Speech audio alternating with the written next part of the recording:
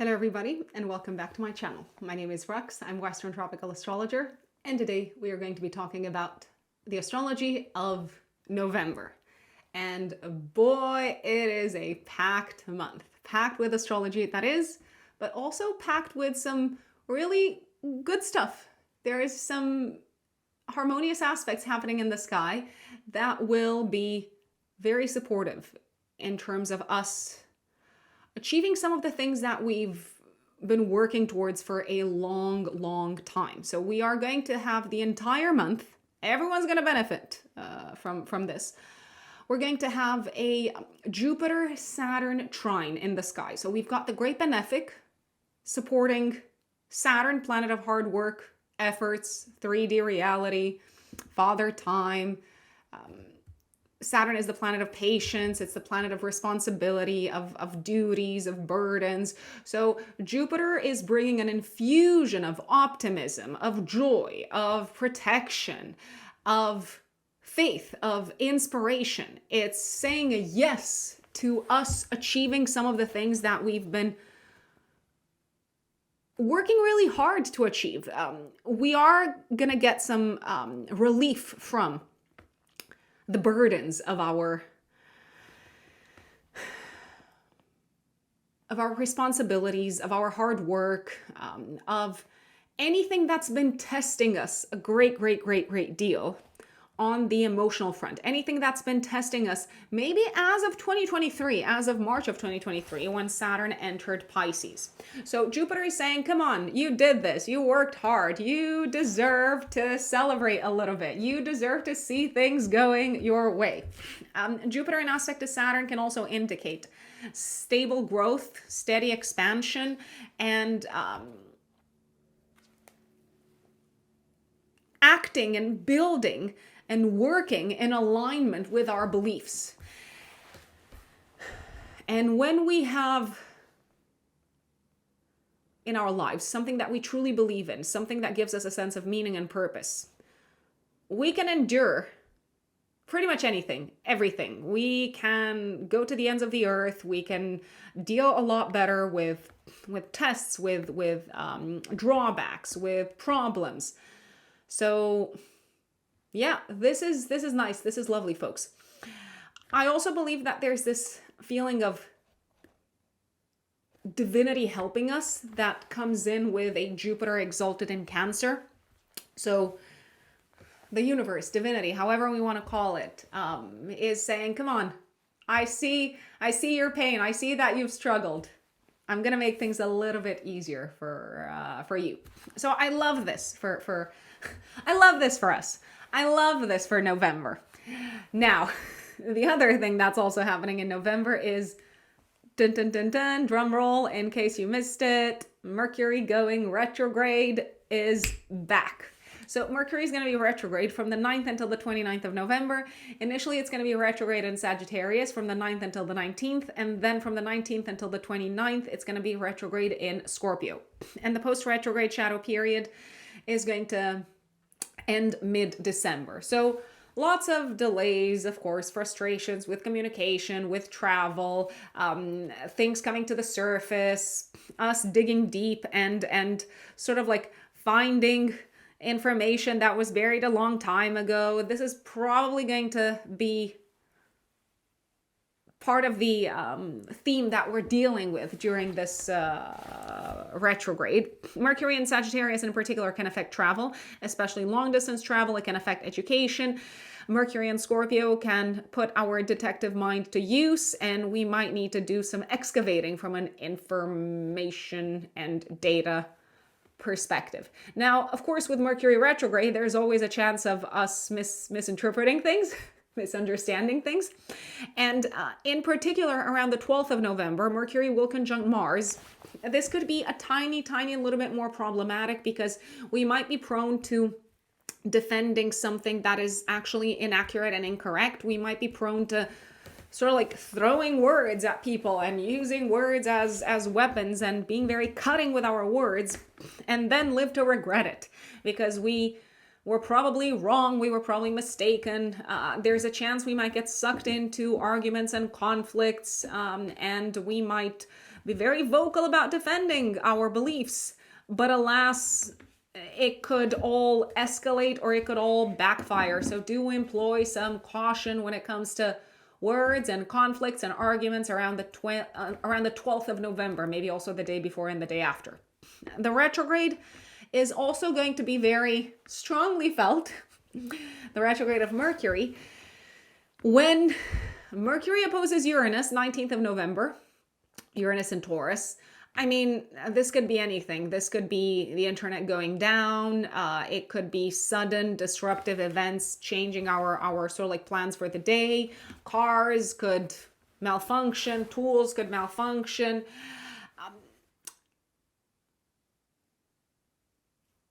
I feel like there might be some people that, especially around the 19th of November, that will be very kind of like adamant and very stubborn about doing things differently just for the sake of it. So they might take a very sort of strong contrarian approach when it's not even serving them. It's not serving anyone, but they're just doing for the sake of it. We're also going to feel the retrograde very strongly when Mercury conjuncts Venus. So 25th of November, Mercury retrograde will conjunct Venus. So we could hear back from people from our past. We could reconnect with people from our past. I mean, Mercury retrograde conjunct Venus is saying, hey, old lovers coming back to knock at your door to say, are you gonna let me back in? I mean, that's up to you. That's your decision to make. We're also going to feel the retrograde very, very strongly, but this time in a more sort of like positive manner, in a more constructive and auspicious manner. When Mercury is Cazimi, 20th of November, at the time of the new moon in Scorpio, actually, the new moon is going to be conjunct Mercury. Clarity of mind regarding an issue that's been sort of like lingering or on our radar for a long time. It's also a great time to sign contracts. It's a great time to transform our approach to something because we now see things clearly. I mean, the new moon in Scorpio in general puts the spotlight on transformation, on a rebirth of some sorts.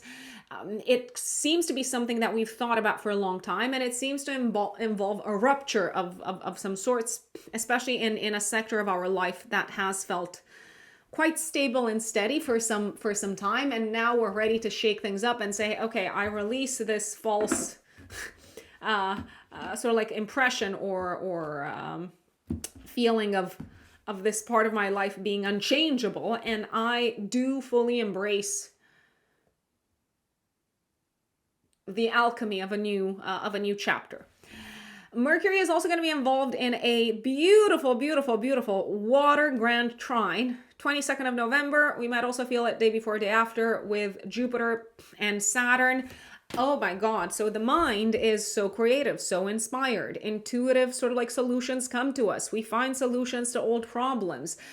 We feel guided by a higher power. We feel like we can translate our inspiration into the 3D reality. 22nd of November is a great day for anything mercurial, talking is the same thing. Speaking, writing, interviewing, listening is a very mercurial activity also. Finding solutions, trusting your gut when it comes to finding solutions. I love it. 22nd of November is probably one of the best days of the month. There's actually a few days that are really good this month that I really, really like in terms of the configuration in the sky. 22nd of November is one of them. Also maybe the day before. I'm liking very much the 17th of November when the Sun trines Jupiter and Saturn. I mean, this is when things are beautifully coming together in a way that gives us hope and in a way that makes us feel emotionally at peace. So 17th of November, 22nd, and 26th, maybe also the day before, when Venus is going to trine Jupiter and Saturn. 26th, but also the day before, and a little bit the day after. The most romantic day of the month, a great day for partnerships, a great day for dating, a great day for anything romantic, anything pleasant, pleasurable, anything creative and artistic, and anything geared towards strengthening a relationship, romantic or otherwise. It doesn't have to be just romantic. a lot of people might feel blessed, especially if you have water in your chart, in your natal chart. A lot of people might feel blessed by something that comes their way around the 26th of November. It's like the universe is bringing in a gift of some sorts. Now, I realize I've jumped straight into the astrology of November. I'm like, there's so much that I have to share with you. And I want to take a little bit of a step back and also share this, especially for those of you who are new to my channel, that I'm a full-time consulting astrologer. I'm a Western tropical astrologer. I work with clients on a day-to-day basis, one-to-one. That is the bulk of my work. And if you want to work with me, if you want to purchase a personal reading, a personal astrological consultation with me, you can do so via my website, which is in the pinned comments and in the description box, written in the stars-astrology.com.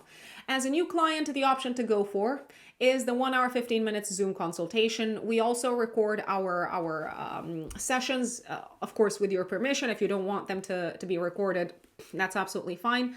Generally, most of my clients want them to be recorded so that they can go back to them, take notes, re-listen, and process the conversations and the insights that have been sort of brought to the surface. In my practice, so from a technical perspective, if that's something that you are interested in, I do natal chart interpretation, which I believe is pretty much the cornerstone of astrology. So the natal chart is the root prediction. It contains the seeds of your soul's intentions. It's a chart of potentials that can tell us, oh gosh, how to make sense of your life, how to use in your favor the cards that you've been dealt. What are your soul's intentions? Why are you here? What is your life purpose? What is your mission? How you can make the most of your talents, your skills, your resources, and how you can grow and develop them from a career perspective, financial perspective, relationship perspective. The natal chart shows us tests, challenges, blockages, lessons, karmic sort of like baggage that you bring with you into this lifetime. So the natal chart is basically the map for your life. And the map is not the life. We have to remember that. So at the restaurant, the menu is the menu. It is not the food. But you look at the menu to understand what sort of food you wanna have. And of course, you have the aspect, the element of free will. And of course, you can play things by ear, and you can kind of like take things in your own stride, and you can make your own conscious decisions.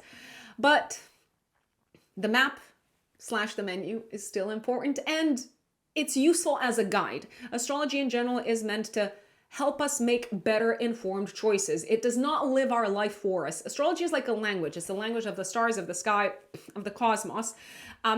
It gives us insights. We are still the ones that live our life. I mean, even the most difficult things that we deal with in life, this is going to be a little bit controversial, is it? I don't know. They can be reflected in our chart. And they might be reflected in our astrology. Most of the times, they reflect things that we do to ourselves. They are self-inflicted. So whatever we run away from, whatever we are in denial over, whatever we don't want to address, whatever we do to sabotage ourselves, our patterns of self-destruction and self-sabotage, they cause our problems. Of course, there is a strong fated aspect to life and to astrology. You're born in a certain family, you are born in certain circumstances. So I'm not talking about those circumstances that we cannot change. You can't change the family that you were born in.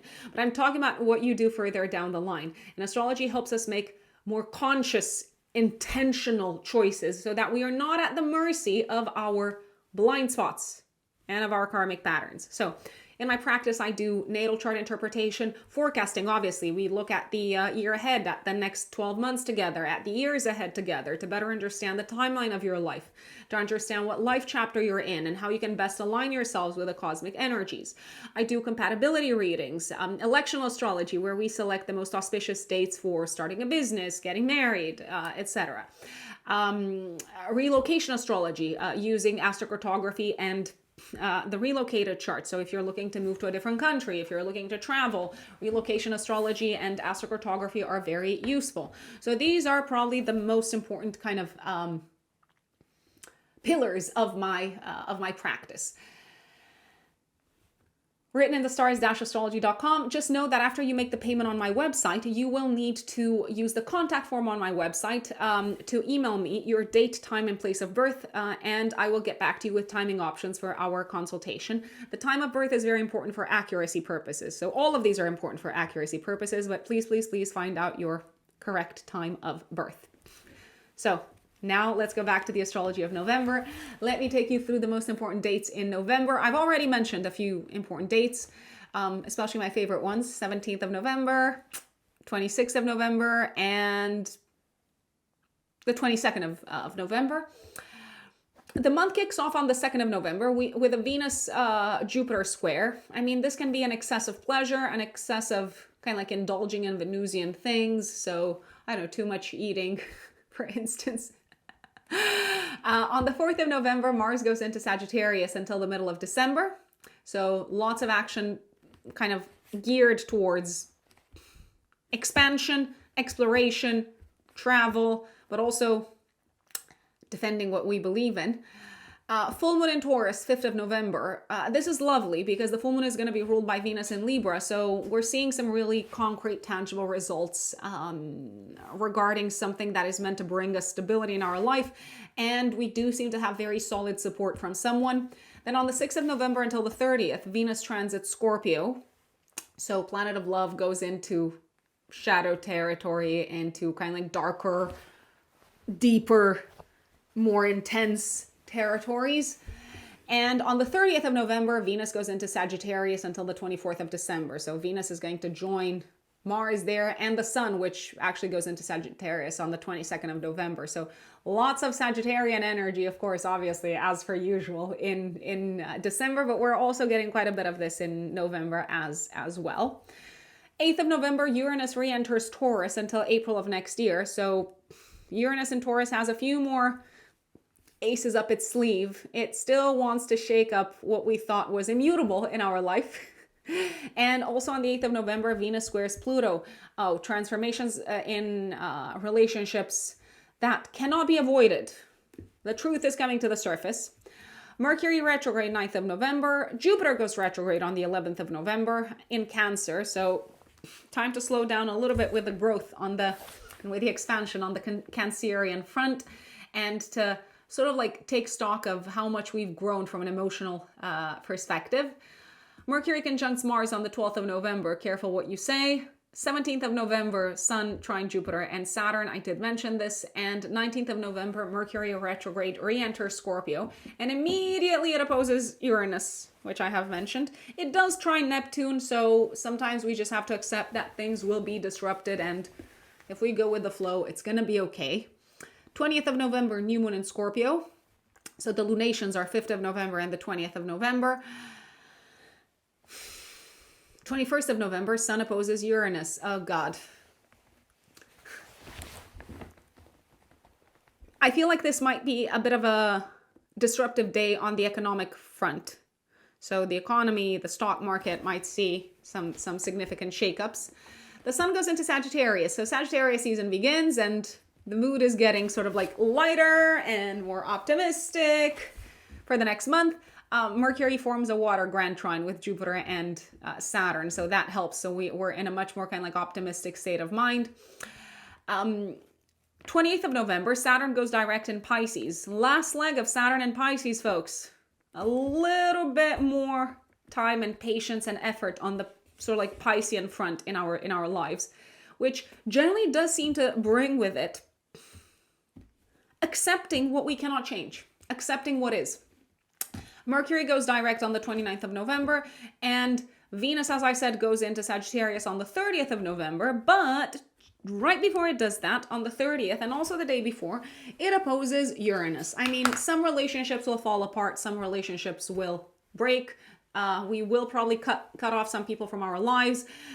In terms of expressing ourselves artistically, Venus in opposition to Uranus is probably going to go for shocking expressions of beauty, aesthetics, a shocking kind of like style. It's going to be a little bit extreme in its expression, but Uranus loves to do things in a radical way. And sometimes that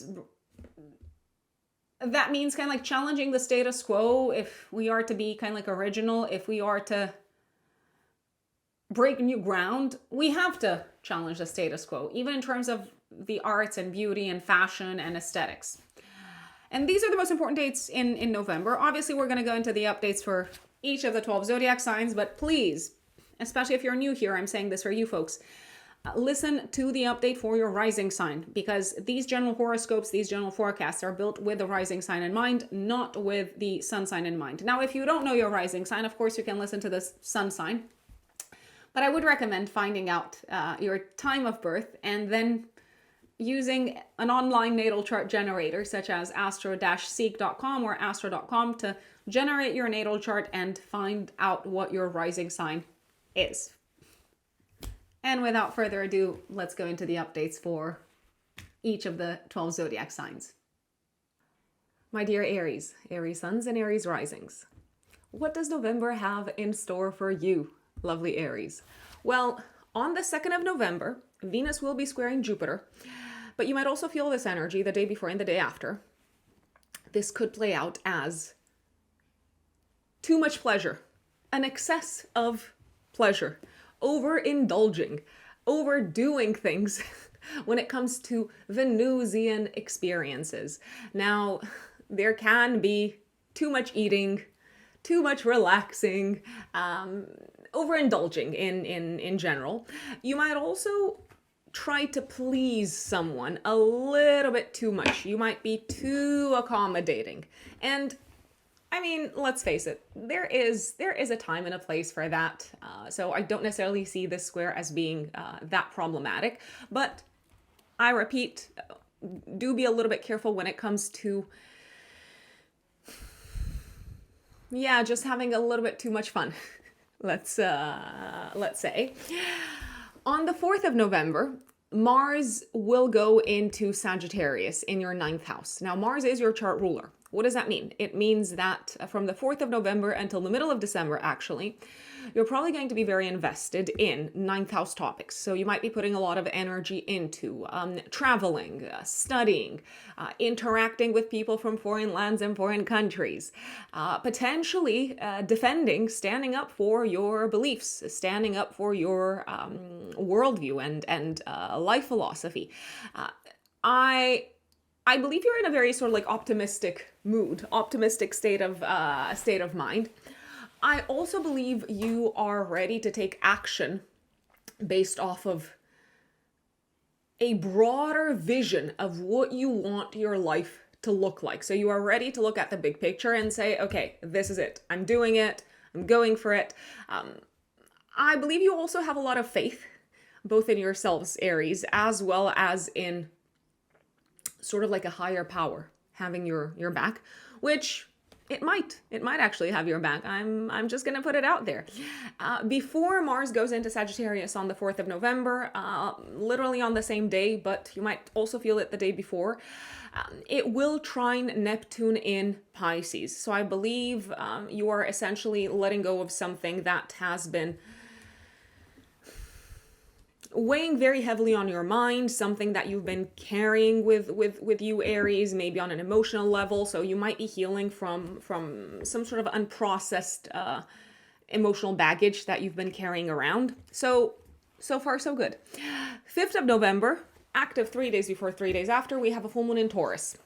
The spotlight is going to be placed on money, money, money, money, money, money, money. And let me tell you this, there is a lot of focus on money this month, Aries. I will say, however, sometimes it might feel like more money is getting out of your bank account than coming in. And I'll explain why that is. I'm going to give you a clue. Mercury retrograde has something to do with it. And Mercury will go retrograde this month. Now, let's talk about the full moon. This full moon in Taurus might actually put the spotlight on your finances, on your financial situation. You may need to plan your budget. You might be taking a close look at your budget. You might be spending some money on potentially home-related matters. You might be spending some money on trying to please someone. Now, that could be literally buying a nice gift for let's say, a partner or a parent. Do be a little bit more reserved. That's my recommendation, Aries, when it comes to how quickly you spend the money. You might be overgiving a tiny little bit, and not overgiving because this person doesn't deserve it, or because, I don't know. I'm saying you might be overgiving because you might need that money further down the line. So even though you might be in a spendy mode, and you're ready to, like, I don't know, pay for the drinks and pay for someone else's bills, and so on, I would hold on to that cash a little bit longer, because this month can be a pretty expensive month further down the line. There is a possibility you might also be receiving some sort of payment around the 5th of November, maybe 3 days before, 3 days after, maybe from a business partner. I feel like you're in a I repeat, very optimistic mood. And I'm not saying you shouldn't be. You absolutely should be. But what I'm saying is that sometimes unexpected expenses do come up. And this month is one of those months when probably some unexpected expenses will pop up a little bit later. There's also a possibility that around the time of the full moon, you might decide as to whether you're going to continue working with someone. I'm looking at a business partnership. I'm looking at a professional collaboration. I do believe that the collaboration can continue, but I also believe you might need to find some sort of a middle ground, some sort of a common ground, because it feels like at the moment, one of the people involved in the collaboration is making a bit of a significant compromise, let's say, and it doesn't feel fully fair. Now, it could be you who's making too big a compromise. 6th of November, Venus, the ruler of your house of income, goes into the 8th house. Now, the 8th house is the house of other people's money. It is the house of other people's resources. That's why I'm saying, hey, it looks like this month, all the way until the 30th of November, it may be that your money is going towards other people's pockets. It may be that you have taxes to pay. It may be that you have bills to pay. It may be that you are covering for someone else's expenses. It could be a variety of things. But let's put it this way, money is going out more than coming in. Now, I'm not saying don't do it. What I am saying is plan accordingly. Now, Venus transiting the 8th house, however, can also bring a lot of enjoyment when it comes to intimacy, when it comes to connecting with someone on a deeper level. It can help you sort of like sail a lot easier, a lot more smoothly through any process of transformation that you are involved in as we speak. Can it also bring an element of secrecy, an element of mystery, an element of things going on behind the scenes? I mean, it's Scorpio, right? It's all happening in private and it's all very intense. Can it bring one of these elements in your romantic life? Yes, absolutely. Absolutely. 8th of November, Uranus, planet of surprises, comes back into Taurus, into your 2nd house of income. So that's why I said there might be some surprises. There might be some shakeups from a financial perspective this month. Venus will square Pluto on the 8th of November, and it's possible that you might also feel this energy the day before and the day after. So there could be some, I repeat, unforeseen expenses coming to the surface, some hidden costs. Speaking of Venus squaring Pluto, secrets may be coming to the surface when it comes to your romantic partner. If you are in a relationship, I don't necessarily believe you're going to like what you find out. If you've been hiding yourselves something, Aries, from your romantic partner, then that could also come to the surface and it could shake things up a little bit. It could be that whatever is revealed potentially threatens a tiny little bit your plans for the future with a romantic partner. If you don't have a romantic partner, then you can totally ignore what I've just said. It may be that a friendship relationship is going to be in the spotlight. There might be some sort of a crisis involving a friend. Now, it could be that a friend has hidden something from you. It could also be that a friend is going through some sort of crisis and you're jumping in and helping them in some shape or form. Maybe you can help them in a very practical way. Maybe they need some money. Maybe they want to borrow some money. So that's also possible. 9th of November until the 29th of November, Mercury goes retrograde. Initially, Mercury goes retrograde from the 9th of November until the, let me see. Until the 19th. So from the 9th until the 19th, Mercury will be retrograde in your 9th house. So if you're planning to travel throughout this period, I would expect delays. I would expect postponements. I would expect crossed wires. I would get travel insurance. Throughout the whole period of Mercury being retrograde, there can be delays, miscommunication, all sorts of, I repeat, crossed wires and things getting lost in translation. Also, when it comes to your day-to-day work life, so that is very much a possibility because Mercury rules your house of day-to-day work. There is a possibility you may need to revisit old work projects from the 9th until the 29th of November.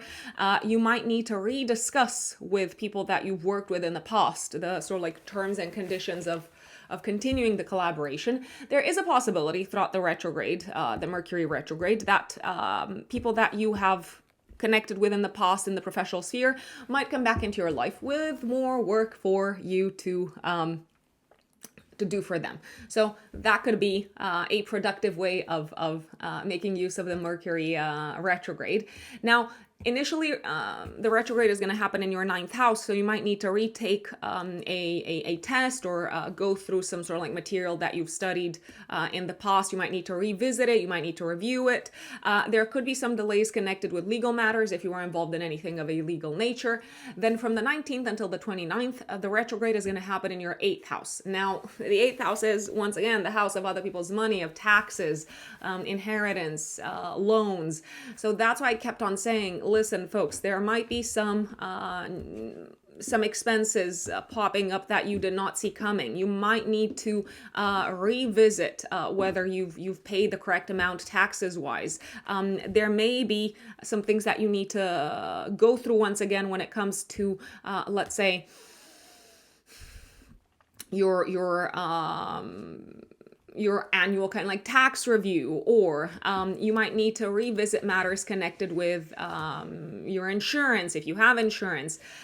There is a possibility that someone in your life who is somehow kind of like involved with you on a financial level. So it could be a romantic partner, it could be your accountant, it could be a business partner.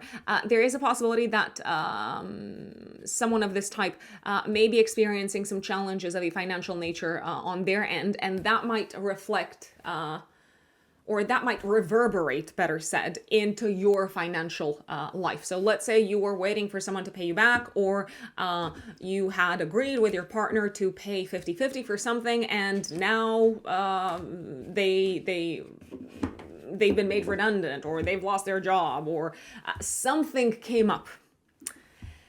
Things will probably come back to normal or back on track after Mercury goes direct on the 29th, but I would not necessarily hold my breath. I would wait for the post-retrograde shadow period to end, which is going to be mid-December.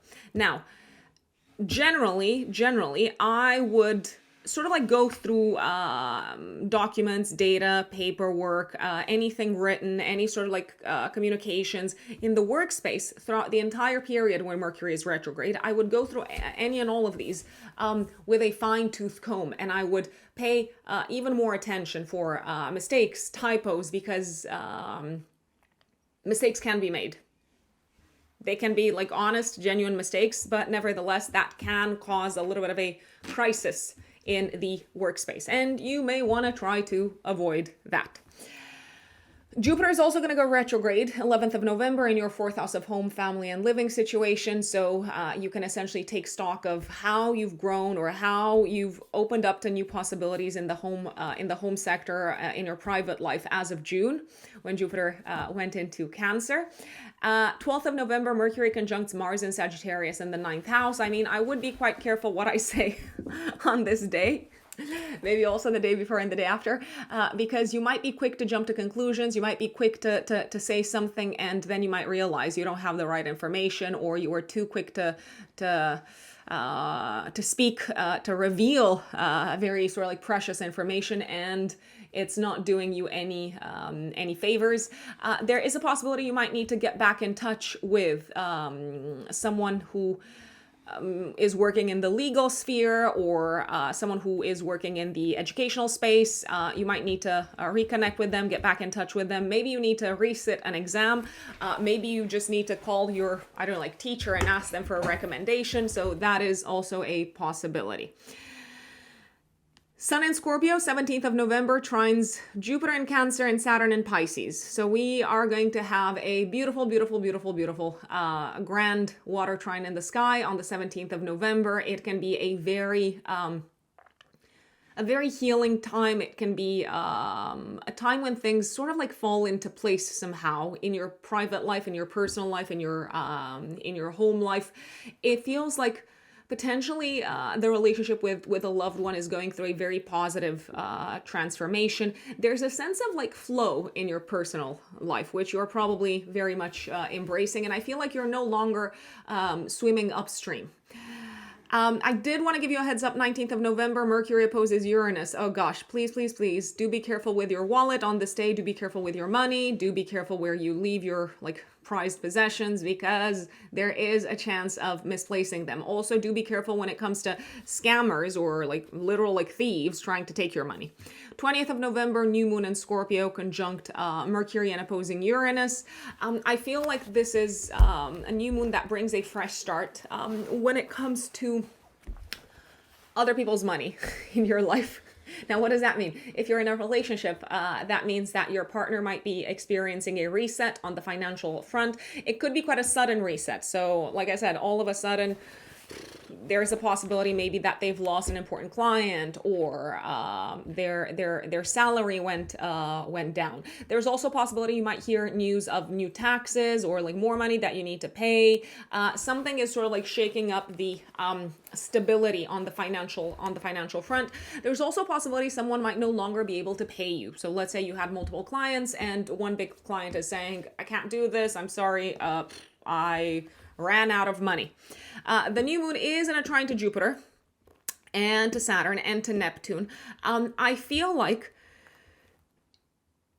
you can already sort of like see the solution to this shakeup of a financial nature. I would rely on family. I would rely on loved ones. I would rely on people close to you. I do believe they can actually bring in solutions. I also believe that this new moon ushers in a dramatic shakeup when it comes to what is important and what is valuable to you. And all of a sudden you might decide, hey, I'm going to focus more on my private life, on my personal life. I am willing to embrace whatever change I need to embrace in order to be happier at home. There is a possibility that a family member themselves is going through a significant transformation, and maybe they need your support. Maybe they need your help. You could be helping someone. And I believe there might be a financial element at this point in time in the mix, let's say. You do seem to have clarity as to what needs to be done. You seem to see very clearly through any sort of like facade or appearances and see beyond whatever image other people have been projecting in order to maintain appearances. I do believe you are thinking really quick on your feet. You know what action needs to be taken. And I also believe you're seeing very clearly what needs to change in your life, so on a personal level, in order to experience more emotional fulfillment, essentially. 21st of November, Sun opposes Uranus. I mean, more shakeups when it comes to your value system, when it comes to feeling super kind of like stable and secure in what you sort of like valued up until this point in your life, you might realize, hey, these things are no longer important to me.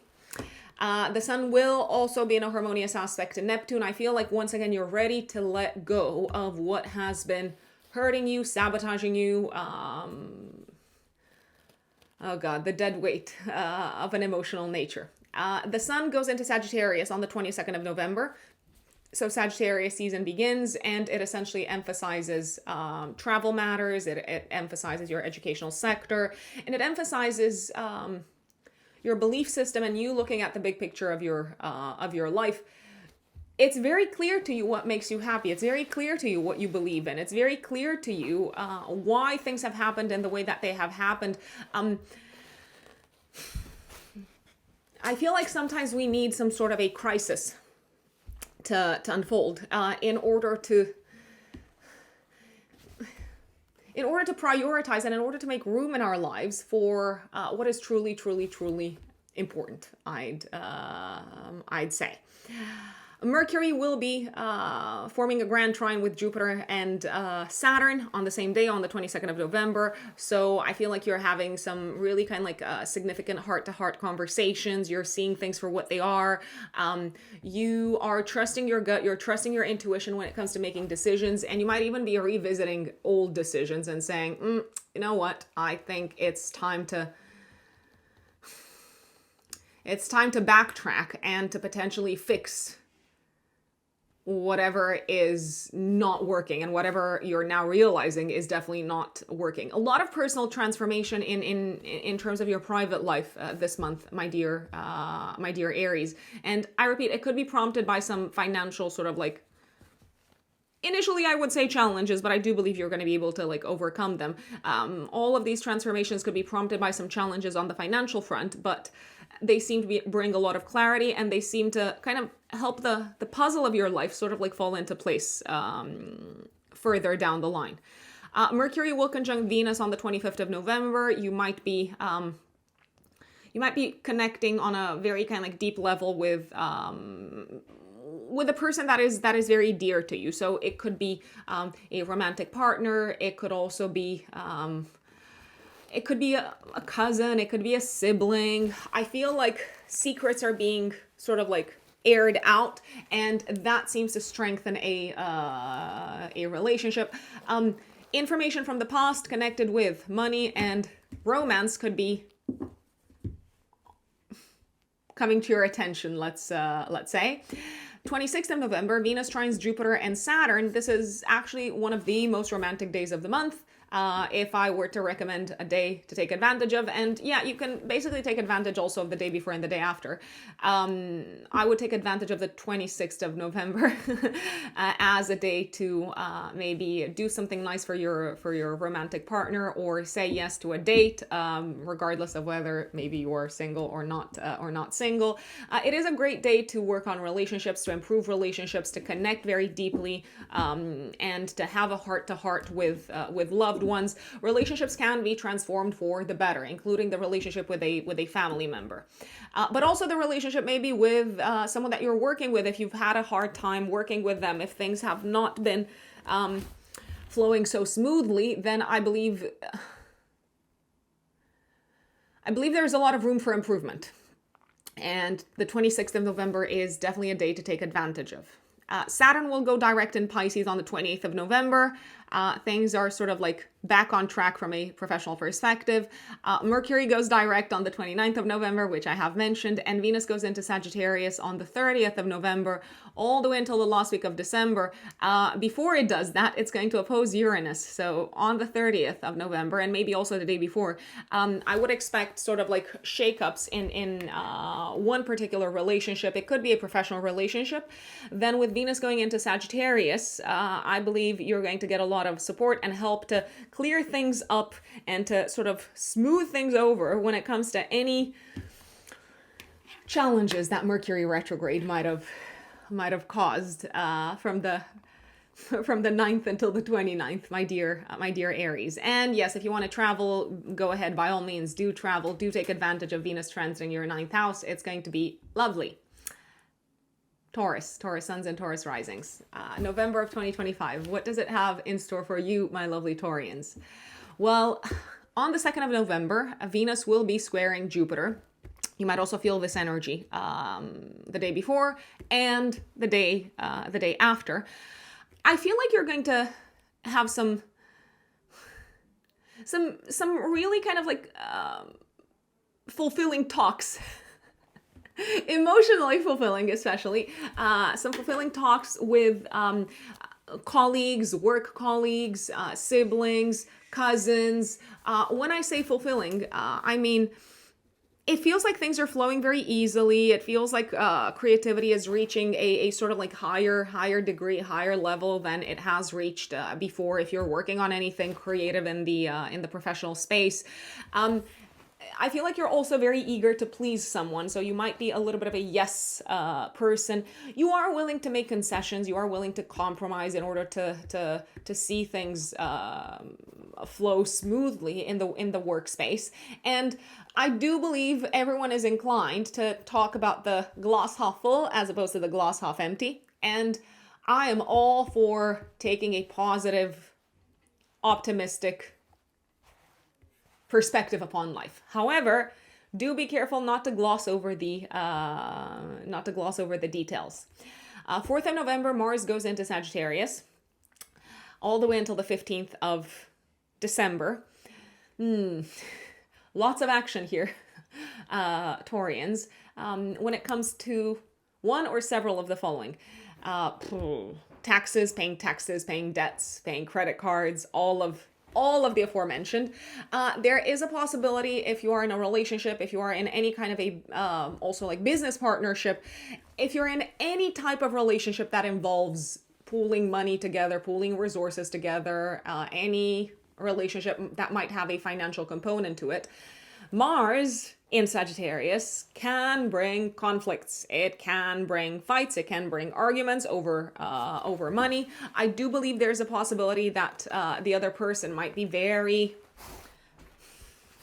keen and eager to defend their approach to things, to defend their values. Are they in the right? Are they in the wrong? I can't tell. They definitely seem to think that they are in the right. So they're probably going to be a little bit on the preachy side about it.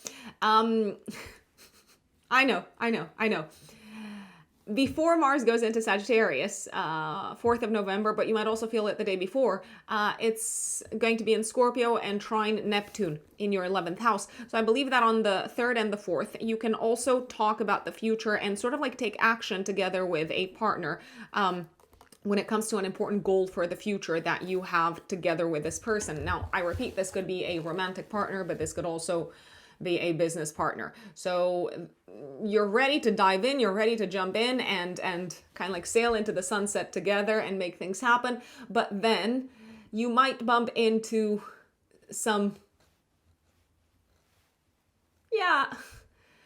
challenges that maybe you did not necessarily prepare for when it comes to differing values, when it comes to different approaches to money. Full moon in Taurus, 5th of November, active 3 days before, 3 days after. This full moon puts the spotlight on you and your partnerships and collaborations.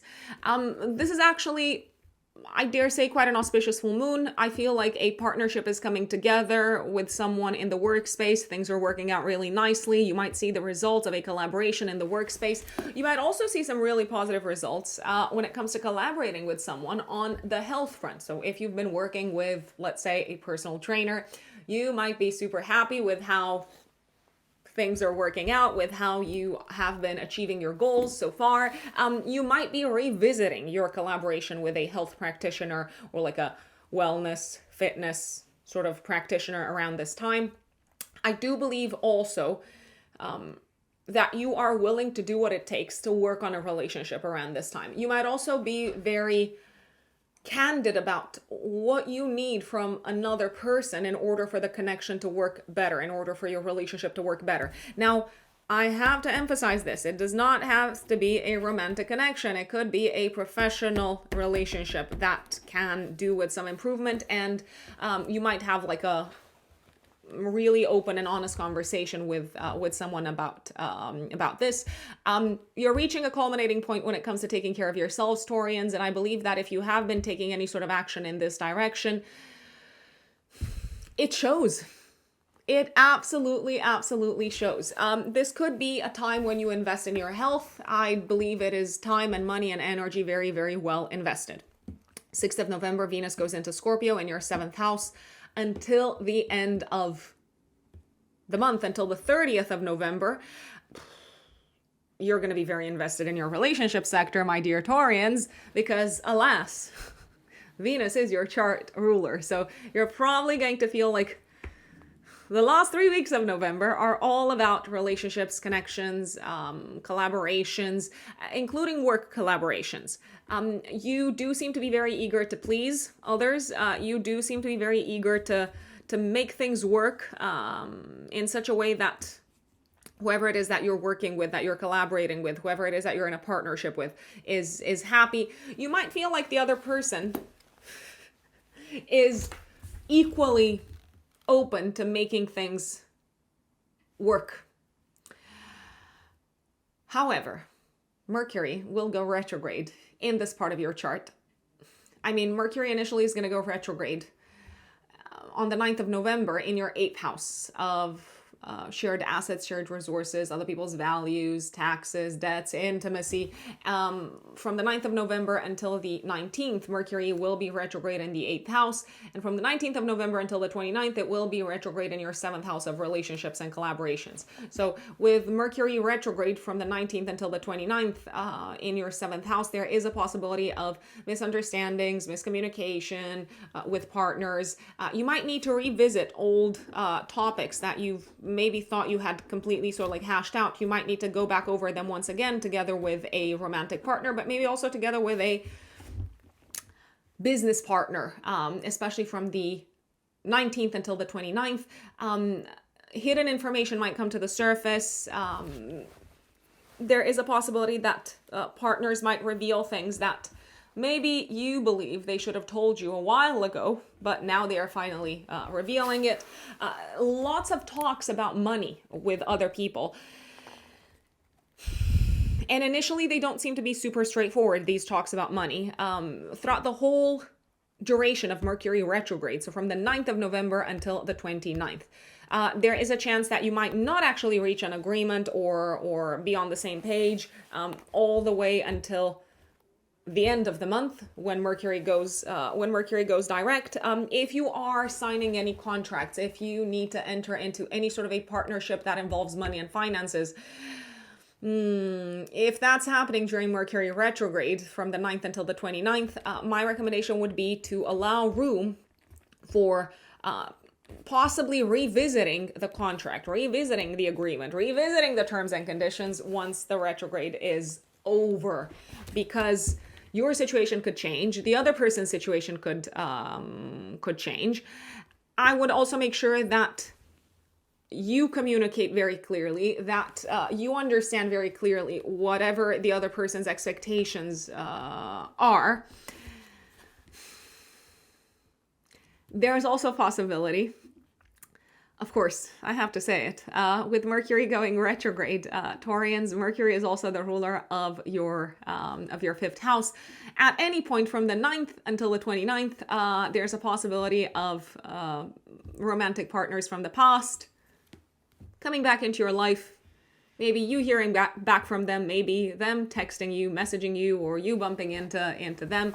And if you are already in a new relationship, that could cause a little bit of a stir. It's possible within your existing romantic partnership. If you have children, there is a possibility you might not fully agree with your partner on a matter connected with children whilst Mercury is retrograde. Or you might need to revisit matters that you had initially been on the same page about with your partner, matters again connected with your kids, maybe connected with their education. Whilst Mercury is retrograde, I feel like maybe your partner has changed their mind, or maybe the situation no longer functions for the kids. So all of that is coming back into the spotlight. Now I know that I jumped to Mercury retrograde. I know. I'm going to go back a little bit in time. 8th of November, Uranus comes back into Taurus. Uranus still has a good few months to spend in your corner, my lovely Taurians. Essentially until April of next year. It feels like you're going through the last leg of personal kind of transformation, radical personal transformation that you've been going through over the past 7 years, Taurians. I feel like your whole life direction, your whole sense of self has gone through a total, complete 180 in the past 7 years. And now Uranus is here to consolidate that transformation, that disruption of your old life direction. Venus on the 8th of November, also active day before and day after, will square Pluto in Aquarius. There's all of these sort of like hidden undertones when it comes to a professional relationship. Maybe things are going on behind your back. Maybe you're doing things behind people's backs in the workplace. If you do that, I would tread very carefully, because that could potentially, if the truth comes to light, and it has a way of always doing that, it could potentially threaten a professional relationship. Your partner could experience some big changes in the home space, maybe connected with a parent around this time as well. 11th of November, Jupiter goes retrograde in your 3rd house, so it is a good time to revisit what you've learned, if you have been learning anything. As of June, Mercury conjuncts Mars, 12th of November in Sagittarius in your 8th house. I feel like you need to speak very openly and very bluntly about a financial matter, and about maybe a matter that's been causing you stress and fear and anxiety. Maybe this whole month. And it could be something that is not really easy to talk about. And it could be something that upsets the other person. And it could be something that maybe even causes a little bit of a quarrel, a little bit of a conflict. There is a possibility that a partner might come to you with some really kind of explosive information that might rile you up. I would not necessarily act immediately on this information, because Mercury is retrograde. So maybe more needs to be revealed, more needs to be uncovered, whether this is actually accurate, true, correct, etc. 17th of November, we've got a grand trine in the sky between the Sun, Jupiter, and Saturn. Okay, so as much as there can be some relationship challenges this month, Taurians, I also believe that some relationships can become a lot stronger. Some friendships can become a lot stronger. You have really good supporters on your end, both in your personal life as well as in your professional life. When it comes to achieving your goals, I believe that the friends that you've got are people that you can truly rely on. And if you need any sort of like help from a practical perspective, I would not hesitate to get in touch with them. It is a great time to also sit down, be honest, open up about your feelings, and let someone in. It will very likely be a step forward in a really positive direction for a relationship that means a lot to you, essentially. Mercury on the 19th of November re-enters Scorpio and opposes Uranus. I believe you are totally and completely disagreeing with someone. It could be with your partner. It could be with your child. It could be with a loved one in general. You seem to be very kind of like determined, very sort of like fixed in your ways. The other person seems to be very fixed in their ways also. They could reopen an old conversation topic. You're not thrilled, I will say. You might have thought you were done with this topic in particular. There will be a new moon in Scorpio on the 20th of November. Active 3 days before, 3 days after, conjunct Mercury retrograde. So a fresh start in a sense for an existing relationship. I feel like the dynamic needs to change. You might talk about, or you might revisit the sort of like the terms and conditions of the relationship. This new moon is in opposition to Uranus. You don't seem to be very thrilled with the new demands of this person. Maybe it's a business partner. Maybe it's a client. You actually... you actually seem to be a little bit rebelling against it. Now, if this is a relationship that is important to you, and the new moon is in a trine to Jupiter and in a harmonious aspect to Saturn and to Neptune, I believe that it is worth obviously sort of like changing or kind of like adjusting your ways in order for this to work. But ultimately, the ball is in your court, as they say. Mercury will be Cazimi in the 7th house. So Mercury will conjunct the Sun. Sometimes we don't like, or it's basically part of life to listen to what other people have to say, even if we don't like what we hear. And I feel like this is one of those times, because at least the other person is honest with us. At least they're kind of like laying out all their cards in the open. The Sun opposes Uranus exactly on the 21st of November, and it trines Neptune in Pisces. Significant shakeups in an important relationship in your life. Now, you might feel like a person that is, I repeat, very important to you, very dear to you. It could be a partner, it could be a parent, just doesn't get you. But sometimes you just sort of like have to agree to disagree and move on with whatever it is that you want to do, regardless of whether they get you or not. The Sun will go into Sagittarius on the 22nd of November in your 8th house. The sector of transformation is illuminated for you for the next month. I also believe you will be challenged to essentially take a more optimistic approach when it comes to any big changes that you'll probably have to make in your life, because they are coming.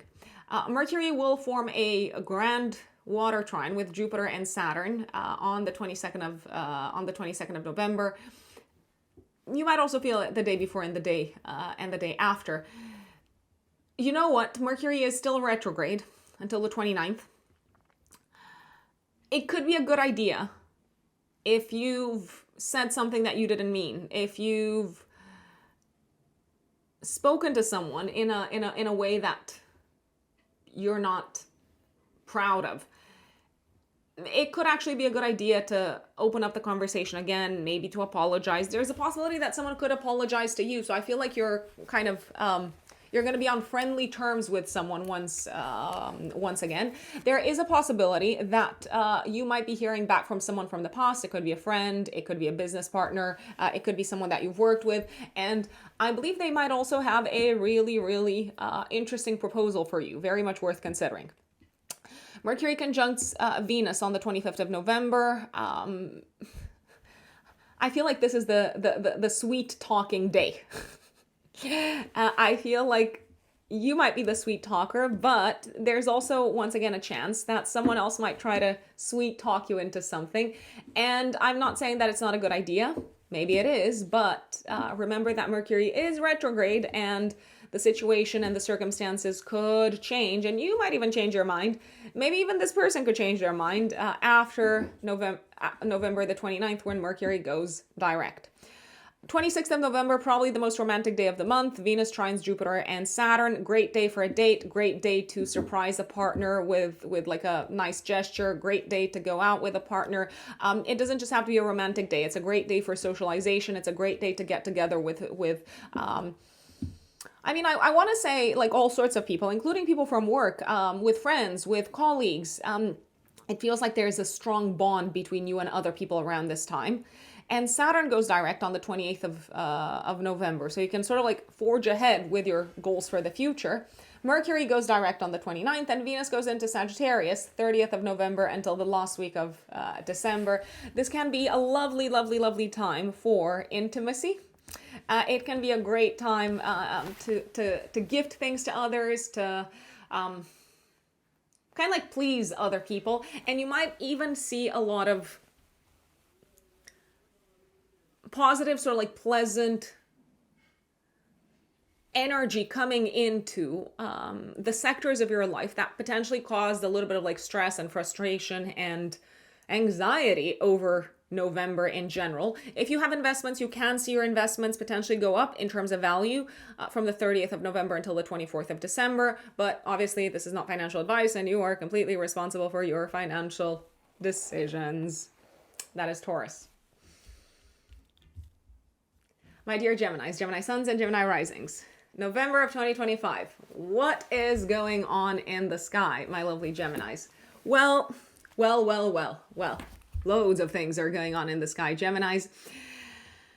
Shall I start off with Mercury going retrograde? I know some people are not going to like me jumping straight to the Mercury retrograde, but you are a Gemini. Mercury is your ruler, your ruling planet, so this is probably going to feel extra personal. So, Mercury will be retrograde from the 9th of November until the 29th. Initially, it will be retrograde from the 9th until the 19th in your 7th house of relationships. So you can potentially hear back from people from the past, maybe even people that you worked with in the past. There is a possibility you might hear back from old business partners, but also romantic partners. You may want to sort of like revisit old topics of conversation with your significant other if you are in a relationship. If you're not in a relationship, then obviously this doesn't apply to you. But if you have any sort of partner, collaborator, advisor, consultant in your life, they might come into the picture and say, hey, we need to talk once again about this particular matter. We need to talk about your taxes, for instance. So that could come up. I would not necessarily enter into any new partnerships or contracts with someone during the whole of the retrograde period, but especially during the 9th until the 19th. Now, if you do go into any new partnerships and collaborations, keep in mind that the terms of the agreement could change after Mercury goes direct, end of the month, 29th of November. Now, like I said, Mercury is going to slide back into, from the 19th of November until the 29th, into Scorpio, into your 6th house of day-to-day work and health. So throughout this whole period, you might need to revisit old work projects. You may reconnect with people from the past, old clients. You might need to correct things on the work front. So you might go over projects that contain like mistakes. So it is a good time to fix things. It is a good time to review things. It's not necessarily, if you ask me, the best time to say yes to a new job, unless you are prepared once again for the terms of the contract, for the terms of employment, let's call them, unless you are prepared for these to change after Mercury is going to go direct at the end of the month. You may also need to handle some old health-related matters if you haven't given them enough attention, or if you've been postponing them. So let's say you've been postponing going to the dentist. Well, alas, 19th of November until the 29th, it might be time to finally go to the dentist. There is a possibility that you might also have some things that you need to repair around the house from the 19th until the 29th, or that you might need to help on a very practical level some family members. Maybe they're moving, maybe they need to, I don't know, replace their cupboard, and you're helping them replace the cupboard. Of course, I would keep in mind that Mercury can also bring crossed wires and challenges in communication, and especially in the workspace, that could happen from the 19th until the 29th. The Wi-Fi could go down. You might send the wrong email to one of your colleagues.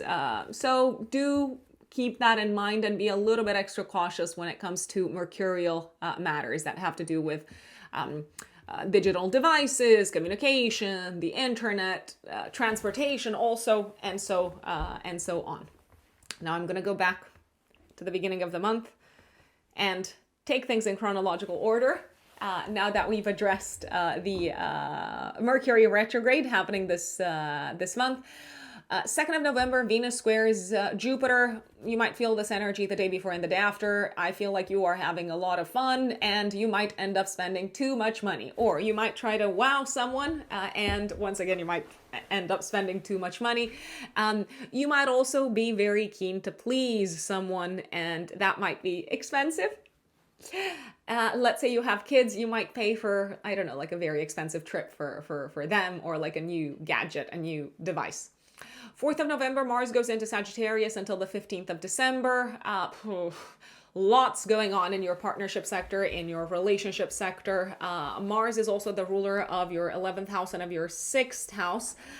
So I feel like from the 4th of November until the middle of December, there's going to be lots of action going on the relationship front when it comes to business partnerships. Sometimes it could feel like people are very demanding business-wise in the professional sphere. It could feel like people are in a rush.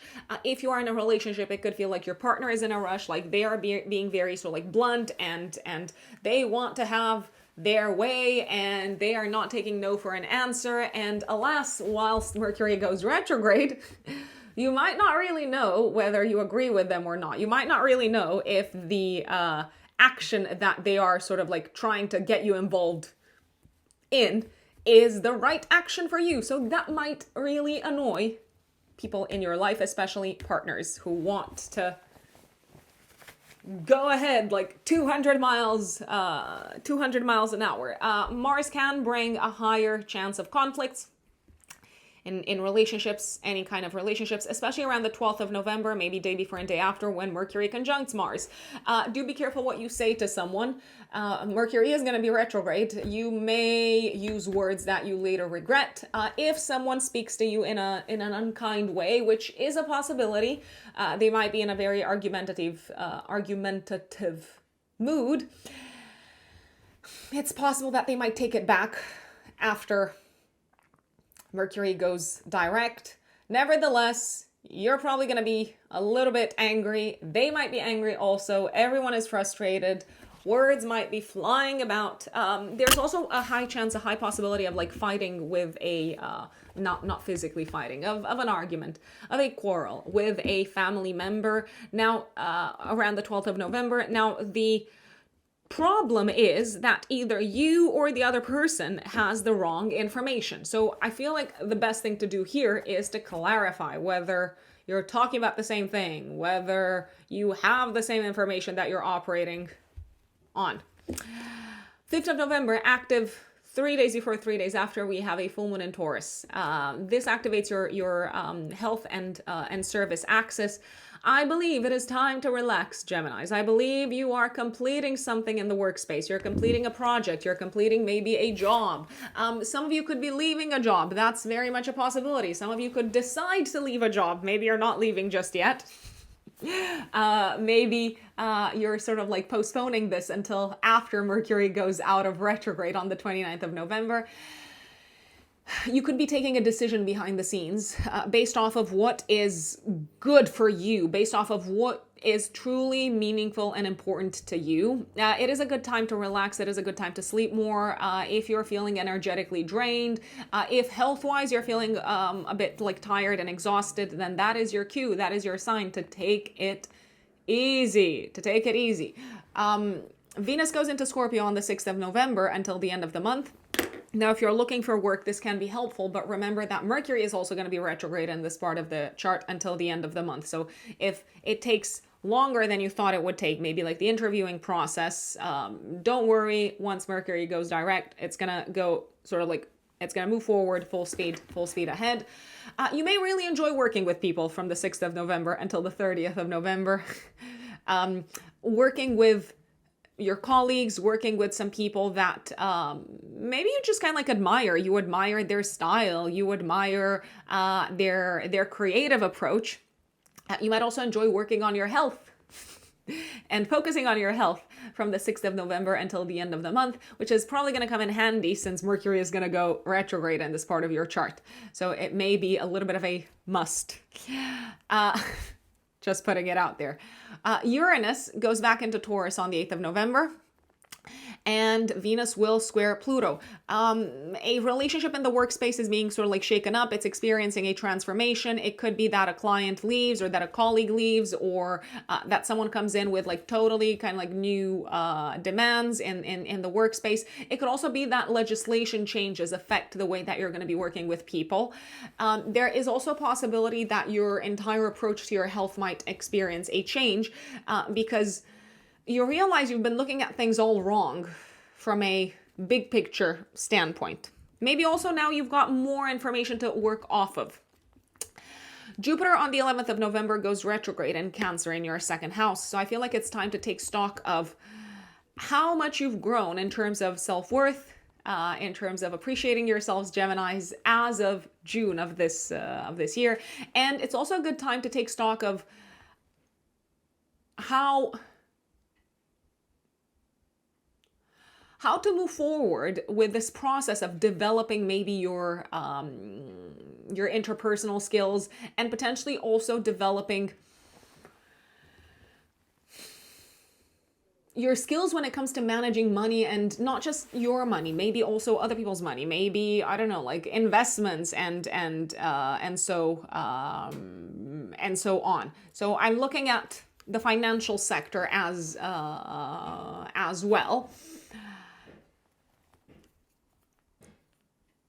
17th of November. This is actually one of my favorite days, even though Mercury is still retrograde. The Sun will trine Jupiter and Saturn. Some really good things are coming together in your professional space, in your financial space, when it comes to your financial security and stability. Some big plans, big projects, big goals are coming together. It feels like it's all flowing really nicely into place, even though maybe a little bit later than you thought it would, because Jupiter is also going to be retrograde at the time. So it looks like all your hard work is finally paying off. Maybe you're scoring a big win, a big job, a big client, a big raise. Maybe you are also very confident finally in the changes and the transformations that you're looking to make on the professional front. You are ready to take a leap of faith. You truly and genuinely believe in the big move that you are making. So I'm liking it. I'm absolutely liking this day. 19th of November, Mercury opposes Uranus, sudden disruption in the workspace. Maybe the internet goes down. Possibly, maybe something malfunctions technologically, maybe the servers go down. There is a risk of massive disruption transportation-wise, massive disruption in terms of any sort of like meetings that you had planned, that you had scheduled. I mean, it's Uranus. It can be anything. It's a surprise. It is a surprise. Uranus is the planet of surprises. Are you going to be able to pivot? Yes, because Mercury will also trine Neptune. So think creatively, and you should be good. 20th of November, we've got a fresh start, a new moon in your sixth house. So a new chapter, a new beginning when it comes to taking care of your health, when it comes to taking care of yourselves, Geminis, when it comes to finally, after maybe a lot of like back and forth, after some false starts, finally sticking to that new healthy routine. I believe that's what's happening. If you've been talking for a long time about making some changes when it comes to your habits, it feels like you're finally ready. And maybe you tried before, but it just was not, it was not the time. You were not prepared, and now you are. Now you are very intent on making this work. This could be a fresh start also when it comes to your work life. Maybe you're going to start working with a new team of people. You're entering a new team.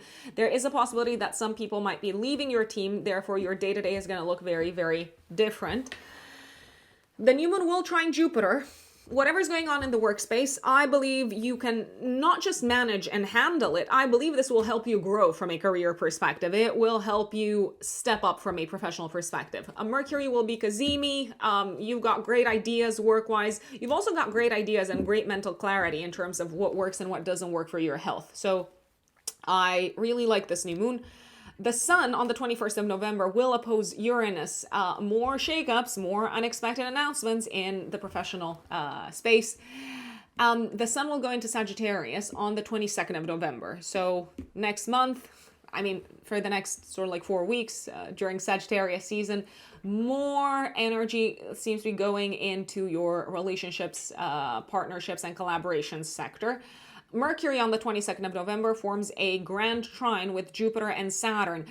Lovely. This is like great for like creative ideas, important conversations, sort of like trusting your gut and your instinct and your intuition when it comes to presenting something in the professional sphere.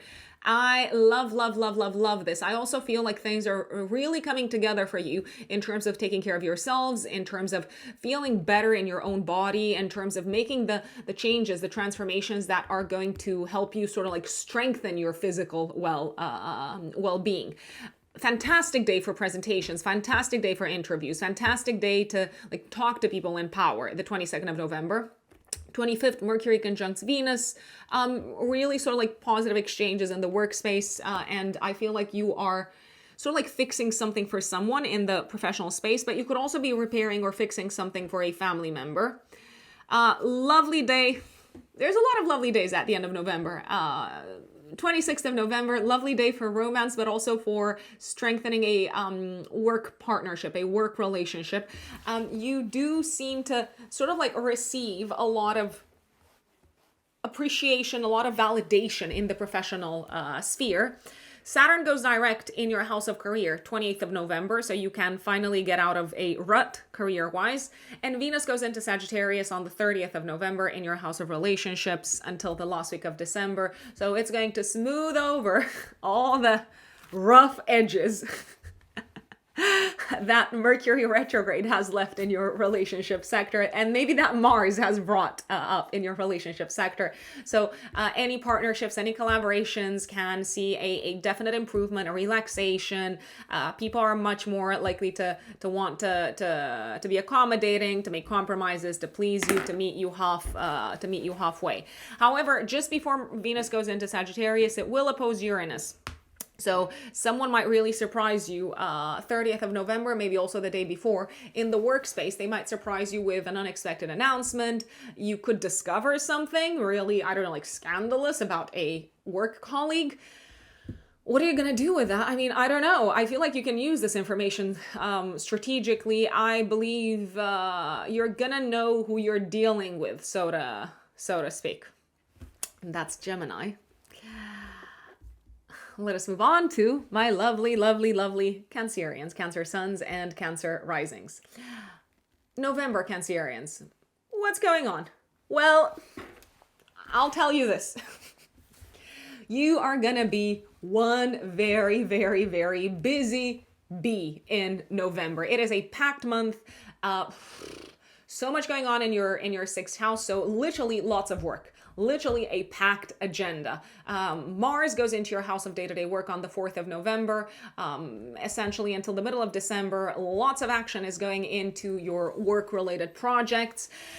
Mars is the ruler of your 10th house of career. So I feel like any action that you're taking on the professional front is helping you advance towards your longer term career goals. Sometimes you're going to have to power through. Sometimes you're going to have to take action, take the lead, and really also go after what you want in a very direct manner, even if that means potentially upsetting some people.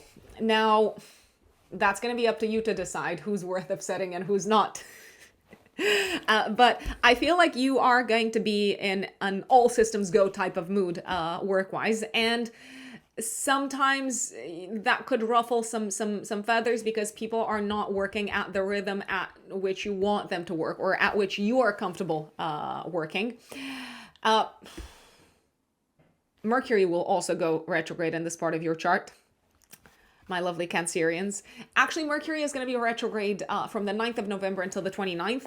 But from the 9th until the 19th, it's going to be retrograde in the 6th house of day-to-day work specifically. You're going to have to, as much as you want to power through professionally, you're going to have to slow down, go back over old projects, reconnect with old clients probably. You might hear back from old clients, you might hear back from people from the past, old employers. You may have to sort of like improve, tweak, update, edit, review some of the things that you've been working on. Do slow down and go with a fine-tooth comb over any sort of like communications, over your website, over emails. Don't rush into just kind of pressing send on that email, because with Mercury retrograde, especially from the 9th until the 19th in your 6th house, you may leap forward and realize, oh my God, I have to backtrack. Oh my God, I sent the email to the wrong person. Oh my God, I did not take this bit of information into account. I would be particularly careful around the 12th of November, maybe also day before and day after, when Mercury conjuncts Mars. You might be really quick to say something, really quick to like fire an email, really quick to make a presentation, and you might have the wrong data, the wrong facts, the wrong information. It also feels like this could be a time when you get a little bit angry with someone in the workspace. Maybe because you realize they've made a mistake, maybe because you realize they're doing things in an incorrect manner. However, there is a possibility to be a little bit over aggressive when it comes to your language. So employ some caution, employ some Saturnian reserve when it comes to this particular day, 12th of November, maybe also day before and day after. Slow down. I was about to say, don't talk too fast. You might talk very fast. And the thing is, this energy could actually work in your favor if you wanted to say something to someone in the workspace, if you wanted to defend something, if you wanted to stand up for something, but you did not have the opportunity to do so in the past, or maybe you didn't have the courage. So there's positive ways, or there's constructive ways to use this energy, but make sure that what you say is not something that you're going to regret saying later. Slow down when it comes to working out, especially around the 12th of November. You could pinch a nerve, pull a nerve, so of course I'm not a doctor, so please take the advice of your doctor if anything happens. There can be a tendency to overdo it. Your nervous system might be a little bit in overdrive around the 12th of November, day before or day after. Calm down. I say this fully knowing that these words have never resulted in anyone's lives in a calmer state of mind. If anyone ever tells me to calm down, which they have in the past, at some points in my life, you can imagine what came up afterwards, like a full-blown nuclear sort of like issue. So backtracking here,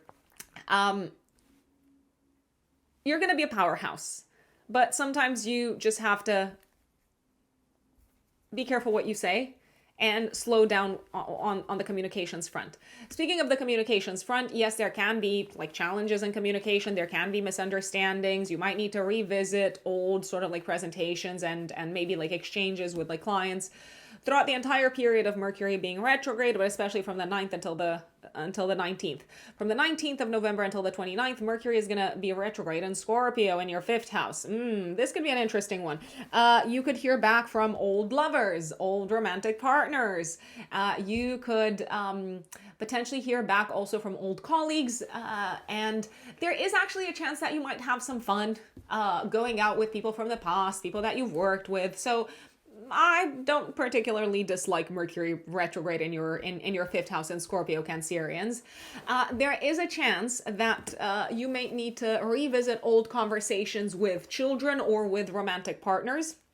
So again, Mercury retrograde gives us that opportunity, and there's also potentially an opportunity to go back over old passions, hobbies, and creative projects and see whether there's a new sort of like fresh kind of like boost of energy that you can bring into the mix, especially since Venus, which is the planet that is connected with art, beauty, design, Venus goes into Scorpio from the 6th of November until the 30th of November. So Venus and Mercury are going to be there for some time. Venus is obviously going to bring the beauty, the pleasure, with Venus and Scorpio from the 6th until the 30th of November.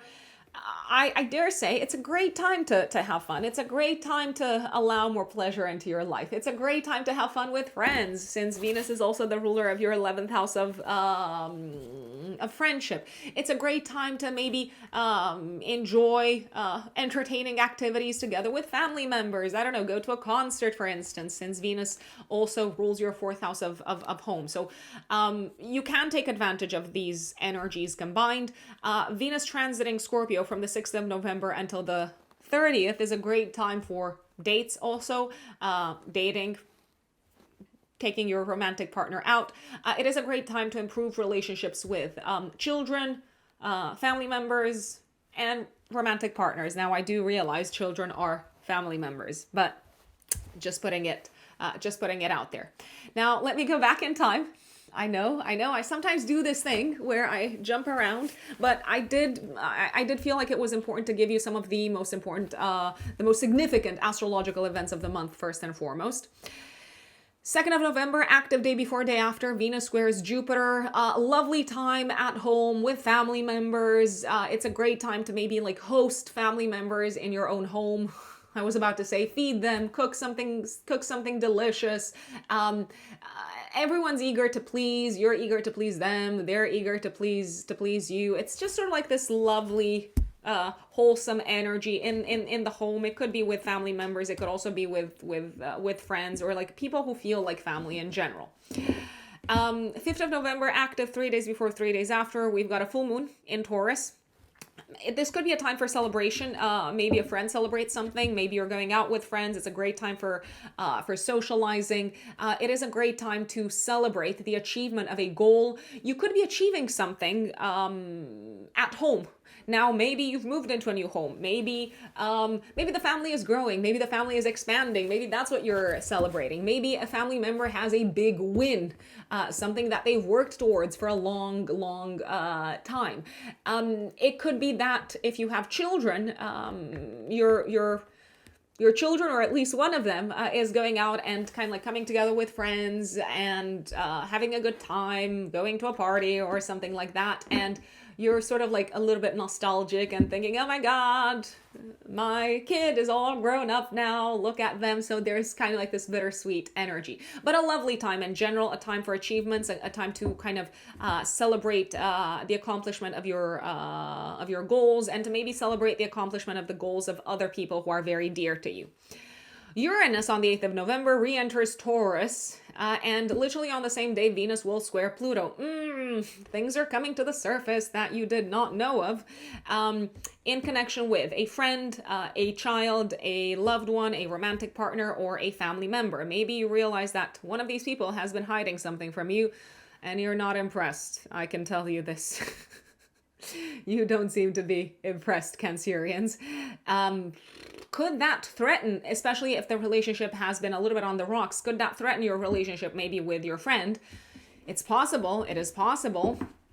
There's also a possibility that a child has been hiding from you something that they've been doing that is, I don't know, connected with their sort of like fun, entertaining, enjoyable activities. And you might say, no, I don't want you hanging out with these people anymore. If you believe that it's the sort of like the influence of peers that's been driving your child to take this path. Jupiter will go retrograde on the 11th of November. It's a great time to take stock of how much you've grown on a personal level since June, my dear Cancerians. Whether new doors, new paths have opened up in front of you, or you've been considering new paths from a professional perspective, but also from a life perspective standpoint. I feel like you've been doing a lot of growing and a lot of personal sort of like self-development since June, Cancerians. And now it's time to sort of like slow down and allow the results to kind of sink in. 17th of November, lovely day. The sun trines Jupiter and Saturn. It's a great day for fun, romance, traveling, planning travel, coming together with people very dear to you, very close to you, and sort of like looking into the future and kind of like supporting each other, inspiring each other. You do seem to be very inspired also from a creative perspective. You might also be really, really sure about what makes you happy and what you want to invest moving forward in terms of time, energy, and resources. Mercury on the 19th of November will oppose Uranus. Plans could change at the very last minute. If you have something planned with a friend or with your child or with a loved one, something's coming up. Maybe they can't make it. Maybe their plane is canceled. Maybe their train is delayed. So I would be sort of prepared for last minute changes. New moon, 20th of November in Scorpio in your 5th house, conjunct Mercury retrograde. I mean, I feel like you're going back to an old, maybe an old passion, an old hobby. You are revisiting this and you're thinking, hey, why can't I do this in a new way?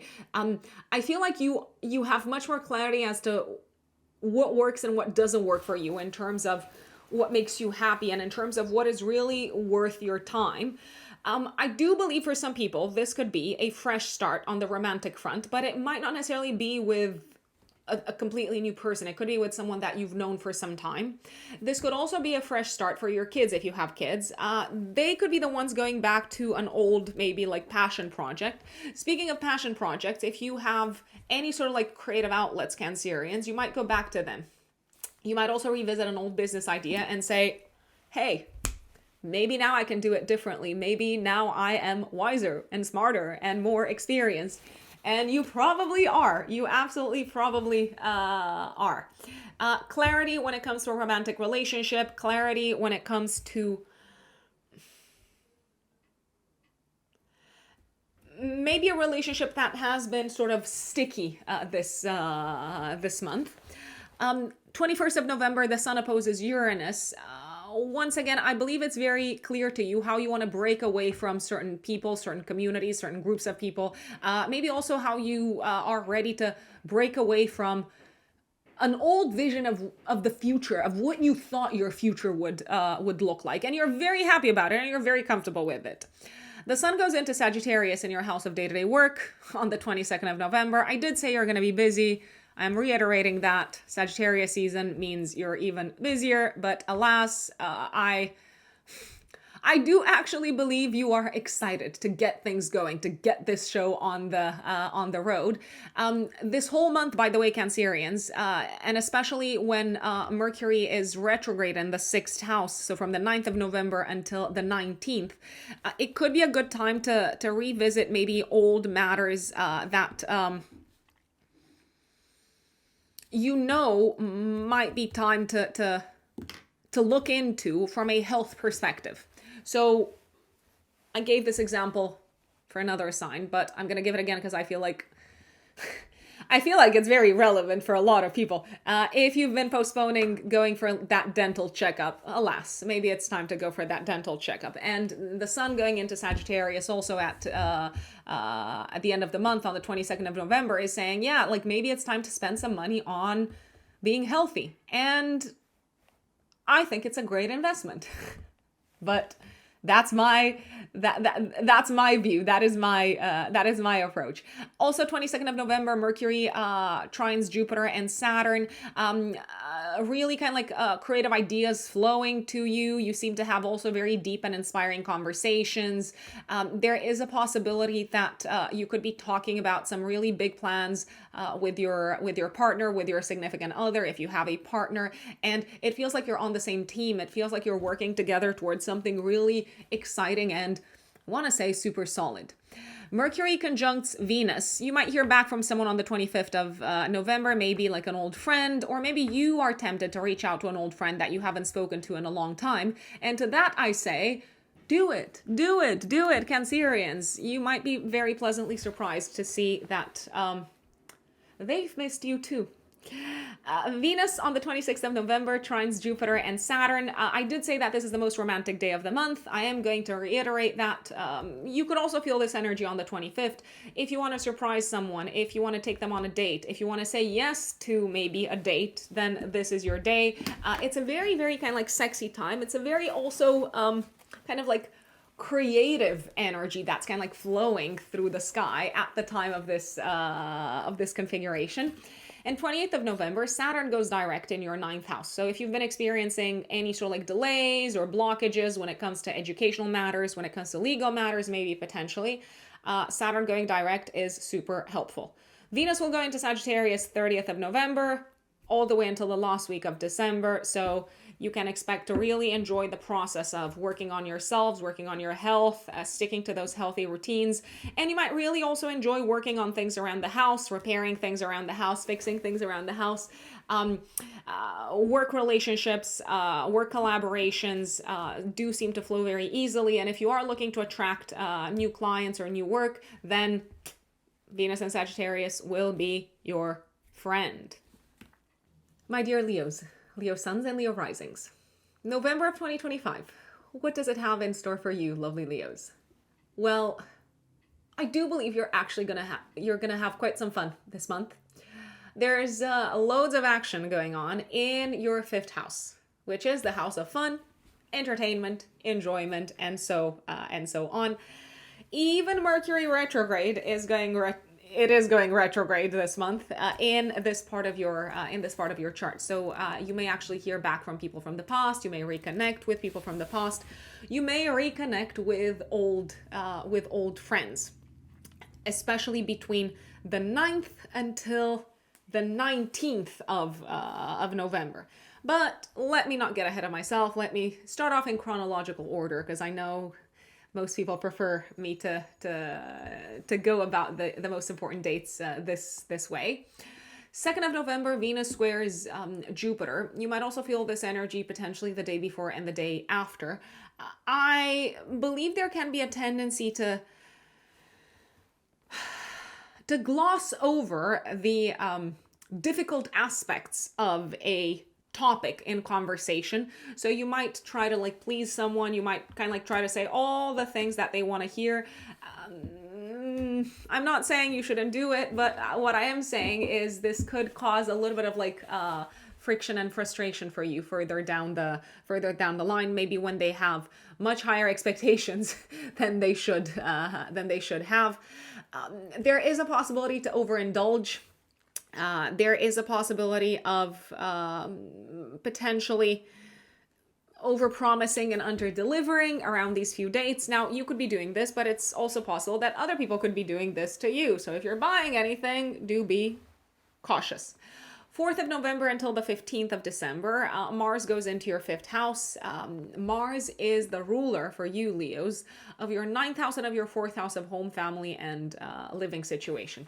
So I will say that there is a high chance to have fun with family members from the 4th of November until the 15th, to have parties potentially with family members, maybe to celebrate someone's birthday throughout this period, or just to kind of like celebrate things together with family members in general. There's also a possibility you might travel for pleasure-related purposes throughout this period. If you travel during Mercury retrograde, which of course, like it happens, Mercury is going to be retrograde from the 9th until the 29th of November. Make sure that you have your passport. Make sure that potentially you have travel insurance. Make sure that you are able to be flexible in case anything happens, in case your plane gets delayed, in case the train gets canceled. Make sure to leave early enough for the airport, so to speak. That would just be my recommendation. 5th of November, we have a full moon in Taurus, active 3 days before, 3 days after. I like this full moon. It feels like you are achieving something important, something significant in the professional space. Maybe you're having an important conversation. Maybe you are scoring a big client. Maybe you're scoring a big win. Maybe you're making a big presentation. Things do seem to be working out really nicely for you career-wise. This could also be a time when you're in the eyes of the public.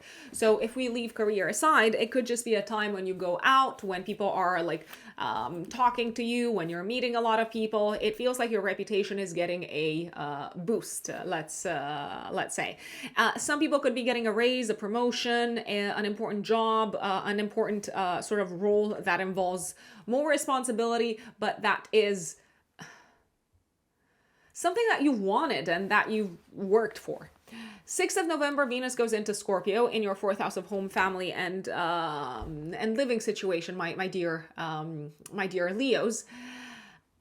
Venus is going to be here until the 30th. This is your time to smooth things over with family members. If relationships have been rocky in any shape or form. If you wanted to make any sort of like changes or transformations around the house, now's your time to do so. However, a word of advice, Mercury will be retrograde in the 4th house of home from the 19th of November until the 29th. So if you're buying anything for the home, especially like anything that involves technology, any sort of like gadgets, I would make sure to keep the receipts because alas, Mercury retrograde, you may want to replace or just give it back altogether. You might change your mind after the retrograde is over and say, oh, we actually do not need this gadget. It will not improve our day-to-day lives. Uranus goes back into Taurus, 8th of November. And literally on the same day, Venus squares Pluto. Things are happening in the professional space that are sort of like now slowly coming to the surface. It feels like there could be some changes at the top. So maybe changes in management, changes in leadership, changes in terms of vision for the future that management brings in. A relationship with an authority figure is being shaken up. Maybe you realize that they've been going behind your back, or maybe if you've been going behind their back, they're going to find that out. There's all sorts of potential transformations. I want to say also crises coming up in the workspace connected with a figure of authority. Now, it could literally be that your boss is leaving, and obviously that creates a vacuum of some sorts, and you might be wondering, oh my God, who's coming in? Who am I going to report into? So all of that. 9th of November, Mercury goes retrograde, initially in your 5th house in Sagittarius until the 19th. So this could be a good time to get back in touch with old friends. There is a possibility you might hear back from old romantic partners. Maybe they text you. It could be a good time to revisit old creative projects, see if you can give them a new spin. And like I said, then Mercury goes retrograde in your 4th house of home from the 19th until the 29th. That could be a time to fix things around the house, to reconnect with family members, to potentially like travel to see family members, maybe also to spend a little bit of like money on things that are sort of like overdue to be replaced around the house. But I repeat, only if you've thought about it before. So I would not necessarily buy new stuff that you just sort of like woke up one morning and thought, oh, like this is the thing that we need to purchase ASAP. If you experience any delays when it comes to paperwork connected with home, property, and real estate related matters, it's probably going to get resolved after Mercury goes direct on the 29th of November, but you might actually need to wait until the middle of December when the post-retrograde shadow period ends. I want to give you a bit of a heads up. 12th of November, active day before and day after, Mercury will conjunct Mars, Mercury retrograde. This is an important day in the Mercury retrograde cycle. You might be quick to say something and I want to say regret to tell the tale. So you might inadvertently reveal information that you are not supposed to reveal. You might talk about something that maybe is not... it's none of your business to talk about. You might also jump to the wrong conclusion. This could bring a potential argument with a lover, a child, or... let's see, a friend also. Slow down and do not, I feel like saying, don't let your mouth talk without you. That's what we say back home in Romania. It's like the mouth is talking without the person. So stop, breathe, think, reconsider if it's worth opening your mouth, and then decide. I would also recommend not driving recklessly and not taking any sort of like unnecessary risks when it comes to any sort of like mode of transportation. I'm thinking of like bikes, motorbikes, and so on around the 12th of November, because there is a risk of accidents. And this is not the time to be a daredevil. This is not the time to go, I don't know, mountain biking. I think that's the term. Because things could malfunction, essentially. Now let me go back in time. Jupiter will retrograde on the 11th of November in your 12th house. As of June, you might have been doing a lot of healing when it comes to old wounds and sort of like buried emotional material. And now you essentially have the opportunity to take stock of how far you've come and how much you've actually left behind that was no longer serving you. 17th of November, Sun trines Jupiter and Saturn. This can actually be a very auspicious day, I want to call it, a very heartwarming day when it comes to the strengthening of a close relationship. So it could be that the relationship with a family member is improving. It could be that someone is forgiving you or you are forgiving them. It could also be that you feel very supported in dealing with something of an emotional nature. You feel very supported maybe by your partner or maybe by a family member. In any case, like people are there for you from an emotional perspective. 19th of November, when Mercury slides back into Scorpio, it immediately opposes Uranus in Taurus. Oh God. So sudden news, unexpected messages coming your way from a boss, a manager, a leader, and potentially also from a family member. What does that mean? It means potentially be, if you can, flexible when it comes to your diary, when it comes to your schedule, because you might need to like rearrange things based off of the news that's popping up. So all of a sudden your boss might send you this email saying, oh, this big client is coming into the office and I want everyone into the office tomorrow. And tomorrow you had totally different plans. If you're working remotely, you might have thought, okay, I'm just going to go to the gym in the morning. So flexibility is key. New moon, 20th of November, active 3 days before, 3 days after, in your 4th house of home, family, and living situation. Conjunct Mercury retrograde and opposing Uranus in Taurus. So I feel like things are transforming around the house. Leos, maybe you are ready to relocate. Maybe you are ready to leave behind the home. Maybe you are also ready to go back into work if you've been working remotely, or if you've been taking time off of work. Maybe if you've been on maternity leave, maybe you're ready to go back into work. There is a possibility that because of changes happening in the professional space, that affects your day-to-day life at home. So you might need to sit down with your partner and say, who's going to pick up the kids from school now? My boss wants me in the office every weekday, so we have to revisit the schedule. There is a possibility that a family member is experiencing a massive disruption when it comes to their work. Maybe a parent is leaving their job, potentially. The new moon is trining Jupiter, so I do believe that on a certain level, this can actually work out for the better. There are some kind of like hidden advantages or like hidden possibilities for this to lead to a more auspicious setup overall, even though that might not necessarily be immediately obvious, so to speak. If the family is together as a unit, deciding that you're going to move someplace else, that you are going to, again, it feels like this could be a time of big decisions in terms of living situation. So if you're deciding to move cities, neighborhoods, towns, countries, then you might be thinking, okay, I got to tell my boss, I got to hand in my resignation. Whatever it is that you are releasing, whatever it is that you are letting go of, Leos, you seem to be quite at peace with it. Mercury is going to be Cazimi on the same day. This is a great day to kind of like sign a new lease, even though Mercury is retrograde. The only exception to kind of like signing documents in terms of auspicious dates during the retrograde period of Mercury is the Mercury Cazimi day. So that would be the 20th of November. Now, I have no clue. Let me just double check. I have no clue if this is on a weekend. Oh no, it is it on a weekend? I got like overexcited. It's a Thursday. Fantastic. So if you need to like sign a new lease, if you need to like purchase a new home, if you need to deal with any paperwork connected with home property or real estate related matters, 20th of November is your day.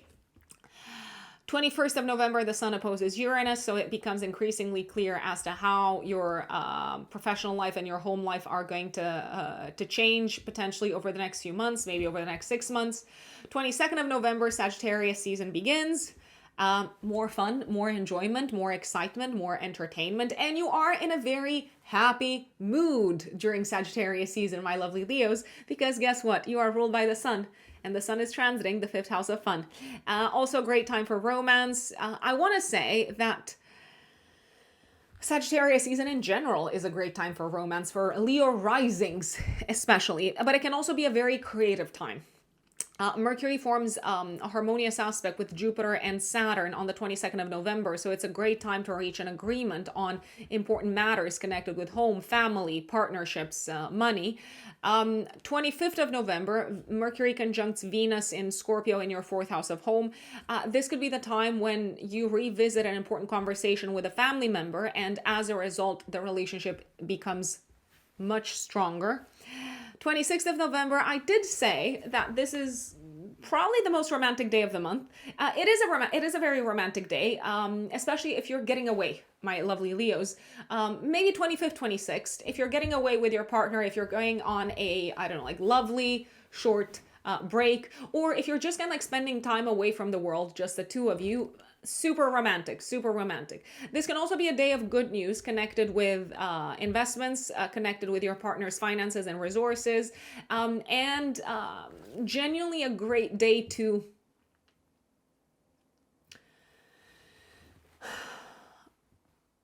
embrace the fact that people can change, maybe that you can change, and that relationships can enter a new stage, even if there has been bad blood between you and some folks. Saturn goes direct in Pisces on the 28th of November.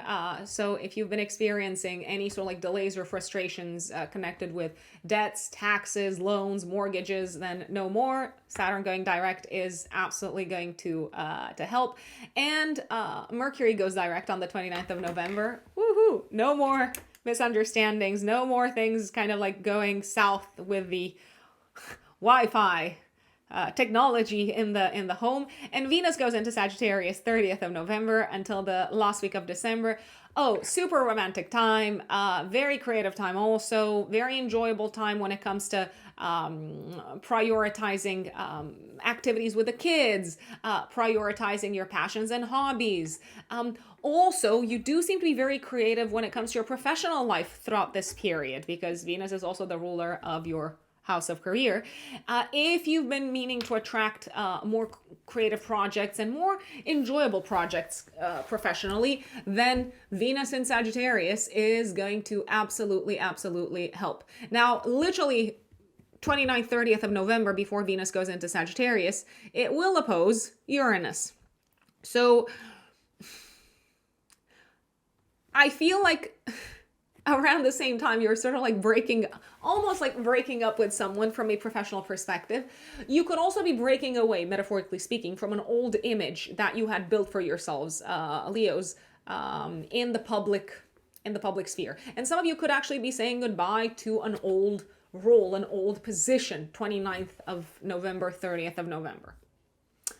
That is Leos. Now let us move on to Virgos, my dear Virgos, Virgo suns and Virgo risings. Virgos, I bet you missed it. Hashtag sarcasm. I bet you missed it. Mercury retrograde is back this month.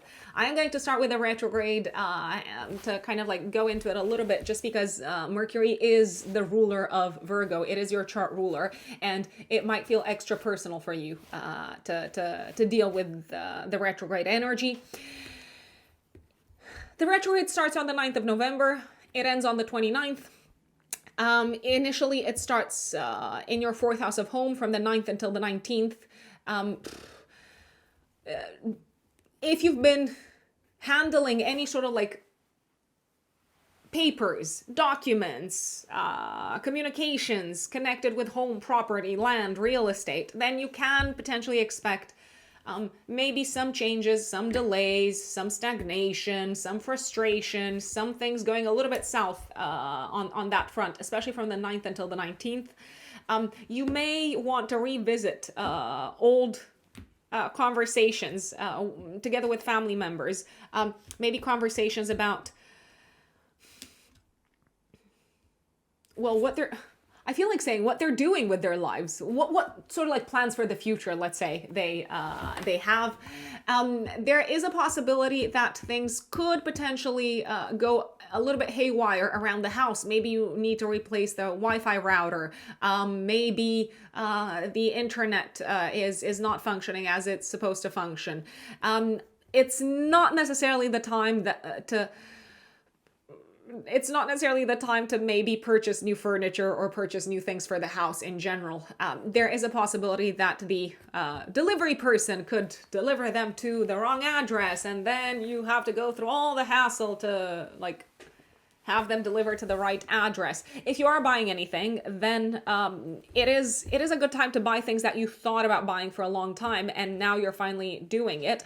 And generally, I would keep the receipts, and I would be fully sort of like aware of what the returns procedure involves, just so that you can return them in case you've changed your mind, in case you no longer need you no longer need anything.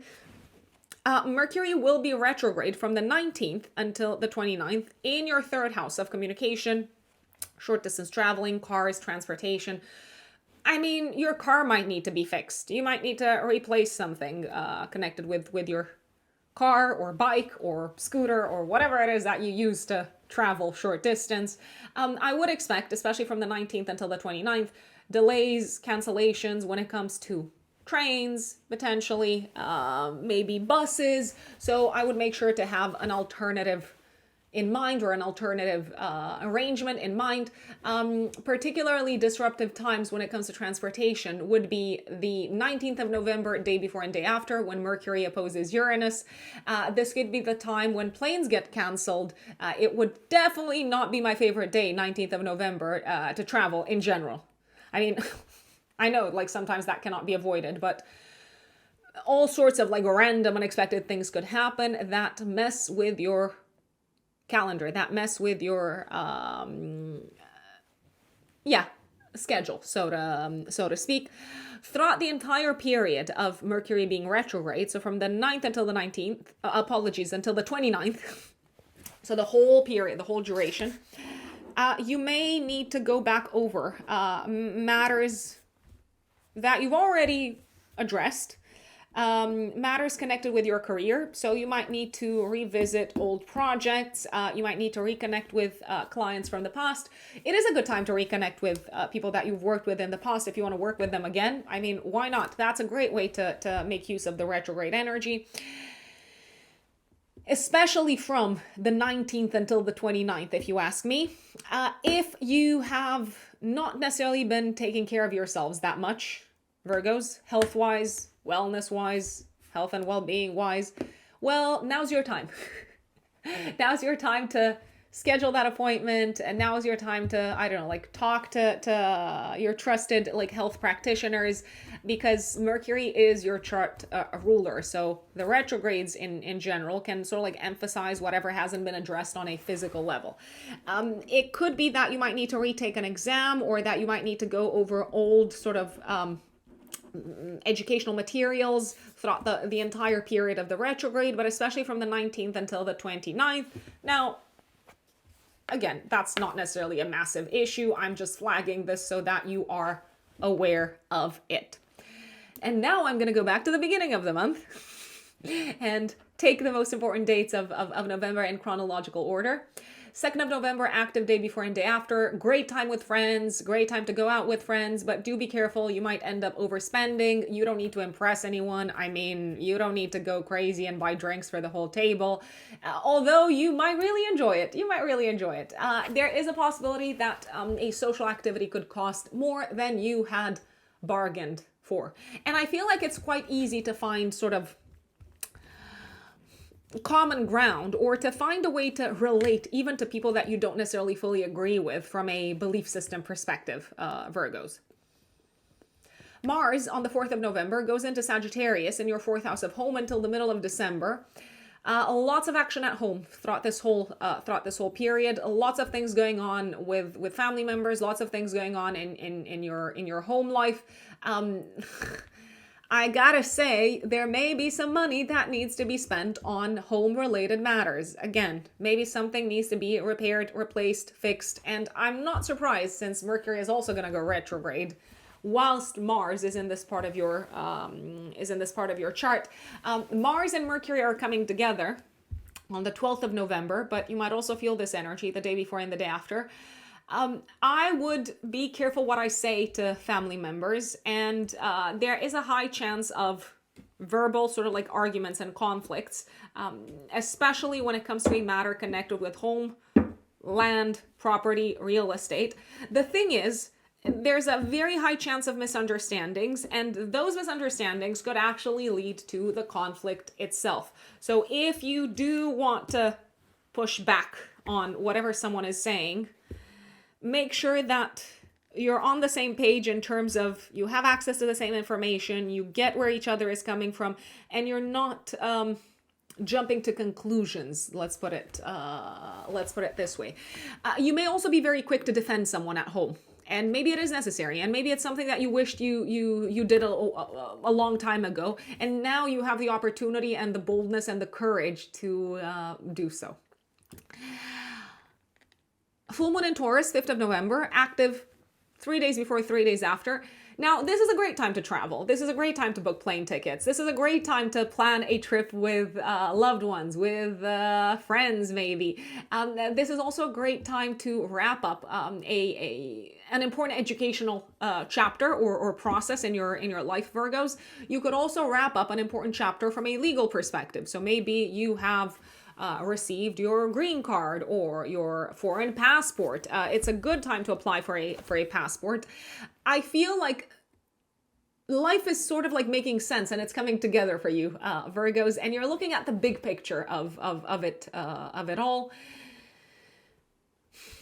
You do seem to be very inspired by some people, and you might be looking up to them as them being like guides or mentors for you. So a lovely full moon overall. Venus goes into Scorpio 6th of November. I mean, you may actually enjoy talking to people, reconnecting with people, learning, studying, writing from the 6th of November until the 30th. But remember, Mercury will also be retrograde in this part of the chart from the 19th until the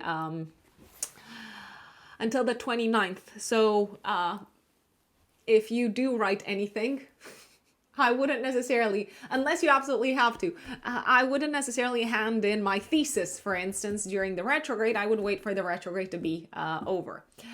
Uranus on the 8th of November re-enters Taurus, and Venus will square Pluto. A relationship is kind of like being shaken up significantly in the workspace. Now, this could have something to do with new legislation coming into place.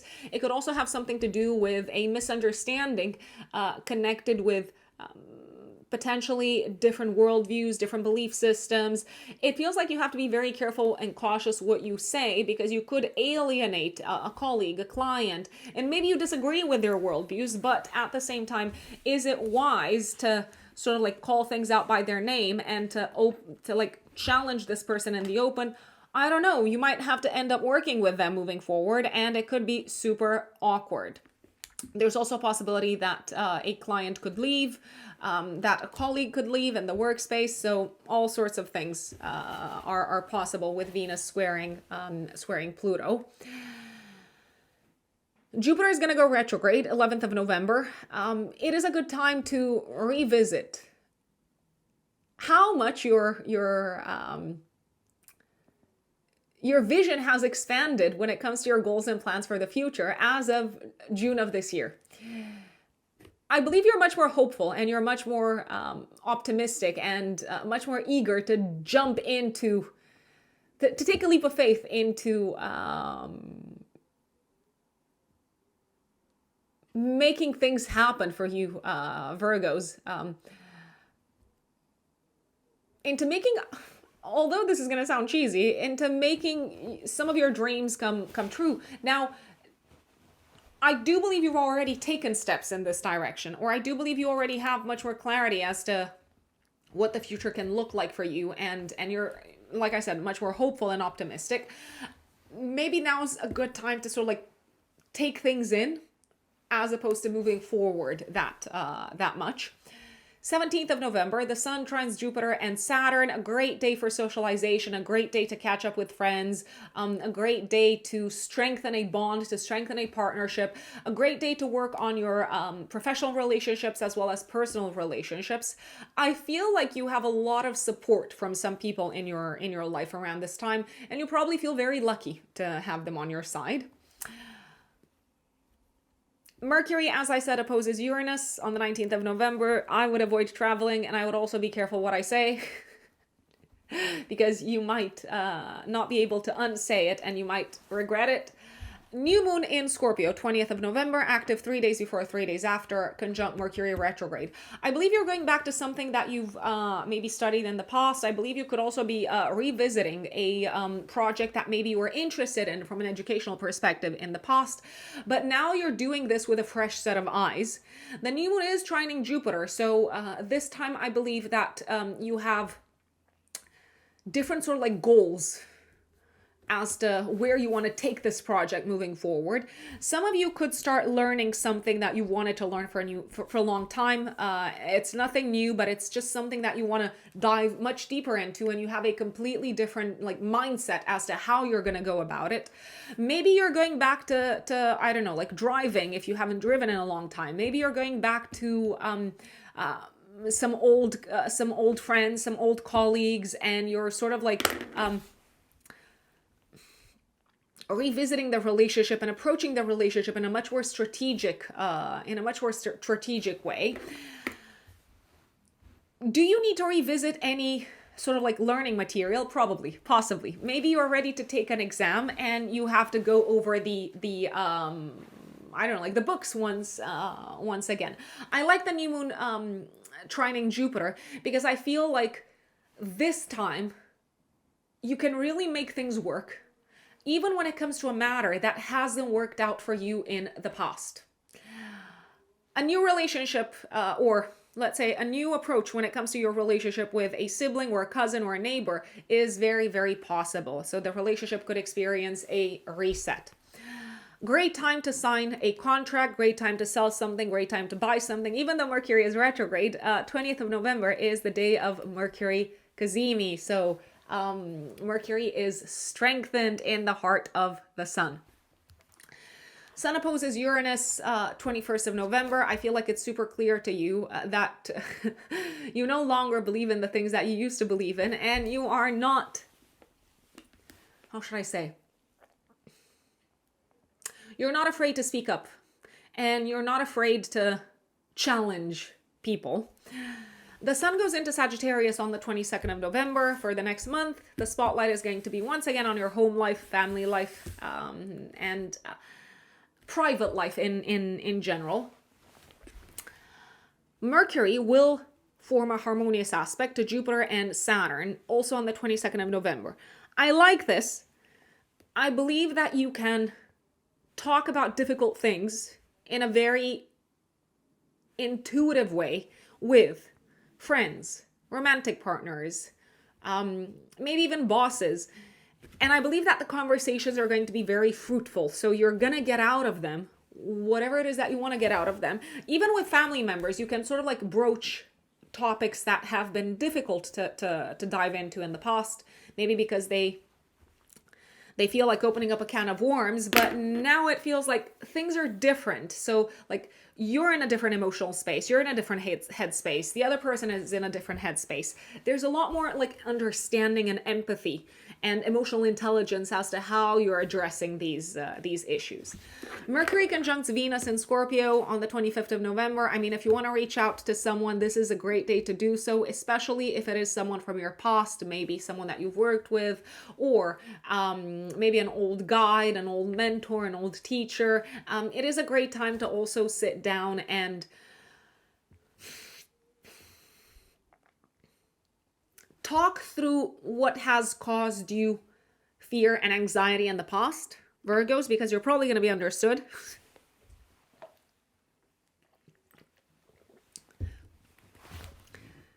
'26th of November.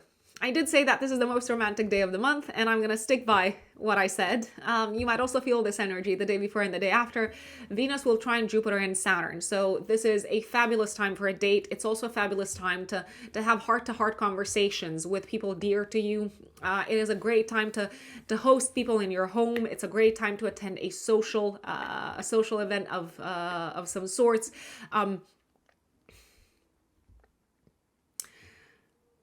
I feel like people are coming to you. I feel like there's this sense of receiving just the right energy, just the right information, just the right input that you need from others around this time. And in a very sort of like easy way, Virgos. So you don't have to fight for it. You don't have to work super hard for it. Things are finally coming together and you're getting the support that you need. Saturn goes direct in Pisces on the 28th of November. So if you've been experiencing any delays or frustrations in your relationship sector, but also when it comes to work, Saturn going direct is going to help. Things are finally moving forward. Mercury is going to go direct on the 29th, and on the 30th, Venus goes into Sagittarius in your 4th house of home until the last week of December. I mean, this is a lovely time to potentially prioritize home life, family life, improving relationships with family members if there have been any challenges up until this point. It's a great time to beautify the home. It is a great time to host people in your home. You're probably going to derive a lot of pleasure from being at home, being with your close, dear ones. You might even spend some money on home and family related matters. I mean, I'm thinking maybe you're buying presents or things like that before Venus goes into Sagittarius. So 29th, 30th of November, it will oppose Uranus. This could cause, once again, disruption of travel plans. There could be an unexpected piece of information coming your way from an educational or legal institution. There could be unexpected news coming from abroad or connected with foreign lands and foreign countries. I also believe that your values when it comes to relationships are experiencing a massive shift. So you might fully and completely break away from an old set of beliefs when it comes to relationships in general. And you might also decide to cut someone off. And it could be someone who maybe you looked up to, but now you are ready to sort of like forge your own way. And I think you no longer need this person's input. So alas, when it's time to go, it is time to go. And that is Virgos. My dear Libras, Libra suns and Libra risings. November of 2025. What does it have in store for you, Libras? Well, overall, I think you are really going to like this month for a variety of reasons. Obviously, there will be some good days. There will be some challenging days. I mean, that is life. That is the nature of the game. But there are plenty of things for you to look forward to this month, Libras. So I'm going to start off with the aspect between Jupiter and Saturn pretty much the entire month. Jupiter in Cancer will be trining Saturn in Pisces. The aspect is not exact, but we're going to feel it for most of the month. How is this supportive for you, Libras? Well, it is helping you grow slowly but surely on the professional front, on the health, wellness, and well-being front. And when I say grow slowly but surely, I mean improve slowly but surely on the wellness front. And the growth applies more to the professional side of things. It also feels to me like your status, your reputation, your public image is getting a boost this month. And it is getting a boost based off of you doing what you're meant to be doing, you being of service to others in a great way. Saturn is also the ruler of your 4th house and of your 5th house. So if you need to tap into your creative resources in order to get the job done, professionally speaking, you're going to do that beautifully. If you need to repair, fix, improve anything. Home-wise also, so when it comes to your home and living situation, again, you're very, very nicely aspected. If you need to talk to the right people, if you need to find the right type of help, if you need to hire people, you also have a significant amount of support this month, Libras.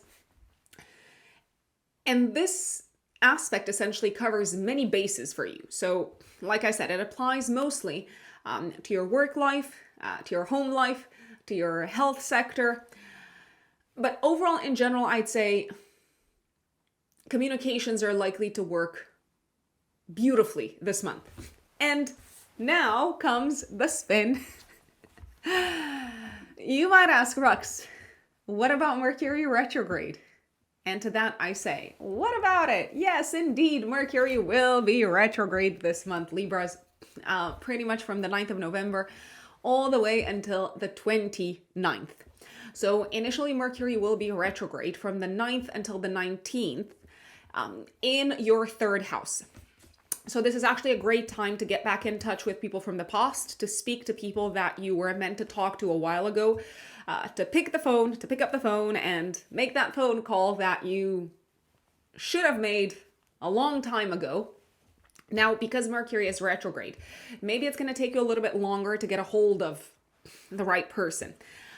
Mercury retrograde in the third house is also very supportive of you reviewing old educational material. So going over your old sort of like coursework, maybe revising for an exam. Speaking of exams, I do not necessarily recommend taking an exam with the Mercury retrograde this month from the 9th until the 29th. The only exception to that would be retaking an exam or taking an exam that you've been meaning to take for a very, very, very long time. So this is not a new thing. It's something that you've planned to do a while ago. You've maybe thought about it for months, and now you are finally going ahead with it. There is a possibility you might need to fix some things on a day-to-day basis, potentially connected with your car, potentially connected with your preferred mode of transportation, especially from the 9th until the 19th of November. Then from the 19th until the 29th, Mercury is going to be retrograde in your second house of income, my lovely Libras. So there can be some maybe delays when it comes to getting paid, delays or misunderstandings, or a little bit of like miscommunication when it comes to a financial matter. Now, I do, however, want to reiterate that if you speak up, if you call the right person, if you fire another email, if you just double check with people whether they've gotten your message or not. Jupiter is on your side and it's going to help you resolve the issue promptly. There is, I wanted to say, a humongous amount of support. I'm using the superlative because we do have a lot of Jupiter involved in the shenanigans of this month, Libras. You do have a lot of support. To reconnect with people from the past and potentially maybe work with them again, make money with the same old sort of like business collaborators that you've made money with in the past. Potentially reach back to an old employer and see if they've got any job openings. There is a possibility that someone might reach out to you and say, hey, don't you want to work with us again? So it could be someone from the past essentially knocking at your door, metaphorically speaking, and saying, hey, I've got some money for you, or I've got a very attractive offer for you, because they're probably not going to tell you, hey, I've got some money. I am trying to simplify the symbolism of the astrology. So it is essentially a great time to make use of old connections when it comes to making money this month, especially from the 19th until the 29th. Venus is going to be in your corner until the 6th of November. And then it goes into Scorpio in your second house of income from the 6th of November until the 30th of November. Essentially, from the 6th until the 30th, Venus is supportive of you attracting more money, attracting the right clients, attracting the right sort of partnerships or collaborations or even consultants when it comes to financial matters. Venus transiting the second house can also give you a nudge to spend money on yourselves, your physical body, your appearance, your looks. Maybe you're going to get a haircut. Maybe you're going to buy some new clothes. Or maybe you're finally going to buy that beautiful, I don't know, bag that you've wanted to buy for a long time. I mean, Venus loves fashion. Let's just face it. Let us just face the reality of it.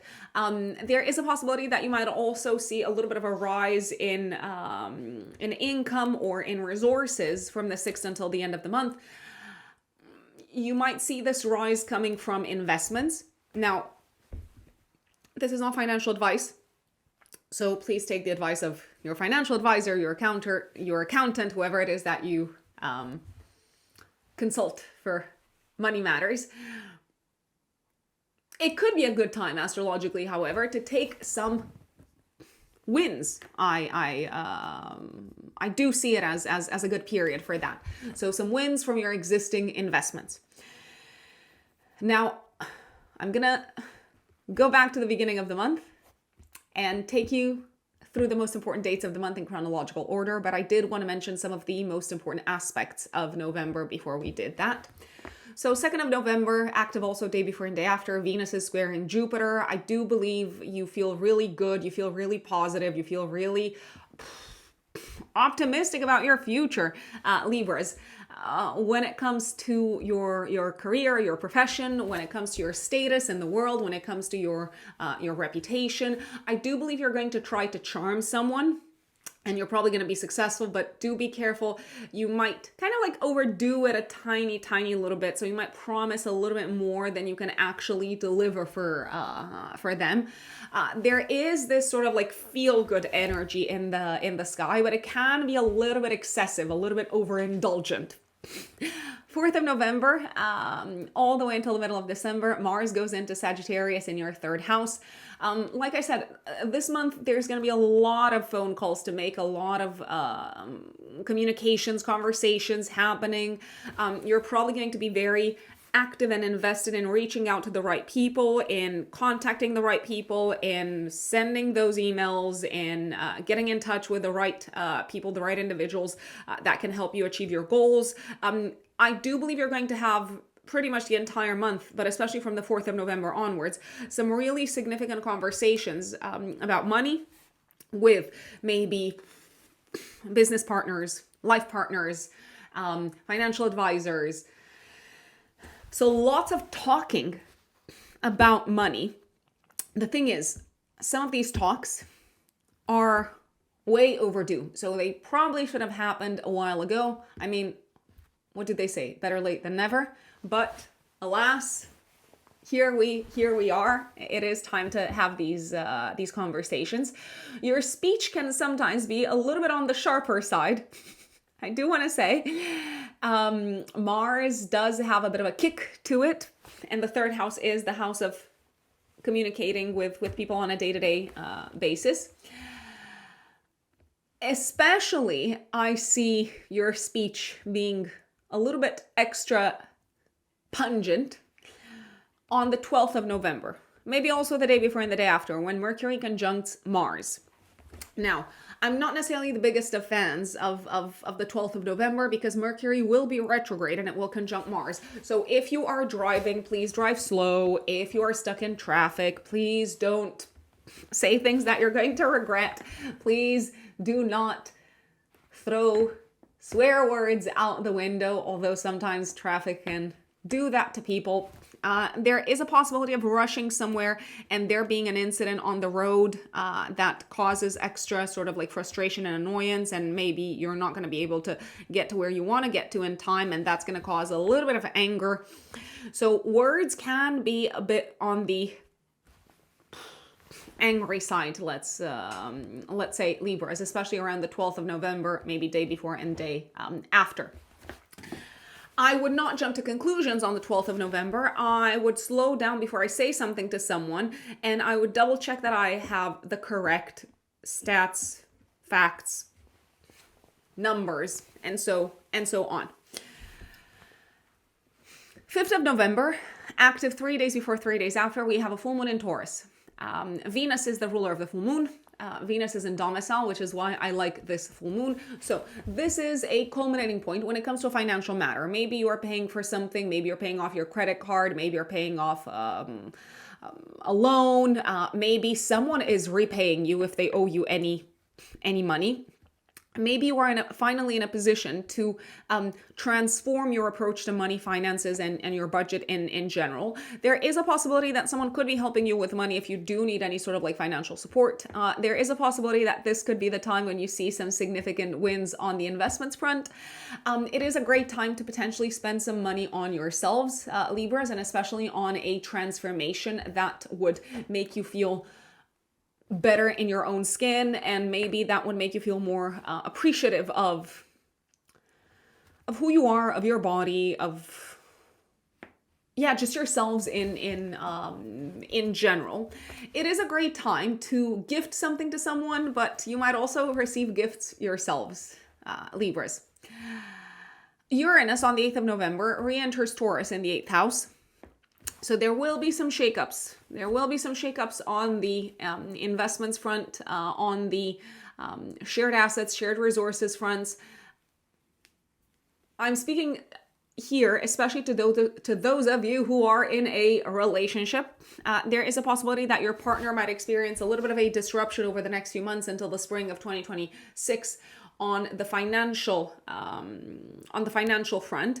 Now, this could be something that you sort of like saw coming, or that your partner already dealt with in the spring of this year. So I'm looking especially at maybe April, May, even June of this year.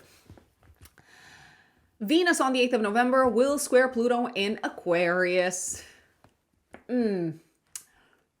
I feel like you're trying to hide something from someone here, and I don't necessarily believe you're going to succeed. I'm just going to say it, Libras. There is a possibility you might try to hide your intentions in regards to a matter that is probably not going to be very, very well received by a romantic partner, or maybe by your child. Speaking of children, there is a possibility that you might overspend on children around this time. So do take a bit of a step back and ask yourselves, if you have kids, is this really necessary? Do I really need to pay for this? Do I really need to buy this thing for my child?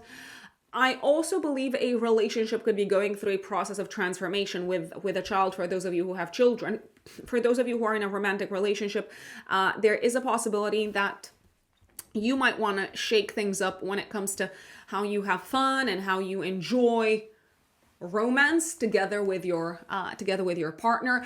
I do, however, also believe you might be very fixated on your way of doing things. So remember, that rarely leads to anything very good, just as an FYI. Jupiter is going to go retrograde 11th of November in your house of career. So it is time to kind of like take stock of how far you've come, how much you've grown from a professional perspective as of June of this year. 17th of November, we have a grand trine in the sky between the Sun, Jupiter, and Saturn. Okay, so we have a series of grand trines this month. I am so looking forward to them. Things are coming together. A lot of things are coming together. In this particular scenario, Libras, it feels like something is coming together from a professional perspective. Maybe finally you're getting that big opportunity, that big breakthrough that you've fought so hard for, that you've wanted for such a long time, and now it's finally coming to you after a long wait. There is a possibility you might be impressing someone in the professional space. There is a possibility that you might achieve something big in the professional space. There is a possibility of feeling like the right thing has found you from a career perspective. You believe in yourselves. Other people believe in in you, Libras, and it just feels like this has a bit of a providential. Providential? Is that correct? Is that the correct word? Sent by divinity? It has a providential sort of like air to it. Let's just Google. Providential. Yes, opportune, providential, involving divine foresight or providence. Yes, so alas, Libras, something really good is finding you career-wise. If you are no longer working, if you're not involved in a professional type of project at this time, there is a possibility that things are just beautifully coming together when it comes to a variety of other sectors in your life. Health, home, kids. So there's lots of wins to be looking forward to. Mercury on the 19th of November will oppose Uranus, an unexpected expense, very possibly. 20th of November, we have a new one in Scorpio in your house of income, conjunct Mercury retrograde. This is a fresh start on the financial front, so maybe you need to revisit your budget, you need to reallocate resources. The new one is conjunct Mercury, so Mercury retrograde, so there is a possibility you might start working once again with someone that you've worked with in the past. There is a possibility that you might revisit how much you spend on your education and how much you spend on things in general. The new moon is in opposition to Uranus. You might be breaking away from an old source of income. You might be saying goodbye to an old source of income, but at the same time, to me, it feels like you are sort of like looking forward to this. It feels like you are breaking away from something that felt very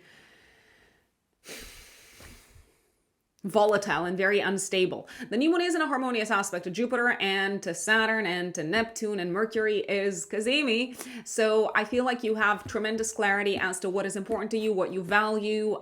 It feels like you are giving yourselves a reset, Libras, also when it comes to your sense of self-worth and self-esteem, and you might decide to put your money where your mouth is. So a good breakthrough, a good transformation, an auspicious transformation on the self-worth front, on the values front, but also on the financial front. You are no longer at the mercy of kind of like external factors of volatility. 21st of November, Sun opposes Uranus. I feel like you've had enough with someone's shenanigans and I feel like you're done and you're ready to move on. When I say someone's shenanigans, it doesn't necessarily have to be a romantic partner. It could just be a friend. It could just be someone that you find it hard to work with. Sun enters Sagittarius 22nd of November, so it's going to illuminate your communications sector, your day-to-day sort of like social interaction sector. Lots of focus on interactions with neighbors, siblings over the next month. And Mercury on the same day is forming a grand trine in water signs, once again with Jupiter and Saturn. Really positive, really constructive conversations around money, career. It's a great time to make a presentation professionally, a great time to win a deal, a great time to win someone over in general, a great time to speak in public and to talk about how you've overcome certain issues. 25th of November, Mercury conjuncts Venus. I mean, I like this. You could hear back from someone that you were supposed to hear back from a while ago. I feel like this is also a good time for you to finally make that purchase. I don't know. Maybe you've wanted to buy a course for a long time. Maybe you wanted to buy a book for a long time. A mercurial purchase that you've been thinking about. Venus, 26th of November, trines Jupiter and Saturn. Now, normally this would be a very romantic time. I'd say that for you, Libras, this grand trine is likely to manifest as a strengthening of a bond, a strengthening of a partnership on the professional front, but also this could result in a strengthening of relationships with a family member, a loved one, a child potentially, a sibling. So a few different people. Saturn goes direct on the 28th of November in Pisces. Last leg of Saturn in Pisces until the middle of February. Libras, you got this. One last push until the middle of February on the health front and on the work front. So a little bit more effort. Mercury goes direct 29th of November, and 30th of November, Venus enters Sagittarius until the 24th of December. I think you're going to like this time. I think you're going to be very socially active, 30th of November until the last week of December.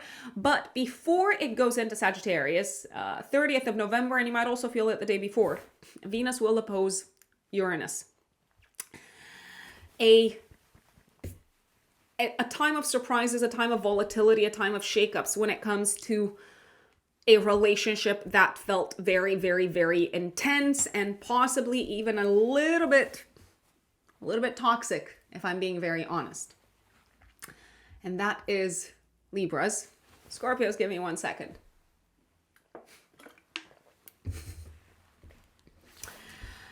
My lovely Scorpios, Scorpio suns and Scorpio risings.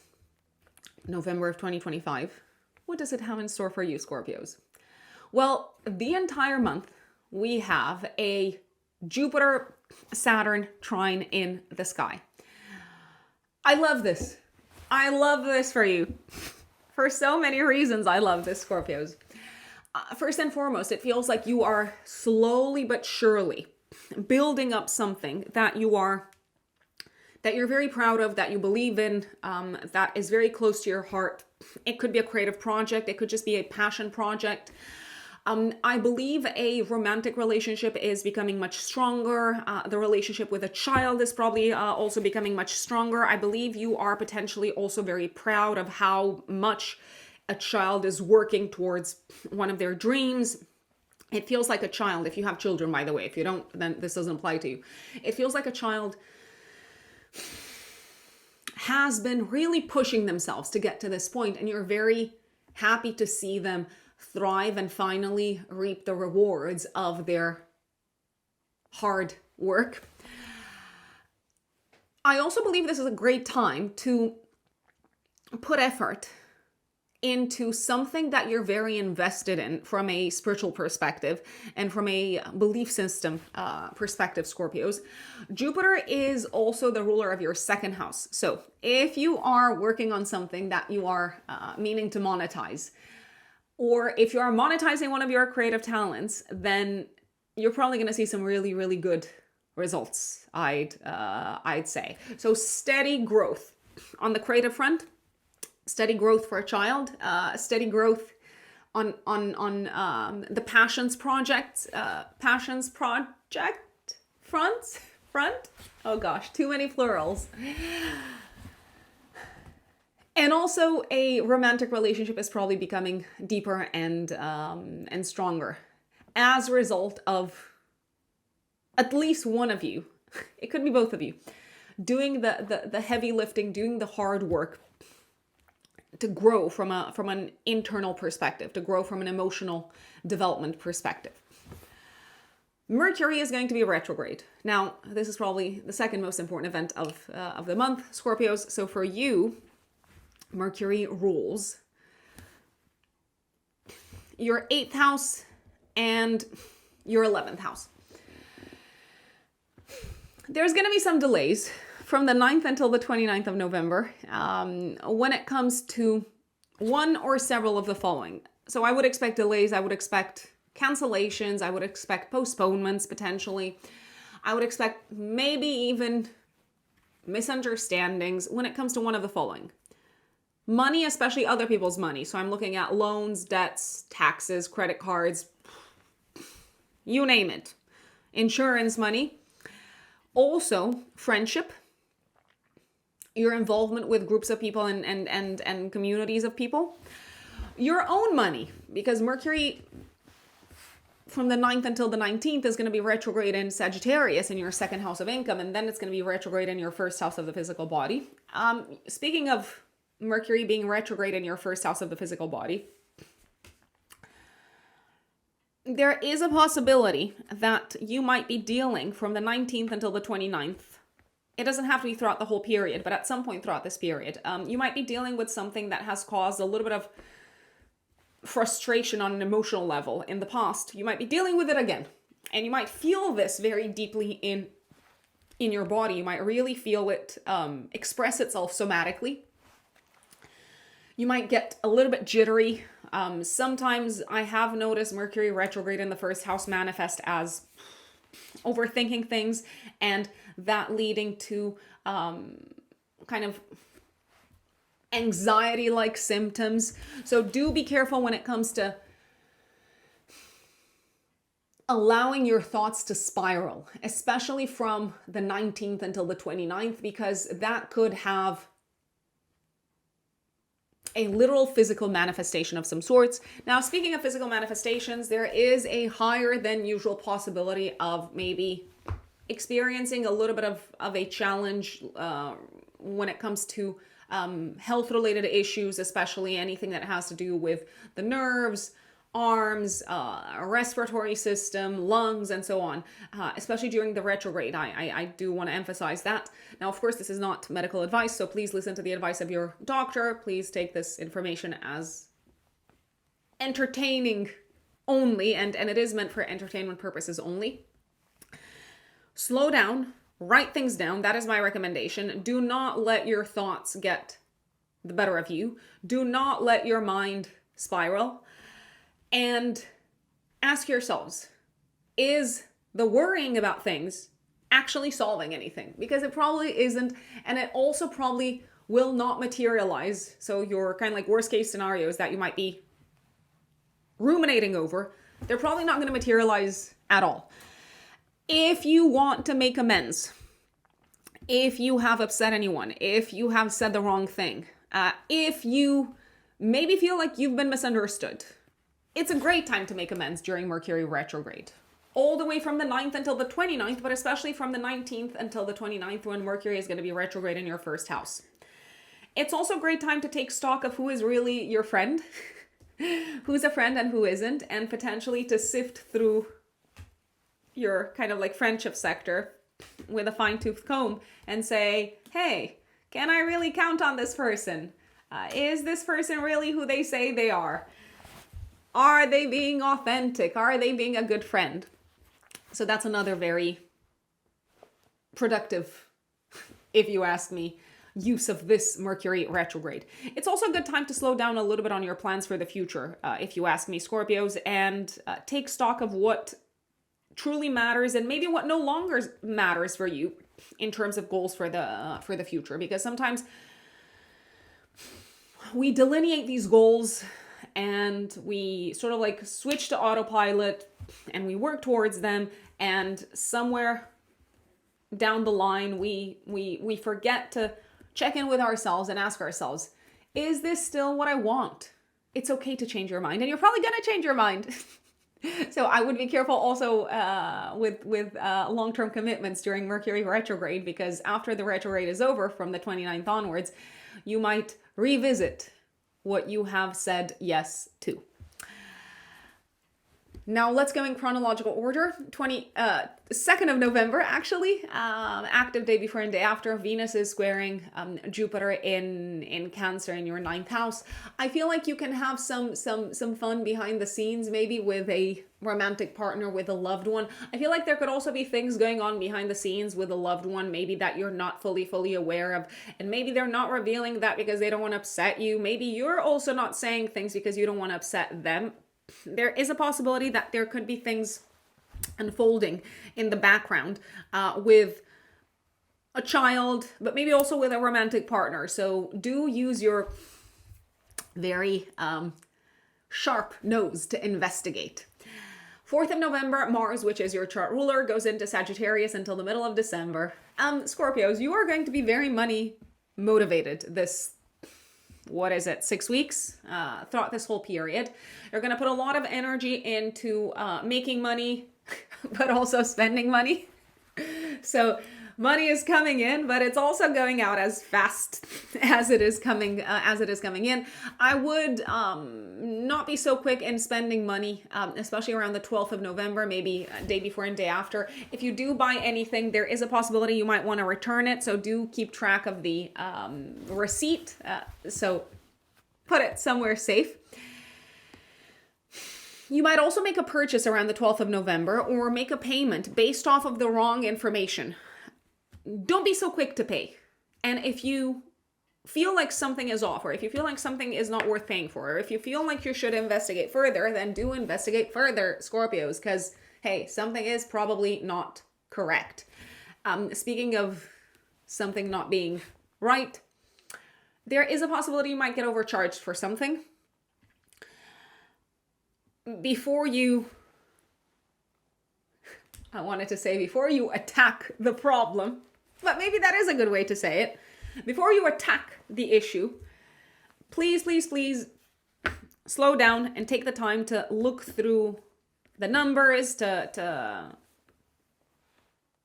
really spend a little bit of time on them because I'm not sure who is wrong here. The person who's kind of like overcharging you, maybe you didn't make the correct sort of like calculations, the correct estimates, so things could get a little bit fishy and weird.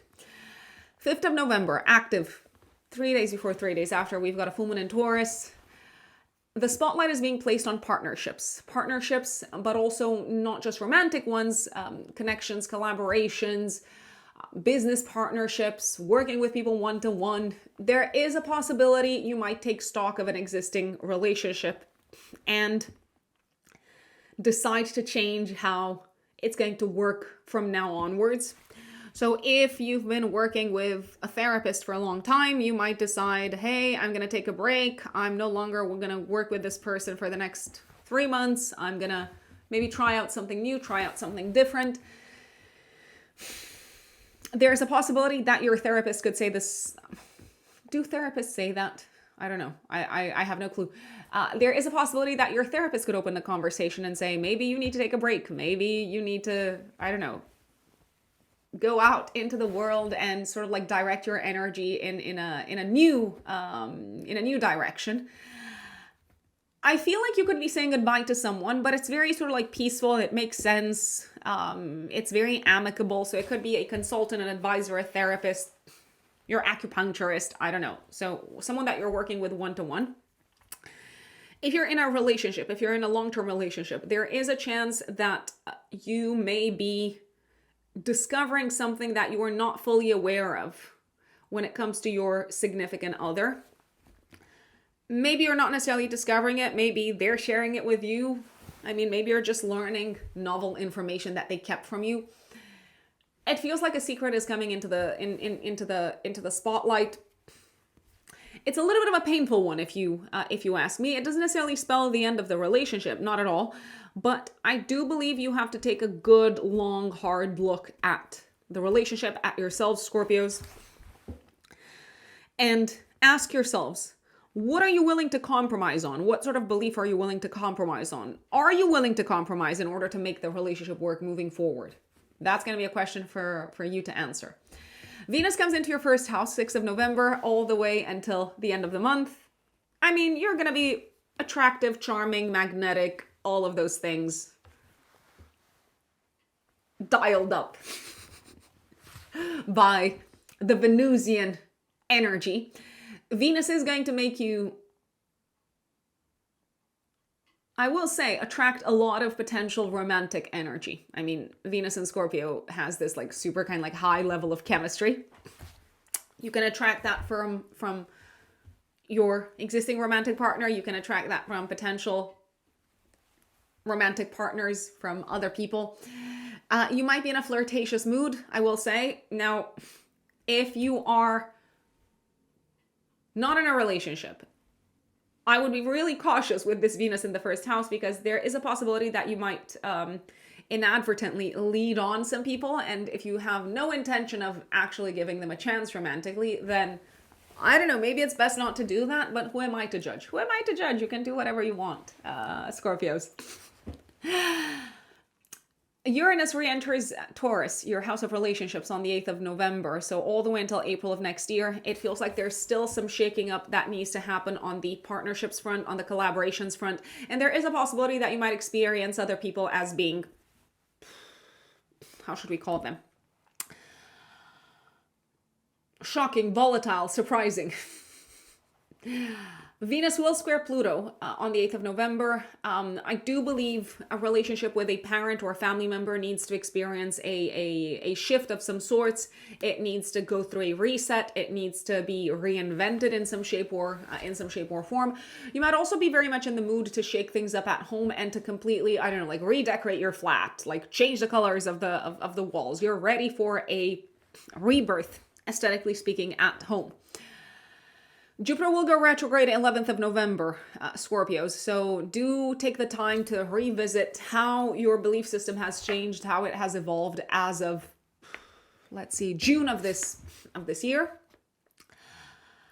We have a grand trine between the Sun, Jupiter, and Saturn happening on the 17th of November. You might also feel it the day before and possibly the day after. I mean, I like all of this for a variety of reasons. It feels like this grand trine is giving you life. It's giving you hope. It's giving you a lot of joy and optimism for the future, for what you're trying to achieve, what you're trying to accomplish. It's making you feel like you've got this, like the universe has got your back. You're very enthusiastic about what's coming up next. You are very enthusiastic about probably how things are going with a loved one. So I'm thinking of a romantic partner, maybe also of a child. You do seem to feel very confident in yourselves, Scorpios, and it shows. You are absolutely incredibly magnetic. Things are flowing really nicely to you, also from a financial perspective, from a material perspective. So I repeat, this is working out on many different levels for you, Scorpios. Mercury will oppose Uranus on the 19th of November in your 7th house of relationships. I do believe you're going to have a little bit of a discombobulating conversation with someone. Maybe you need to break some news to someone. Maybe it's your partner. Maybe it's a business partner. You might not necessarily get the reaction that you thought you would get. So they could kind of like take you by surprise. The new moon on the 20th of November is happening in your first house. It's active 3 days before, 3 days after. It is conjunct Mercury retrograde, and it is opposing Uranus in the 7th house and trining Jupiter, and also trining Saturn and Neptune. So I believe you are starting a fresh chapter, Scorpios, without someone in your life. You are breaking away from someone. You're saying goodbye to someone. Now, it could be a variety of like people that you're potentially thinking of saying goodbye to. Maybe you are saying goodbye to someone that you've worked with. Maybe you are saying goodbye to someone that has helped you get to the place where you're at right now. So like I said, it could be a therapist. Maybe you're no longer going to be working with someone on the health front. There is a possibility you might also be making a conscious decision to focus more on yourselves as opposed to focusing on others. So at a symbolic level, this new moon is really supportive of you, kind of calling in your energy that was directed towards other people, towards their issues, towards relationships, Call all of that energy in and pour it into yourselves, pour it into what makes you happy, pour it into what is invaluable to you on a personal level, whether that's your health, whether that's your passions, your hobbies, your creative endeavors, your children. I suppose children are other people as they're other people as well, last time I checked. It feels like it's a good time to start fresh. It also feels like it's a good time to reset your relationships with your relationship with yourself, and also your relationships with a few different people in your lives. You are probably surprising them as much as they are surprising you. I believe it's a good time to tune into your intuition, to listen to your intuition, to trust your gut feeling. And it's also a good time to speak up, to speak about the things that you should have spoken about maybe for a long time. Maybe they've been on your mind for a long time. Now you are ready. Mercury is also Cazimi at the time of this new moon. The sun will go into Sagittarius in your house of income on the 22nd of November. So for the next month, more energy, more of the spotlight is going into your financial sector, and also your sense of self-worth, values, self-esteem. Mercury on the 22nd of November will form a water grand trine with Jupiter and Saturn. You might also feel this energy the day before and the day after. A superb time to write creatively, to pour your words out into a creative manner. A great time to have important conversations, big conversations about the future, about big dreams with loved ones, with children, with family members. I mean, family members are probably loved ones, but hey, just throwing them in there. I do believe you are having some massive aha moments on a personal level. So things are clicking. You know, when you look at your life and you sort of like see the big picture of your life, and all of a sudden things make sense. Well, things are making sense. Now they're making sense. It's a great time to take major decisions about the future, my dear Scorpios, and especially about how the future needs to transform. This can also be a really fruitful, a really enjoyable time when it comes to social matters, social connections, social activities, catching up with friends. It's a great time to host friends, to go out with friends. So I'm liking this energy from a variety of standpoints. Mercury conjuncts Venus on the 25th of November. You do seem to talk to someone that makes you feel really understood, but I would also double check that they've actually kind of like gotten your message and they're not just kind of saying yes for the purpose of pleasing you, although sometimes that helps as well. 26th of November, active day before, day after, Venus trines Jupiter and Saturn. Oh, okay, so I did say that this is a romantic time for you, and it's probably like, I mean, it's like romantic times 100, Scorpios. It's romantic for everyone because Venus is in a nice aspect to Jupiter and then also to Saturn. But Venus is in your corner. So Venus is in your first house, Scorpios. Do go out on dates. Do say yes to surprises from your partner. Do invite someone on a date. Do give love a chance. Do give yourselves permission to be swept off your feet. It can be a very enjoyable day, a very romantic day, as I said, or like few days, a day filled with love and affection and also pleasure. Let's not forget pleasure. Very beautiful, beautiful time, 26th of November, maybe day before and day after, to pour your energy into a creative, into an artistic endeavor. Great time for socialization, great time to get together with people. You are very admired, appreciated, you're very attractive. People are looking at you. You're sort of like getting those ego strokes that really, I suppose, make a lot of people feel good about themselves. Saturn goes direct in Pisces on the 28th of November, so you're making significant progress with a matter connected with children over the next few months, but also maybe you could be making progress with a matter concerning your, I want to say your home life. 30th of November, Venus goes into Sagittarius until the last week of December. I mean, you're probably going to attract more money. You're probably going to enjoy spending money. It may feel like the people that you interact with really value you and you're on the same page with them in terms of like values and value system. Before this happens, however, so on the 30th of November, you might also feel it the day before though, so 29th, Venus will oppose Uranus and trine Neptune. Gosh, like so many aha moments connected with people, partnerships, relationships, whoever it is that you want to cut out of your life. It will be crystal clear to you, Scorpios, exactly what needs to be done and how and when and who is meant to be cut out. And you could be cutting someone out on the 30th of November. I repeat, it doesn't have to be a romantic partner. It could just be someone that you need to let go of. You could also feel very relieved, 29th, 30th of November, to let go of an old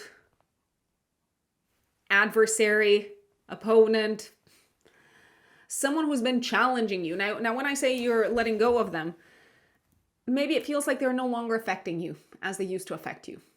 Their energy is no longer affecting you as it used to affect you. And I think that's a really powerful place to find yourselves in. My lovely Sagittarians, Sagittarius suns and Sagittarius risings. November is gonna be a busy month. It's gonna be a very active month.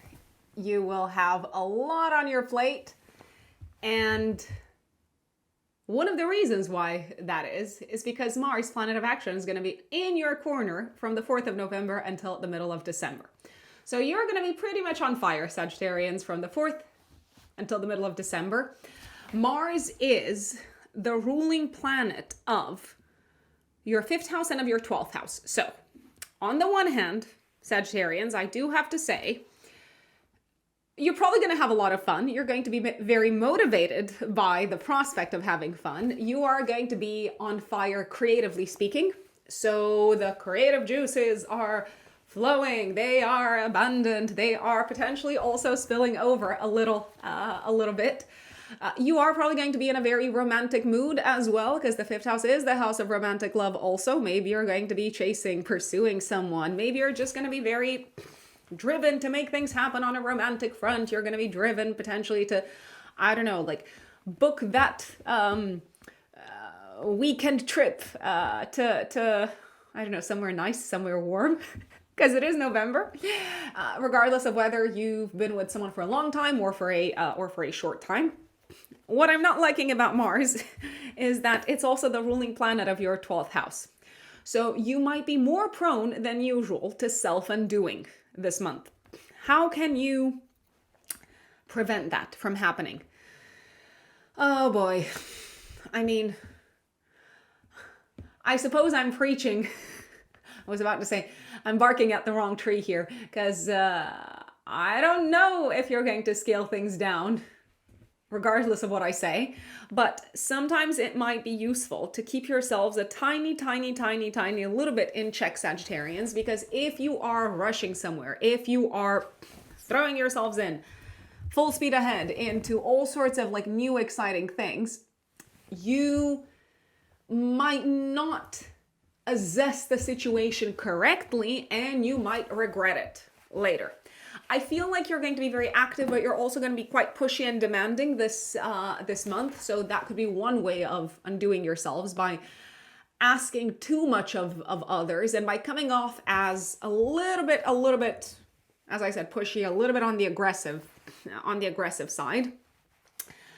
You may be prone to overdoing things when it comes to standing up for what you believe in, but also standing up and defending and protecting those that you love. Now that's in and of itself not a bad thing, obviously, but anything done excessively, anything done without a tiny bit of moderation can backfire. So just watch out, there is a higher than usual proneness towards accidents, especially accidents that could impact your physical body. I'm looking at arms, I'm looking at fingers, I'm also looking at your legs, your thighs. In particular, around the 12th of November, maybe also day before and day after, but generally do be careful throughout the entire duration of Mars and Sagittarius not to burn yourselves, cut yourselves because you're in a rush, you're like, I don't know, cooking something and you're cutting something and you're doing 1,000 things at the same time. And alas, you are not going through the motions like properly. So slow down. Although I repeat, you probably won't want to do that this month. But I told you, you have been warned. Oh God, what did I just say? You have been warned.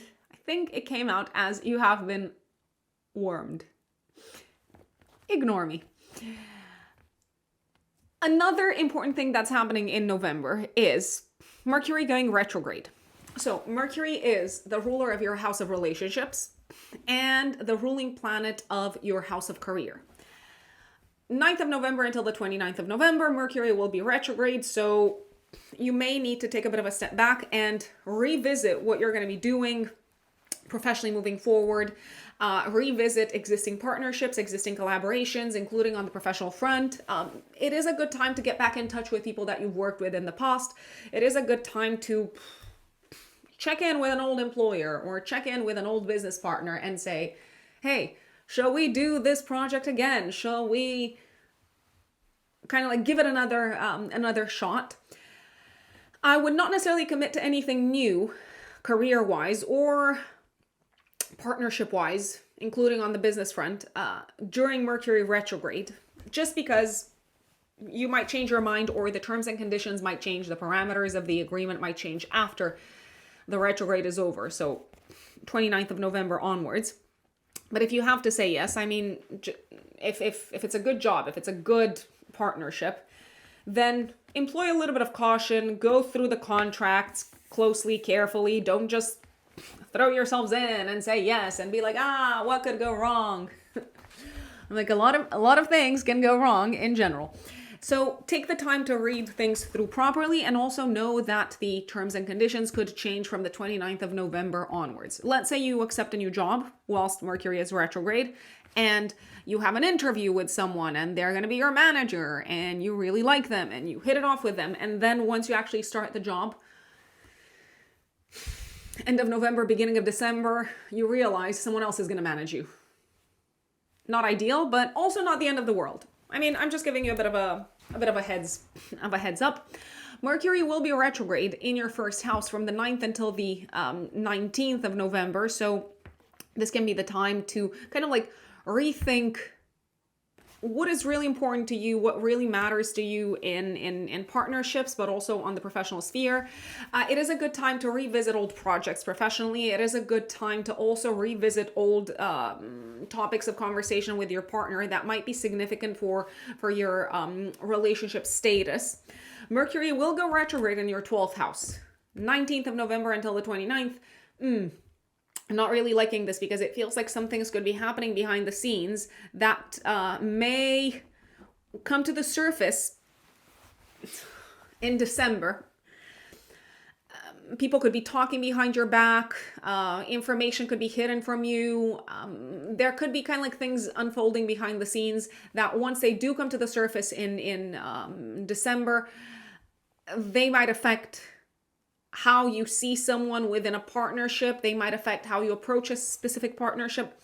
They might also affect how you approach a sticky issue on the career front. There could also be just a lot of gossip that you deal with in your life. People talking again behind your back. So sort of like mumbling in corners and sort of you being a bit annoyed with that whilst the retrograde happens in your 12th house. There is a possibility that old fears could resurface from the 19th of November until the 29th, especially fears connected with relationships, partnerships, but also fears connected with your career, your status in the world, and your reputation. Now, sometimes fears are just fears. They're just the mind focusing on worst case scenarios, trying to keep us protected, trying to help us survive the craziness of this world. But if there is any sort of hunch that you're getting around someone, if there's anything that sort of feels like it needs to be investigated further, maybe you wake up one night and you're like, oh, I should check that email that I sent, or I should check that spreadsheet, or I should check that report. Follow the hunch. The hunch might absolutely be right, and you might be able to fix a mistake. And the information sort of like, or the aha moment sort of like came to you when you were not actively looking to work on anything or fix anything. Now, the whole month, Jupiter will trine Saturn. I'm liking this because it feels like there's this sort of like steady process of like transformation happening for the better in your home life, in your family life, in your private life. I do believe you're very invested in this process. I do believe it's a process that means a lot to you. A relationship with someone at home could also experience a significant transformation for the better. You could be working on it. Communication with a loved one, a parent, could be seeing a dramatic improvement. You might also open up about your feelings, and that also includes the feelings of vulnerability, weakness, suffering, fear. You might be opening up about these feelings towards someone, and as a result, the bond is getting much stronger. So lots of good stuff happening in your private life. If you are working on anything connected with the home sector, the property sector, the real estate sector, then it looks like you're getting some significant help, some significant support from someone else. And especially you can tap into their resources in order to achieve your goals. I'm going to go back to the beginning of the month and take you through the most important dates of November in chronological order, Sagittarians. So on the 2nd of November, but you might also feel it the day before and the day after, Venus squares Jupiter. I mean, this could be a really enjoyable energy from a social perspective if you're going out, if you're connecting with friends. But it feels like either you are a little bit kind of like overdoing it with the expenses, with the money that you're spending on this activity. Maybe you're trying to impress someone. Maybe you're trying to please someone. Maybe you're also saying yes to someone because they're being very generous to you and you don't want to disappoint them. But at the same time, you're not fully on board with where they want to sort of like take things moving forward. Full moon, 5th of November. Active 3 days before, 3 days after, activating your house of day-to-day work. I mean, if you're looking for a job, Sagittarians, you're probably going to find it around this time. If you're looking to change your job, you're probably going to get a new job around this time. If you are looking to finalize a work project, you are probably going to achieve this and it will be a significant success, if I might say so myself. Once again, professionally speaking, this can also be the time to set goals for the future work-wise and to say goodbye to what you no longer want to be doing moving forward from a professional perspective. So this could be the time maybe to announce the fact that you're going to be transforming, you're going to be changing the way that you offer your services, you're transforming the kinds of services that you're offering. This can also be the time when you make a public sort of like presentation about your work, and it will very likely be well received. You could be saying goodbye to a friend, maybe someone that you worked with, and now they're moving on to greener pastures and it feels a little bit bittersweet. This full moon also spells achievement on the health front. So if you've been working on your health, if you've been trying to kind of like figure out what's wrong, if anything has been wrong with your health, I'm not saying that it has, it feels like your efforts to uncover what's the issue are successful, and now you know what you need to change in order to improve your health. Venus goes into Scorpio 6th of November until the end of the month, until the 30th of November. Sagittarians, Venus rules your 6th house and your 11th house. Okay, so I'm like, okay, work-wise, I don't necessarily believe this is going to be the most productive time. I'm just going to say it. It feels like day-to-day work is taking a little bit of a step back because you need to focus on other things. You could also be doing some work, but maybe behind the scenes, and you can't yet reveal to the world what you're working on until Venus gets out of the 12th house, which is going to be on the 30th of November. There can be also a tendency to sabotage some of the efforts that you've made on the health and wellness front throughout this period.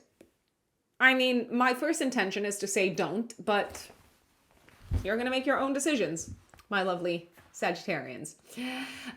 Venus in the 12th house can also bring with it more enjoyment of like 12th house matters. So getting away from the world, going on a short sort of like trip, escaping, getting involved in all sorts of spiritual activities. So there can be some advantages to this transit. Uranus re-enters Taurus on the 8th of November. So if you thought that your work life has sort of like settled, no. Uranus has some plans. There will be some disruption on the day-to-day sort of like work front, at least until April of next year of 2026. Now, of course, disruptions won't happen every day, but they will happen every now and then. One day that I want to bring to your attention is the 20th of November, maybe also the day before and the day after, and the 30th of November. So these could be day before, day after. These could be pockets of time during which you might see things kind of like being shaken up work-wise. So maybe someone is leaving, your projects change, your clients are demanding something new all of a sudden that you have no clue how to deliver. Venus squares Pluto on the 8th of November. You might find out some information that's been buried or hidden in the work sector. Maybe you discover that someone's made a mistake, or maybe you discover that someone's gone behind your back. I would be very careful what I do with that information. You don't want to shoot yourselves in the foot. So before you confront them, take your time to sort of like double check or cross check. 11th of November, Jupiter goes retrograde in your 8th house. So you've been making some transformations on a personal level as of June. Now might be the time to sort of like slow down a little bit and go into a maintenance phase or a revisiting phase of what you've accomplished so far. Because you can only grow, you can only transform so much in one go without your sort of like body, mind, psyche going into a state of internal resistance. Mercury conjuncts Mars, 12th of November. Like I said, careful with sort of like physical accidents, but also careful with what you say because you might be quick to speak and that might backfire.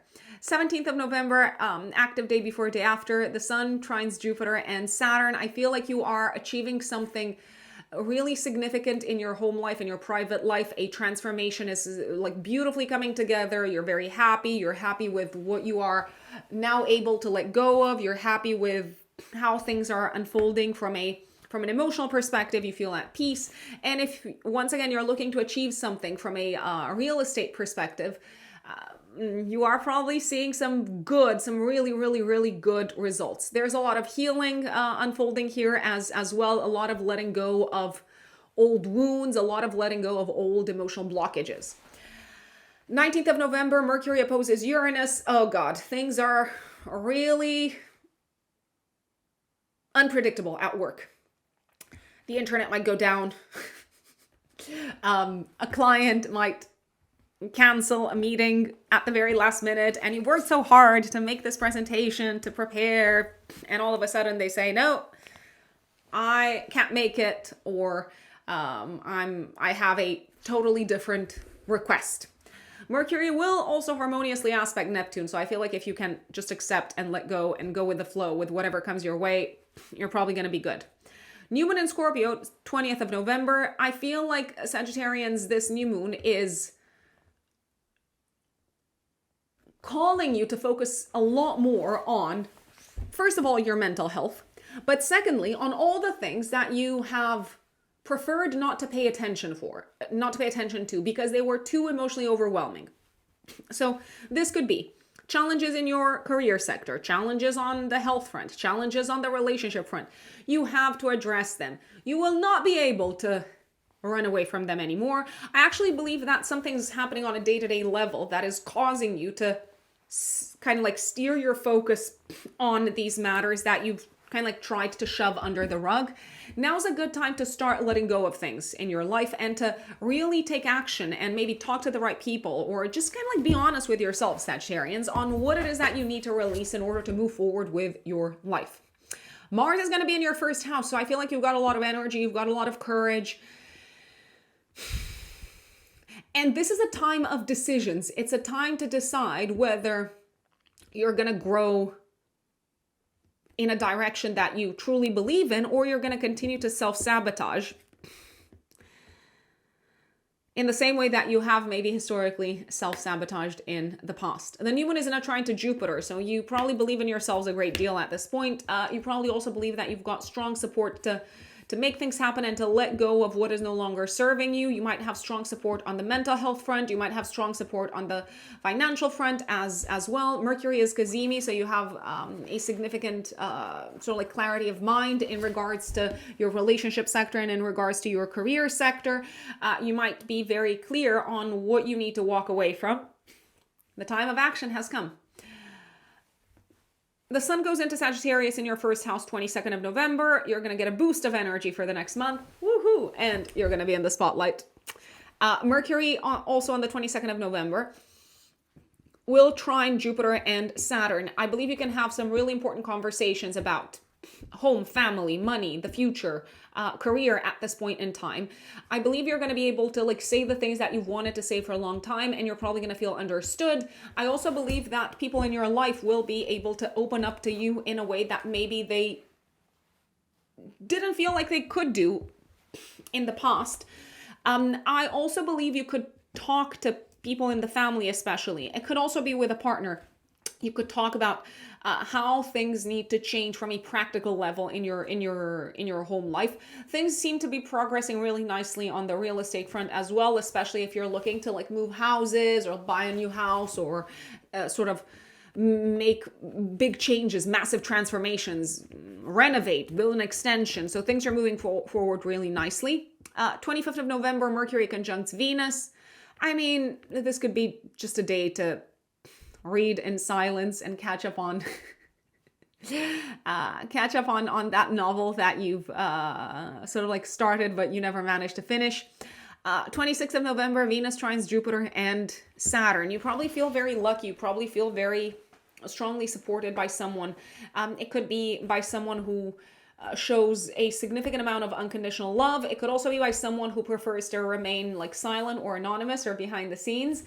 This could be a time to beautify the home, to transform things in the home, to kind of like give it a little bit of like zhuzh. Buy something nice, get rid of old things that you no longer use. A relationship with someone close to you, and it could be a relationship that was actually quite challenging so far, is getting this sort of like boost of like love and acceptance and understanding, and is going through a transformation for the better. You seem to be really at peace with whatever it is that you are releasing. Whether you're releasing a home, whether you're releasing some connections, whether you're releasing your ties to the past, you're very at peace. Saturn goes direct 28th of November. So last leg of Saturn in Pisces is going to happen with Saturn direct until the middle of February of next year. A few more months, Sagittarians, of working hard on a home matter, family matter, a real estate related matter, and a few more months of kind of like carrying a significant burden on behalf of the family. 30th of November, Venus goes into Sagittarius until the 24th of December. Oh, you're going to like this. You are really, really, really going to like this. You are going to probably feel excited to connect with a lot of people, to spend time with your friends, to organize things for your friendship circle. You might feel like you attract friends and you attract people that really see you for who you are and that really value you throughout this entire period. It is a good time to really believe in yourselves, although you probably generally do. When it comes to achieving your goals for the future, Sagittarians, you might feel like you're manifesting things and like you're attracting the individuals who will help you make things happen when it comes to your goals and your plans.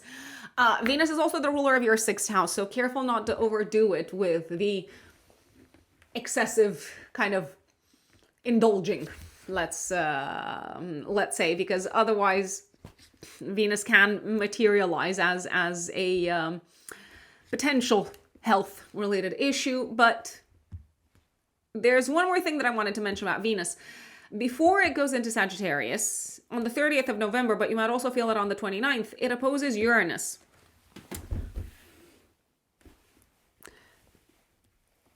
Someone's really taking you by surprise in the workspace. Now, initially, you might be flabbergasted. You're like, oh, I didn't see this coming. I never thought this was an issue. Like, why are you telling me now? But actually, this probably unpleasant surprise might be a blessing in disguise. Let's say you stop working with someone. Let's say a client leaves. Immediately, someone better might fill their spot. Immediately. Just saying. Capricorns, Capricorn suns, and Capricorn risings. November of 2025. What is going on in November, Capricorns? Well, loads of things, and many of them great. Many of them great things. I'm going to start off with probably one of the most beautiful aspects of the month, Jupiter trining Saturn, the entire month, even though it's not exact. This tells me that you have massive support, Capricorns, especially Capricorn risings, from people that believe in you, people that love you, people that want what's best for you. You have massive support from these kinds of people to achieve whatever it is that you want to achieve on a personal level. So if you want to write, it feels like the right people are in your life to support you through that process. If you want to learn something, if you want to take an exam, if you want to learn to communicate better, if you want to understand yourselves better, Capricorns, it feels like the right individuals are with you to guide you through the process. Maybe you have some really solid support from an advisor, a consultant, a counselor, a therapist, a coach, or even your life partner. Lots of good things are happening with a life partner as well this month, especially if you have been with someone for a long time. You're achieving some big things together with a partner, Capricorns. You're talking a big game, but you're not just talking about it. You are actively working towards a greater vision with a significant other. Capricorns, to me, it looks like you can really trust this person. I mean, it's probably your partner, but it also feels like you are right to genuinely believe in them and to genuinely believe in what you can accomplish together as a team. A great month for business partnerships, especially if you've been working with this person or you've been in this partnership for a long time. Not necessarily the best month for new business partnerships, but if you've worked with someone in the past, even if for like a short amount of time, I do believe that the collaboration can expand and grow nicely. It's kind of like the stable growth type of collaboration that I'm seeing. Now, Mercury is going to be retrograde this month. Mercury Capricorns for you rules your 6th house and your 9th house. What does that tell me? Well, it tells me first and foremost that it might not be the time to look for a new job, that it might not be the time to say yes to new professional collaborations, that it might not be the time to try out a new dentist. It might not be the time to try out your luck when it comes to, I don't know, like a new kind of like health-related procedure or like wellness procedure. Of course, this is not medical advice. So if you're dealing with any medical issues, if you're dealing with any health issues, please listen to the advice of the doctor. This information is for entertainment purposes only. With Mercury being retrograde, things could be a little bit slow on the work front. There could be misunderstandings potentially. There could be issues that unfold behind the scenes that affect your day-to-day work, but that you only end up discovering later. There could be trouble with paperwork. There could be trouble with the internet. There could be trouble with emails, for example. So there could be trouble on a variety of fronts. Mercurial trouble. So not a disaster. Again, things might get lost in translation, or like I said, the internet might not be working, or someone might have made a mistake in one of the reports that you had to share with a client, and you're scrambling to fix that mistake, and maybe you can't initially figure out what the mistake is. So that could be the issue with Mercury retrograde. If you are expecting any sort of news or results from a legal institution, from a legal entity, Mercury retrograde is probably not necessarily going to be fun because it will cause delays. Maybe you need to like resend some documents. Maybe you need to state your case once more. Maybe you need to talk through things once more that you have talked about in the past and you're not necessarily thrilled with that. It could just feel like people are not necessarily doing their job in the manner that they're supposed to be doing it on the legal front. So maybe you deal with, oh gosh, I'm laughing because I'm talking to Capricorns and Capricorn folks around me, Capricorn suns, moons, risings, generally talk so much about having to deal with the incompetence of others. So this month, you might deal with the incompetence of others. And that's not a new thing. But it might throw a little bit of a spanner in the works for you on several different fronts. So the retrograde is happening 9th of November until the 29th. Initially, the retrograde is going to happen from the 9th until the 19th in your 12th house. There could be thoughts coming up that keep you awake at night. So be mindful of this. Maybe switch off your phone like an hour or so before going to bed. Give yourselves permission to unwind. Don't read the news until late at night because you might deal with some insomnia afterwards.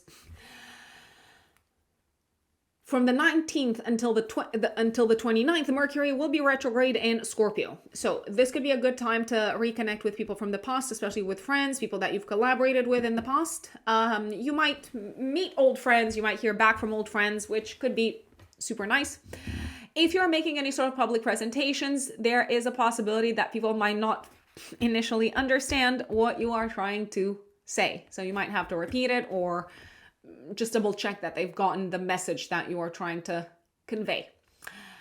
So that's Mercury retrograde. Now I'm going to go through the most important dates of the month in chronological order.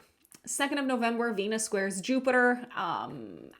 I do believe this energy might be active also the day before and the day after. I think you're going to like this. You are enjoying where things are headed from a romantic perspective. You're enjoying where things are headed from a career perspective. You're feeling really good. I actually believe you're feeling quite relaxed, Capricorns. And sometimes this happens when you're sort of like chilled and relaxed and you go with the flow and you're thinking, what could go wrong now? All sorts of foreign elements, of unforeseen elements enter the picture, and things sometimes do go a little bit south. They do go a little bit off the rails. Careful not to relax too much and forget about the hard work that you still have to do, especially around the time of this transit, so 2nd of November. Mars goes into Sagittarius 4th of November until the middle of December. Mars is the ruler of your 4th house and of your 11th house. Capricorns, I think you need to get rid of a lot of things from home. Maybe you need to sell them. Maybe you need to recycle them. Maybe you just need to throw them away. That's it. So if you're doing a purge at home, fantastic. There is a possibility that old issues might resurface in connection with your home and living situation, and you might need to push through in order to see them resolved. And with Mercury going retrograde, this might take longer than you thought it would take. There is a chance that you might be disappointed in some friends. Maybe it feels like they've acted behind your back, or they just sort of like sabotaged some of your efforts. I am not liking the 12th of November in particular when it comes to this type of energy.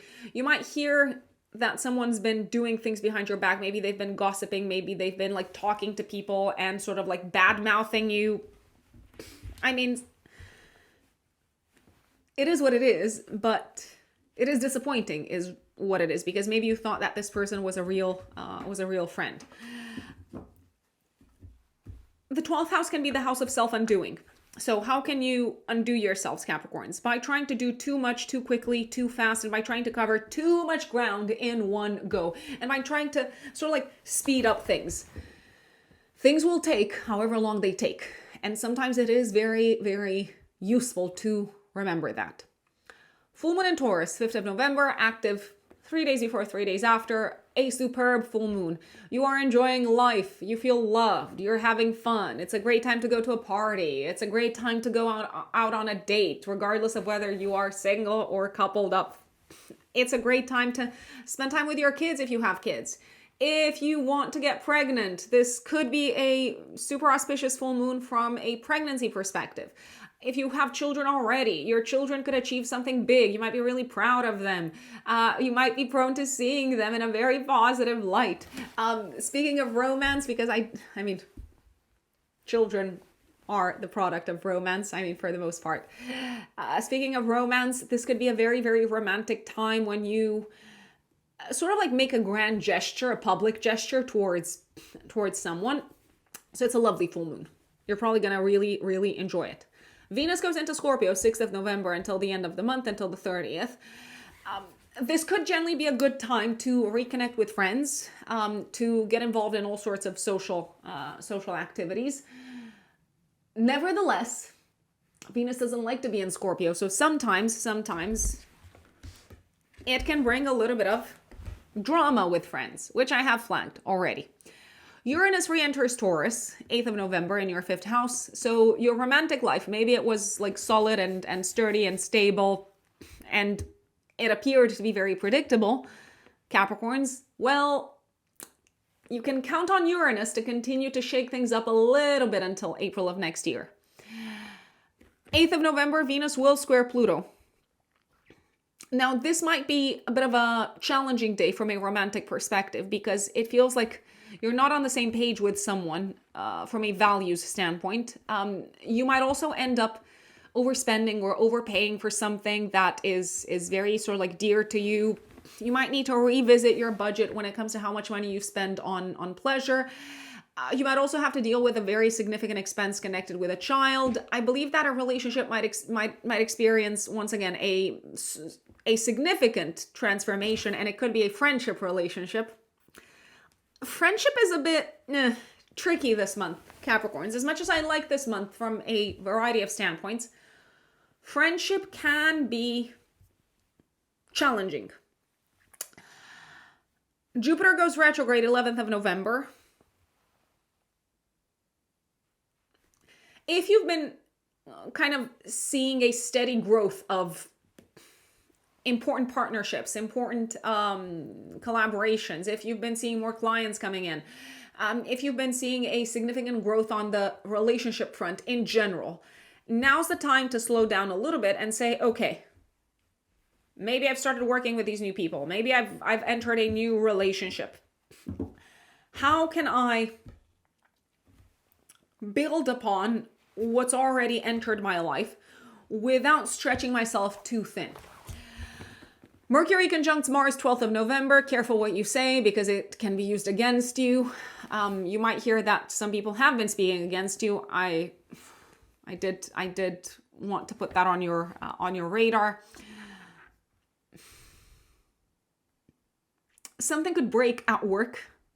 It could be like a software. It could be one of the tools that you use. And that's fine. Sometimes these things happen. But if you work in a physical sort of like setup, do be mindful of the fact that things could malfunction. So if you're using, like a manual tool, I would employ a little bit of extra caution. 12th of November, maybe also day before and day after. 17th of November, probably one of my favorite days. The Sun trines Jupiter and Saturn. Things are coming together in your relationship sector, in your friendship sector. A partnership is kind of like being taken to the next level. You see a bright future ahead of you. This could be a really beautiful time from a social standpoint. So it's a good moment to go out, to connect with friends, talk to people that are important for your future, reach an agreement, talk about plans for the future together with people that matter to you. A great day to talk money as well. Mercury will oppose Uranus on the 19th of November. I mean, someone could bail on you at the last minute. Someone could cancel at the very last minute. So I would be prepared for anything when it comes to plans. I would be prepared for plans to change. That's what I mean.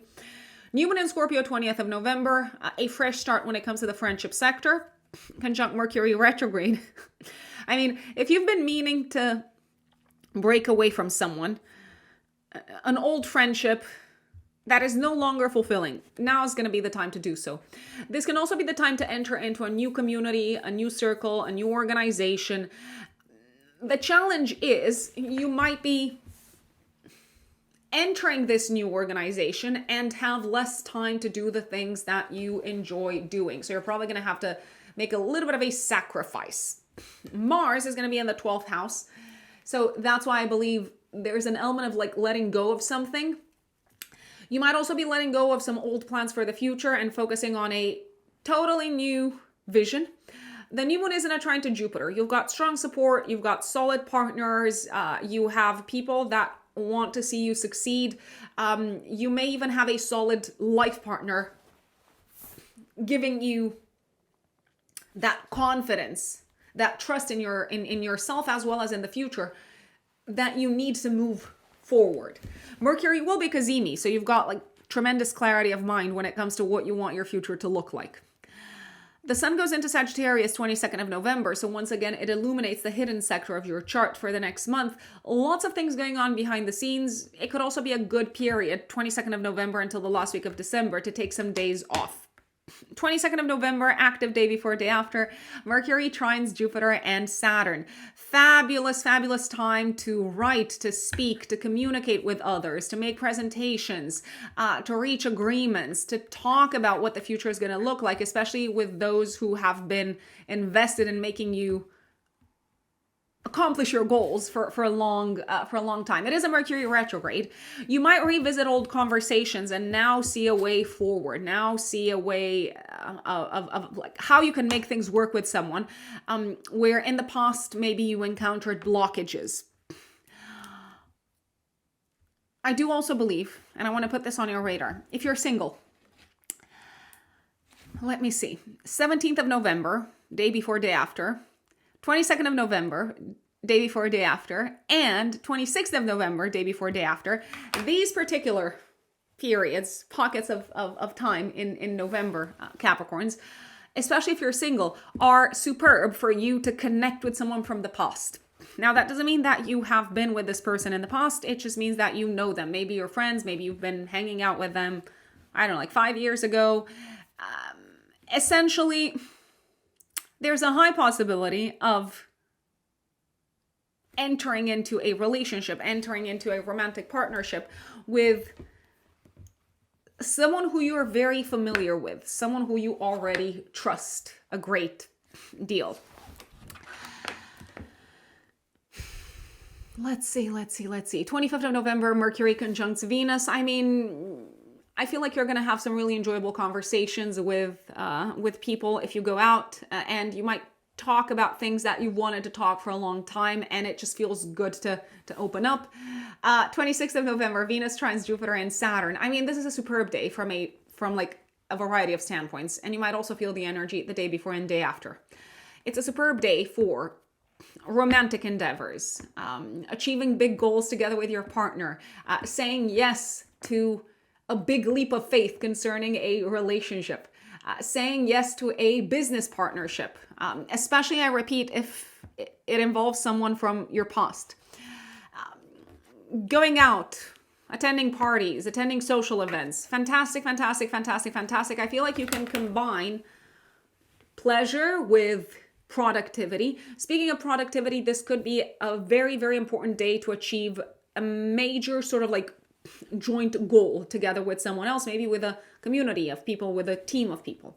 Saturn goes direct in your third house on the 20th of November. So if you've been doing a lot of work in the past few years, Capricorns, on the learning front, on the writing front, and on the communication front, you've got a few more months left of finishing what you've started, with Saturn being direct in Pisces.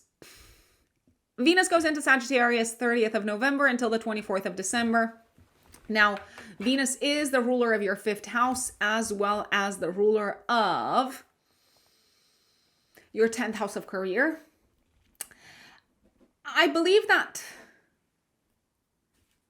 professional ambitions might sort of like take a bit of a step back throughout this period. I mean, you've worked hard this whole year. You work hard in general. It's okay to take a break. It's okay to let your professional ambitions take a bit of a step back. You might really enjoy getting away from the world, sort of like spending more time behind the scenes, maybe involved in the things that are your passions or your hobbies, or just the things that you enjoy doing on your own, or without necessarily sharing them with the public. Venus helps you in this regards. Before Venus goes into Sagittarius, however, 30th of November, also active day before, Venus will oppose Uranus. Someone's not who you thought they were, or someone is no longer the person that you knew. Maybe they've changed, and maybe it's someone that was very close to your heart, someone that was very dear to you. Could this come as a shock to you? Yes. Is there anything you can do about it? Probably not, other than accepting and going with the flow. My lovely Aquarians, Aquarius suns and Aquarius risings. November is gonna be a month. It will be a very productive month in many ways. In some ways, it will probably be annoying, but annoying does not mean disastrous. It just means a little bit of extra hassle. So, the entire month, Jupiter in your house of day-to-day work will be trining Saturn in your house of income. Essentially, you are achieving slow and steady growth from a work perspective, from a financial perspective. You are seeing the fruits of your labor. You are seeing the results of your hard work. You are probably going to see some really positive results when it comes to some issues that have taken a long time to see through on the work front. So overall, I'm just going to say it, Aquarians, you're probably going to feel like you've accomplished a lot at the end of November. It also feels like you are achieving slow and steady growth and like positive results, results that make you feel super optimistic about the future when it comes to investing in your health, physical, emotional, mental. You finally seem to be ready to take that leap of faith and make those changes that you know are going to be healthy for you in the long term. You do probably feel very valued and appreciated in the workspace. Your sense of self-worth and self-esteem is getting a boost. Your professionalism, your empathy, your emotional intelligence are not going to go unnoticed this month, and you are probably going to score some big wins as a result of that. Like I said, the health stuff is also a bonus if you ask me. There will still be some money to spend on the health and wellness front. Maybe you've been spending quite a bit on that ever since Saturn went into Pisces, but it's probably going to feel like it's money very, very well spent. Jupiter is also the ruler of your 11th house. You are making some steady progress when it comes to achieving your long-term goals, Aquarians, this month. You're also making some friends in the process. You might also be making friends at work in general. So you might be befriending your team members, your colleagues, your clients, and that seems to serve you well also. So all of that looks good. Now, Mercury is gonna go retrograde, in case you missed it. No one did. I'm sure no one did. But alas, Mercury retrograde is here. Now, Mercury is the ruler of your 5th house and of your 8th house. Oh gosh, what does that tell me? It tells me that during the retrograde, from the 9th of November until the 29th, there is a high chance of misunderstandings, miscommunication with romantic partners, the bank, anyone that you're involved with from a financial perspective. So your accountant, for instance. There could be challenges with paperwork, with documents, with any financial documents in general, any paperwork connected with your mortgage, or if you have a loan, with your loans. I would recommend going through paperwork and documents with a fine-tooth comb, especially when it comes to financial matters. There's a possibility also that you might be on the fence when it comes to a romantic matter, Aquarians. Now, if you've been seeing someone for a long time, then that doesn't mean that the retrograde doesn't mean you're going to question the relationship. If you've been seeing someone for a short time romantically, you might actually question the connection. You might question whether you like them or not, whether you've got a future with them or not. There's a possibility you might also find out some things about them, especially from the 19th until the 29th, that you did not know of. Life could suddenly feel a lot more complicated. The future could feel a lot more complicated. You might also not agree on some major topics connected with the future, maybe major topics connected with children as well. So things are a little bit on the murky side, on the romantic front. Speaking of children, you might have some challenges in communication with your kids, especially about what they want to do with their future, maybe where they want to go study, what they want to do next with their lives. Mercury will be retrograde initially from the 9th of November until the 19th in your 11th house. Now, this could be a good time to reconnect with people from the past, to reach out to old friends, to send that check-in message and say, hey, how you've been? How's life? It's not necessarily the best time to make public speeches and presentations. I mean, from the 9th until the 29th, generally, if you speak in public, and you might have to speak in public. I mean, that's life. Let's say you are a manager and you have to address your team. there is a high chance of people not understanding you in the manner that you intended them to. And I would also be very careful what sort of words you use, because they can backfire. There is a possibility of massive misinterpretation of your words, especially around the 12th of November, give or take a day before and a day after. Mercury, I'm thinking of Uranus. Uranus is doing some cool things as well this month, and some of them not so cool. Some of them a little bit more on the frustrating side. Mercury will be retrograde in your 10th house of career from the 19th until the 29th. This is a great time to work with people that you've worked with in the past, to go over old projects, to go over your LinkedIn, your portfolio, to update your website. I would not necessarily recommend starting off a new professional project during the retrograde, but if you have to, just know that there can be mercurial challenges, such as, let's say you're launching a web app. It could go down. The application might malfunction. There could be bugs that sort of mess up the experience. So again, not a disaster, but generators of hassle. So that's Mercury retrograde. Now I'm going to go back in time and take you through the most important dates of the month. Starting off with Venus, 2nd of November, squaring Jupiter. This aspect is also going to be exact on the 2nd, but is also going to be felt the day before and the day after. I do believe this energy is going to bring this like feel-good vibe at work. I also believe you're trying to please someone in the workspace, and you're probably not being very pushy about imposing your view of things upon them. I also believe that even though you might not be speaking the same language as someone else, even if there are maybe differences in terms of language, cultural background, and so on, you're probably going to manage to get along well with someone from a different background. 4th of November, Mars goes into Sagittarius in your 11th house until the middle of December. Lots of action steered towards your goals and plans for the future, my dear Aquarians.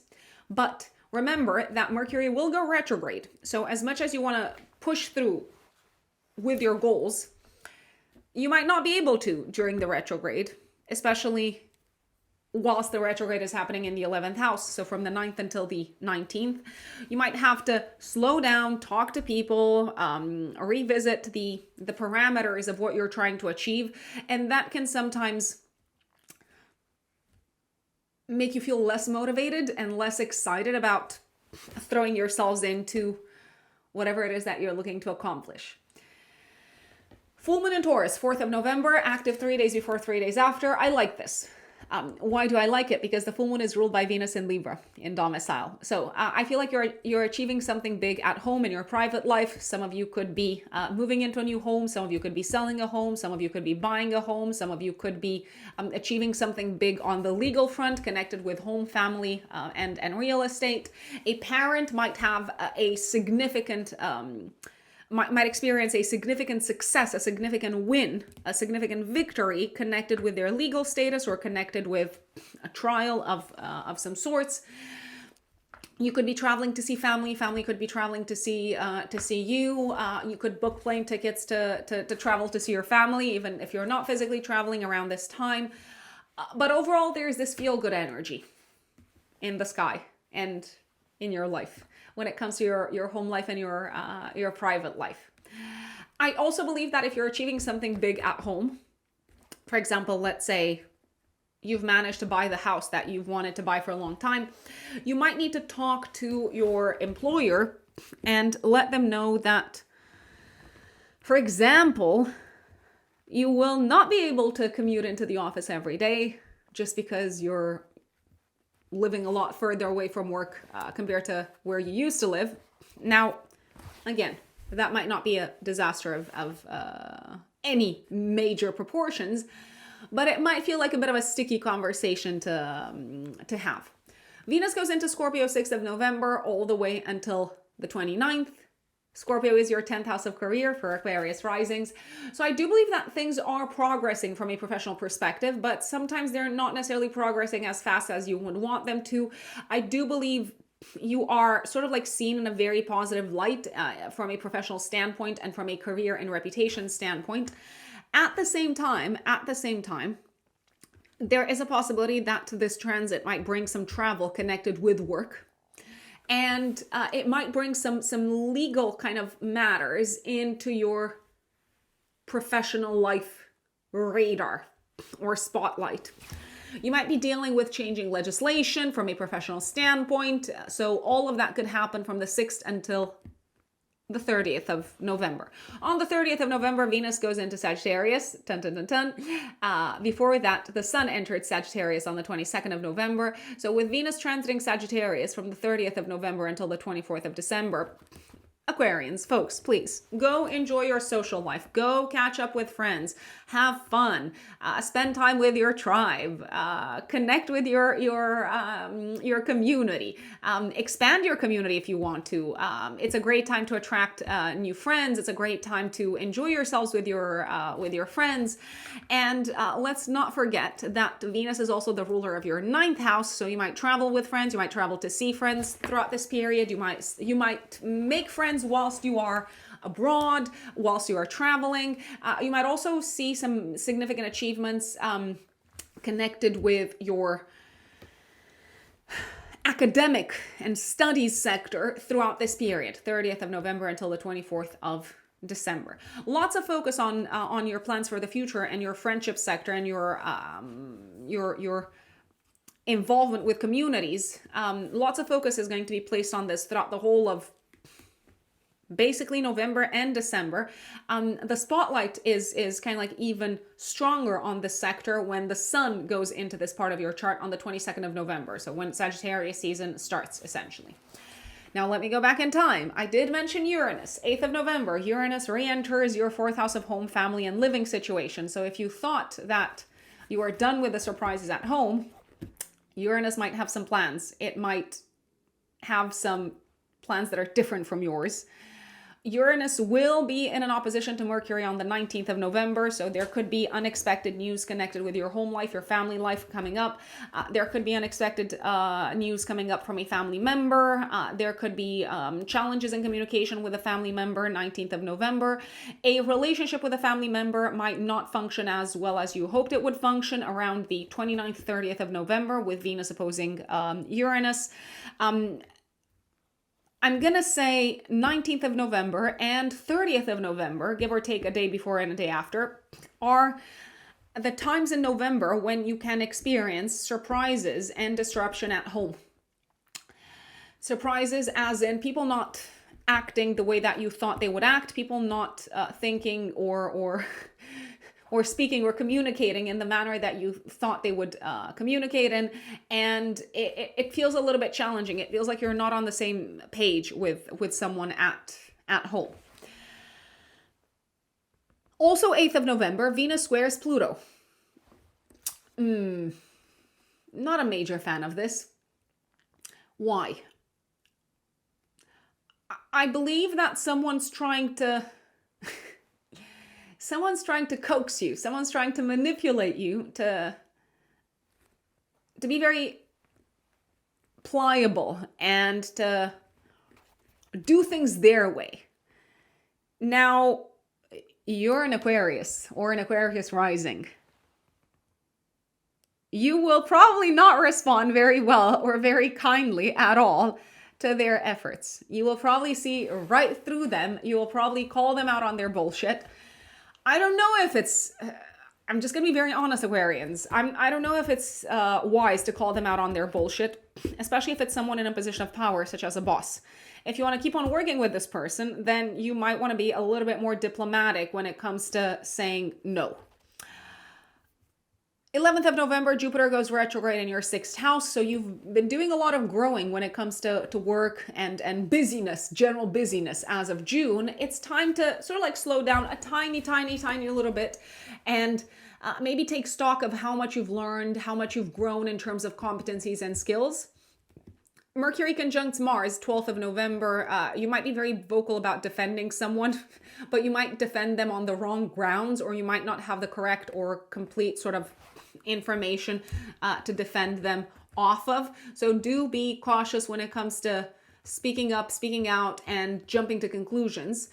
There is a possibility of having a bit of an argument with a friend also based off of different maybe political, philosophical, religious, spiritual views.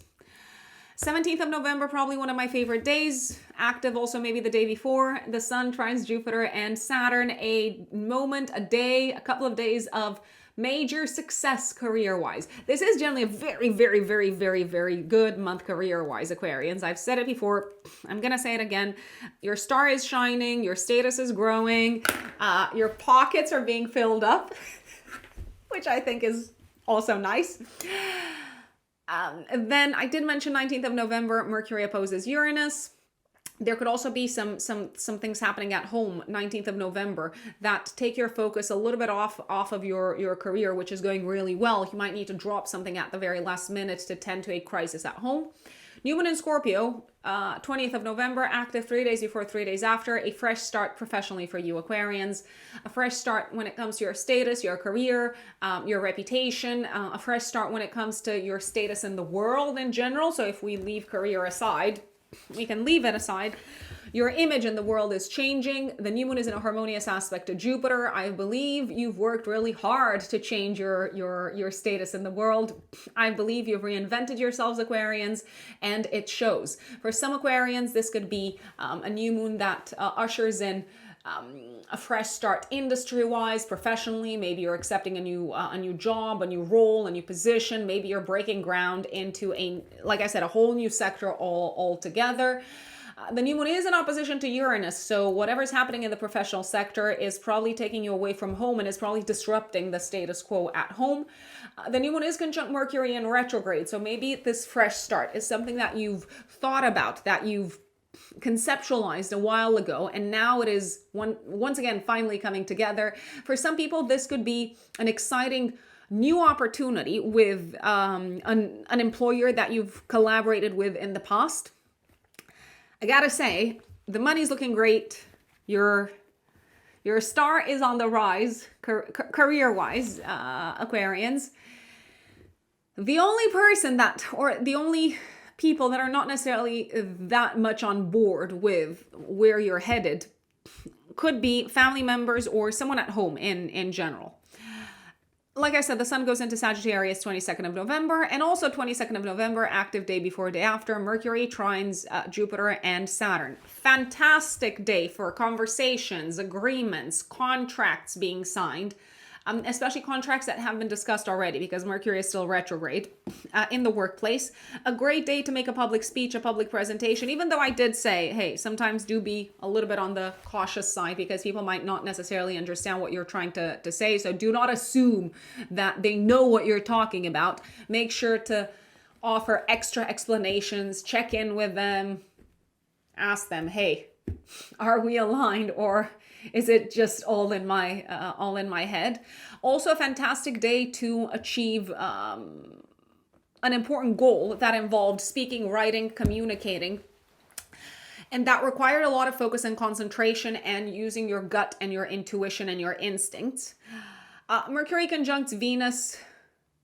I feel like you're talking about something that you've talked about in the past, and you're talking about it in public. You're kind of like sharing your views with the world.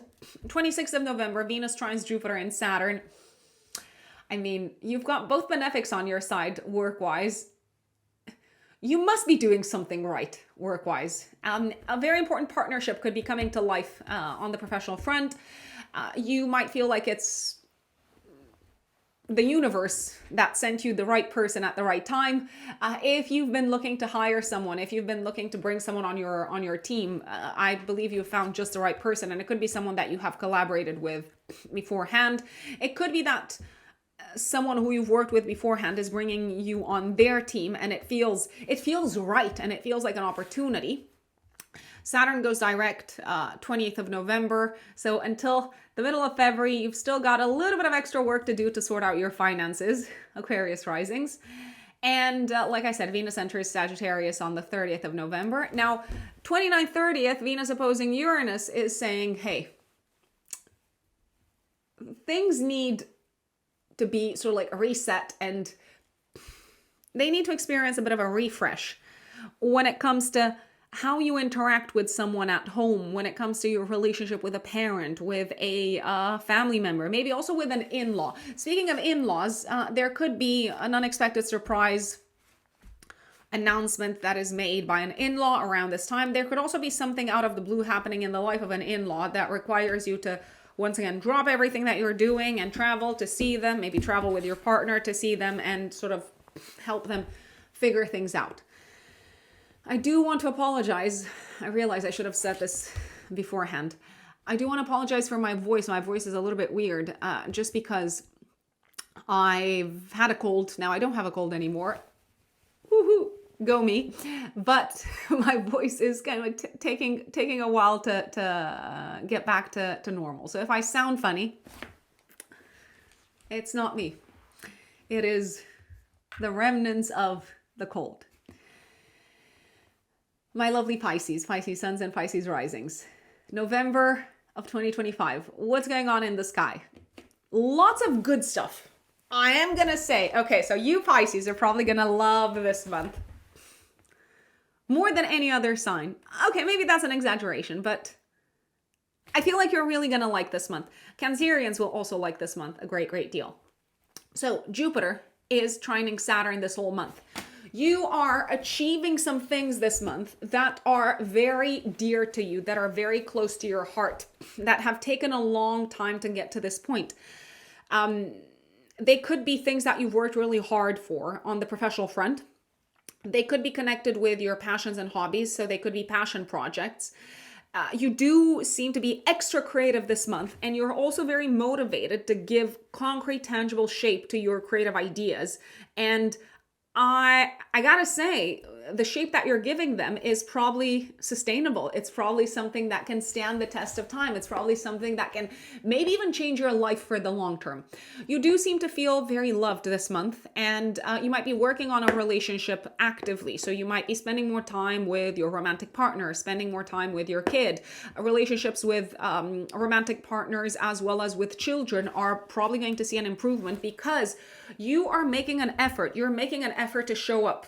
You're making an effort to listen. You're making an effort to empathize. And I repeat, it is paying off. You might also be organizing some cool things. I feel like you might be organizing some parties, or you might be organizing some trips, and maybe it is taking a while to plan. It is taking a while to bring all of this together. And maybe you're not actually throwing the parties this month. You might be throwing the parties, or you might be taking the trips over the next few months, but alas, and the organizing, the work aspect is happening successfully in November. What else? You're also probably putting effort into mastering something. It could be a skill. It could just be something that you do for fun, and you might become more proficient at it this month, and it brings you a tremendous amount of joy. So I love this for you. I love it on so many different levels. Mercury will be retrograde this month, 9th of November until the 29th. Mercury rules your house of relationships and your house of home. I will say, Pisces, you might experience delays on multiple fronts. So even though it's a lovely month overall, there could be delays, there could be cancellations. People might change their plans at the last minute when it comes to one or several of the following sectors. Relationships. So your partner might say, hey, I actually don't want us to travel on this day. I want us to travel on a different day. Or things could pop up in your partner's life if you are in a relationship that require you to be very adaptable, that require you to be very flexible with your plans. There is a possibility that the partner might bring back to your attention old problems.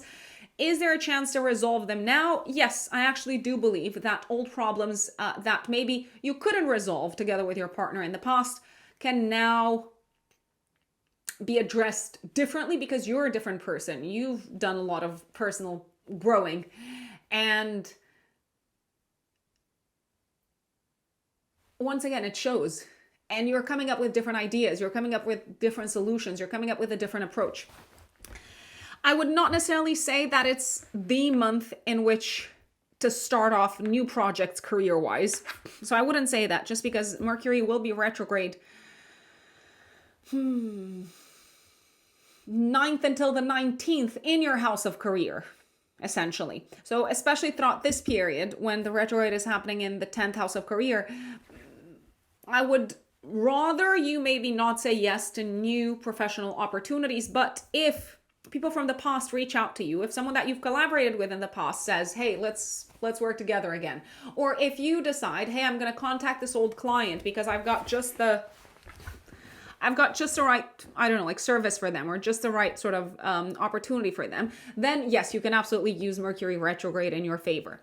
I will say things might advance a little bit slower on the career front, 9th until the 19th, when it comes to anything involving a mercurial aspect. So websites, technology, the digital sphere, paperwork. So all of that. That's pretty kind of like standard Mercury retrograde stuff.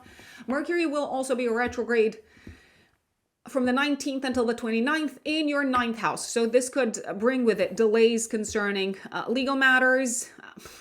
If you're traveling, again, I would be prepared for delays. I would be prepared for postponements. I would be kind of a little extra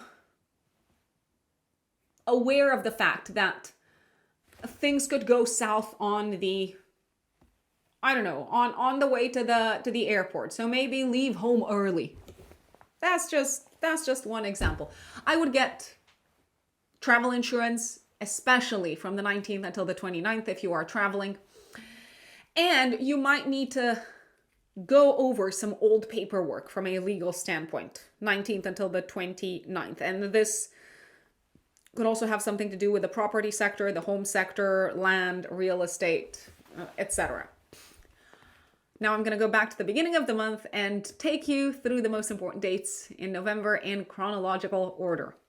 2nd of November, Venus squares Jupiter. Lots of fun, lots of enjoyment to be had. Maybe a little bit too much. You might overdo it.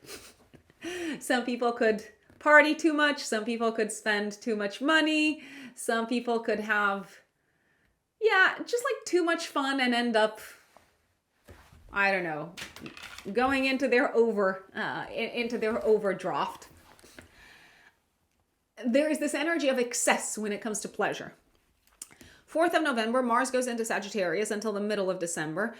I do believe you're going to be very motivated to take action on the career front, but remember that things might actually move slower, even though you'd prefer they move faster, with Mercury being retrograde from the 9th until the 29th of November. I also believe you might be spending some money when it comes to improving things from a status perspective, from a reputation perspective. So maybe you're going to spend some money on, I don't know, like new headshots, for example, or on a new website. I do believe you can take the lead when it comes to career-related matters, but remember, people move at their pace. And this month, other people are not necessarily moving at your pace.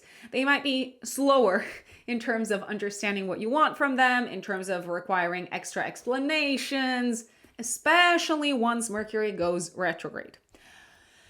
I apologize. 5th of November, active 3 days before, 3 days after, we've got a full moon in Taurus. You might be achieving something on the educational front. Maybe you're completing a course. Maybe you're sitting an exam and passing, very likely. Maybe you've got a kid who's passing their exam. Maybe you're having an important conversation about money, an important conversation about a trip, an important conversation around traveling. Maybe you are physically traveling. That is very much a possibility that you could be physically traveling around this time. You could be paying for your education. You could be paying for a trip at the same time. Venus goes into Scorpio 6th of November all the way until the 30th of November. If you travel, I do believe there is pleasure to be found on your trips. But remember, Mercury retrograde. There is also a possibility that you might feel like people are willing to help you when it comes to legal matters, travel-related matters, and matters connected with your education.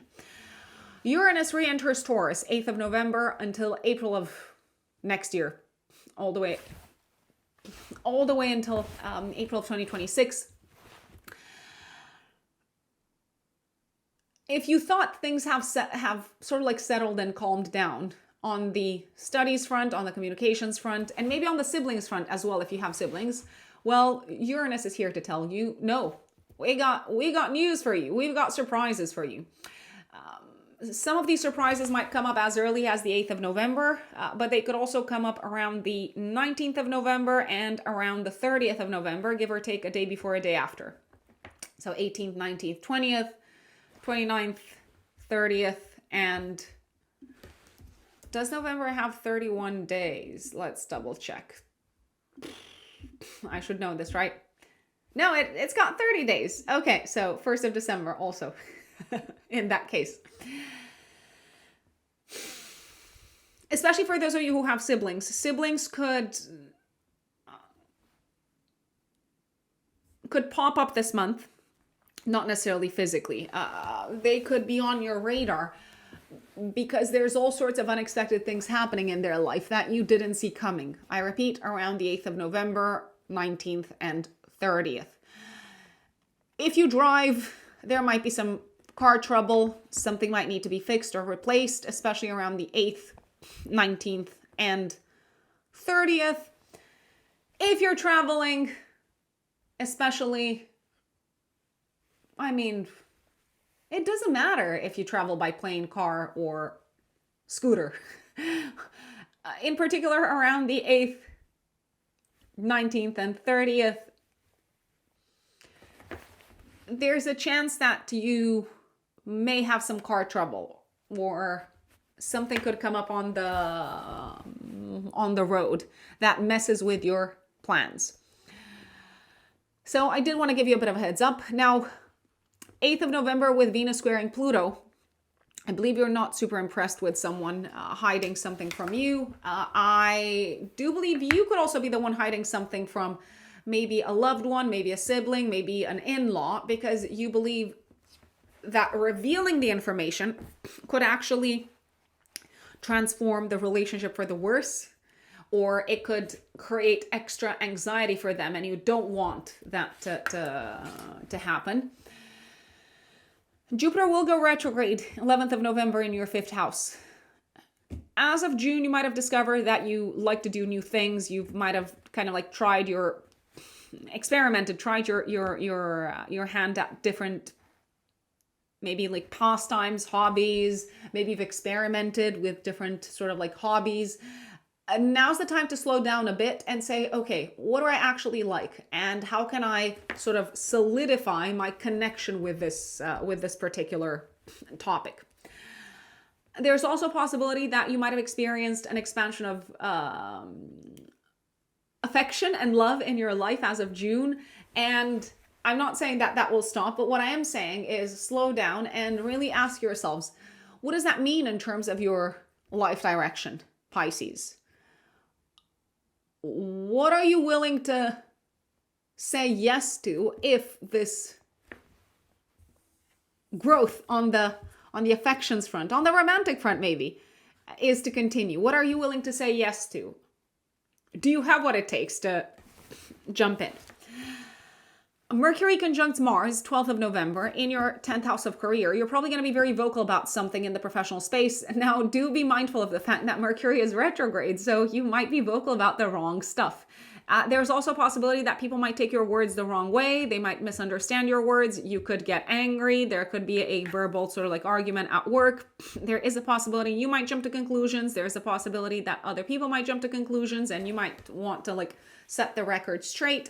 This could also be the time to address a matter that you wanted to address for a long time in the professional space, especially a matter concerning a collaboration that is not working as it's supposed to be working.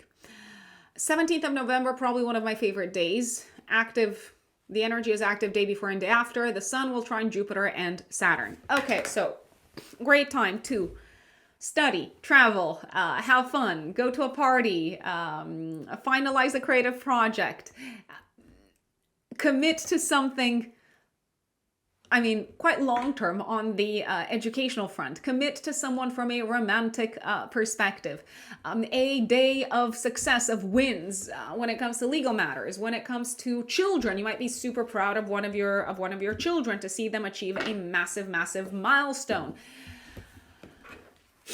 You're inspired, you believe in yourselves, Pisces, and you seem to have solid divine backing. So go. Don't be afraid. Don't be afraid. Also, great day for traveling, especially if you're traveling to a place that you've been to in the past. And if you're traveling for professional purposes, even better. Even better. It's probably going to be successful. Like the whole trip is probably going to be successful or contribute to success. Mercury will oppose Uranus on the 19th. Disruption when it comes to traveling, planes getting canceled, maybe having to reschedule a flight. Mercury will try Neptune. So if you just kind of like go with the flow and accept it and give yourselves permission to relax and drift in whichever direction the wave takes you, you're going to be fine. You're going to be absolutely fine. New moon 20th of November in your 9th house. This is interesting. So a fresh start when it comes to your belief system, Pisces. Your beliefs are going through a massive, massive, massive transformation.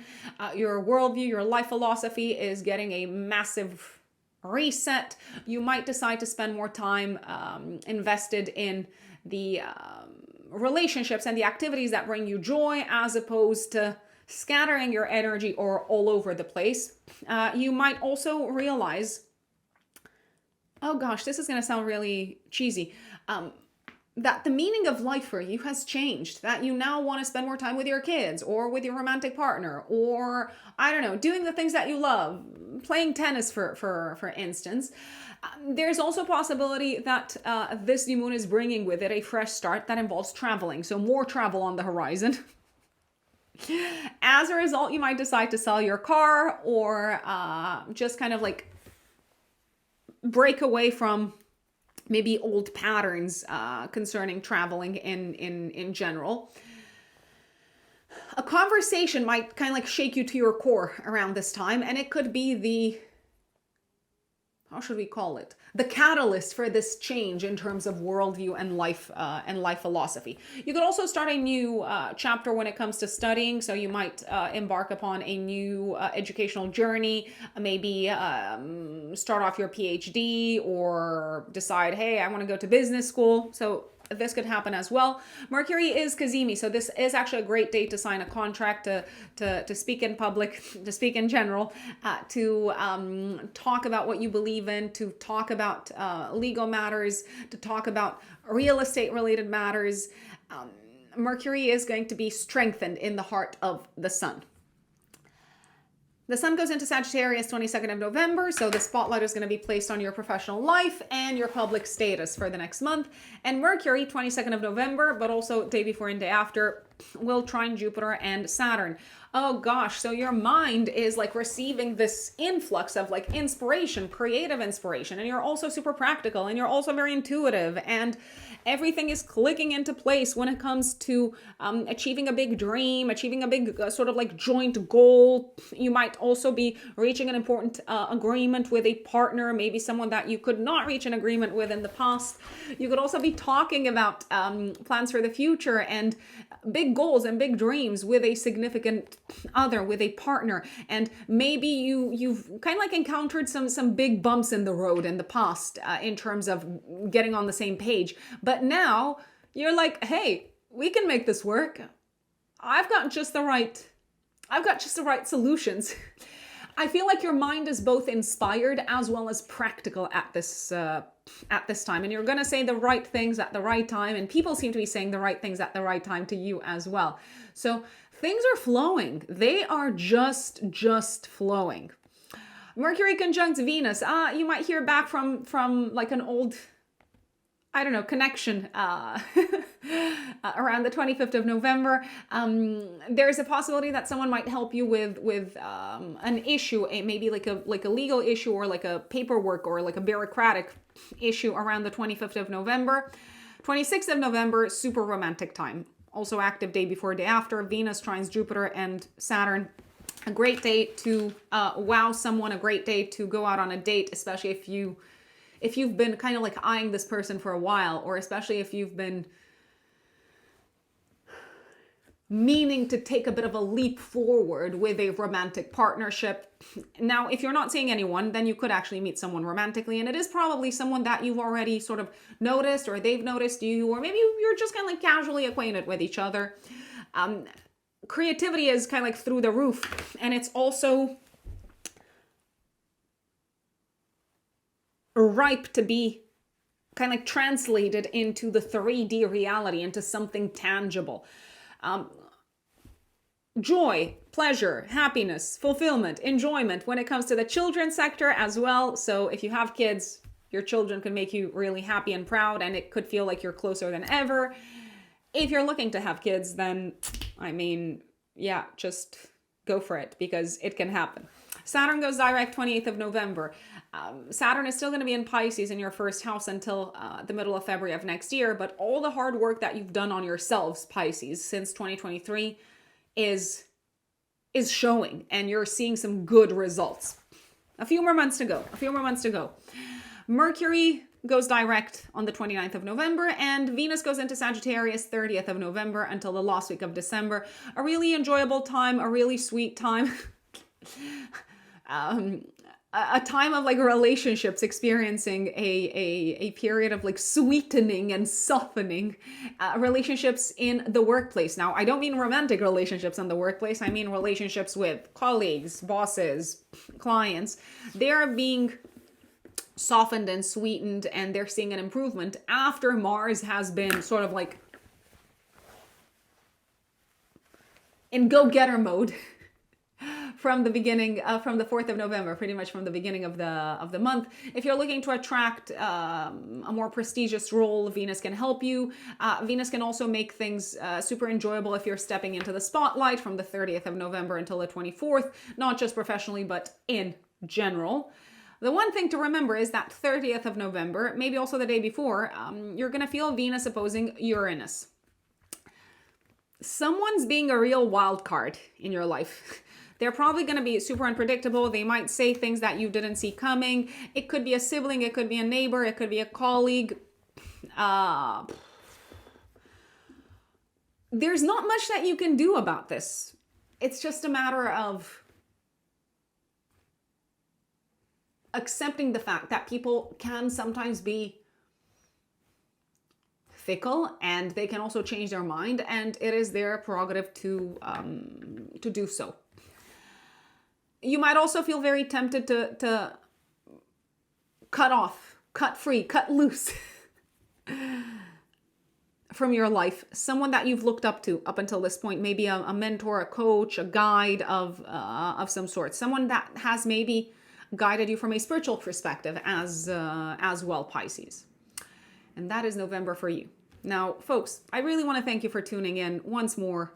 It is my pleasure to deliver these horoscopes for you. So do let us know in the comments how November unfolds.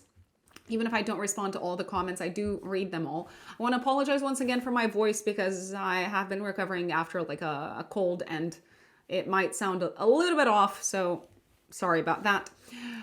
If you like my content, if it's useful, don't forget to give it a thumbs up, like it, share it, subscribe, all of that jazz. And you can also make a donation to the channel using the thanks button underneath the video. And of course, a reminder that if you want to work with me, I'm a full-time consulting astrologer. I work with clients one-to-one on a day-to-day basis. If you want to work with me, you can purchase a personal astrological consultation from my website, which is written in the stars-astrology.com. Obviously, it's in the pinned comments as well as in the description box. If you're active on Instagram and TikTok, I'm also active there, especially on Instagram. I do post a lot on Instagram, especially stories. And it's a mix of personal life, sometimes astrology, sometimes traveling.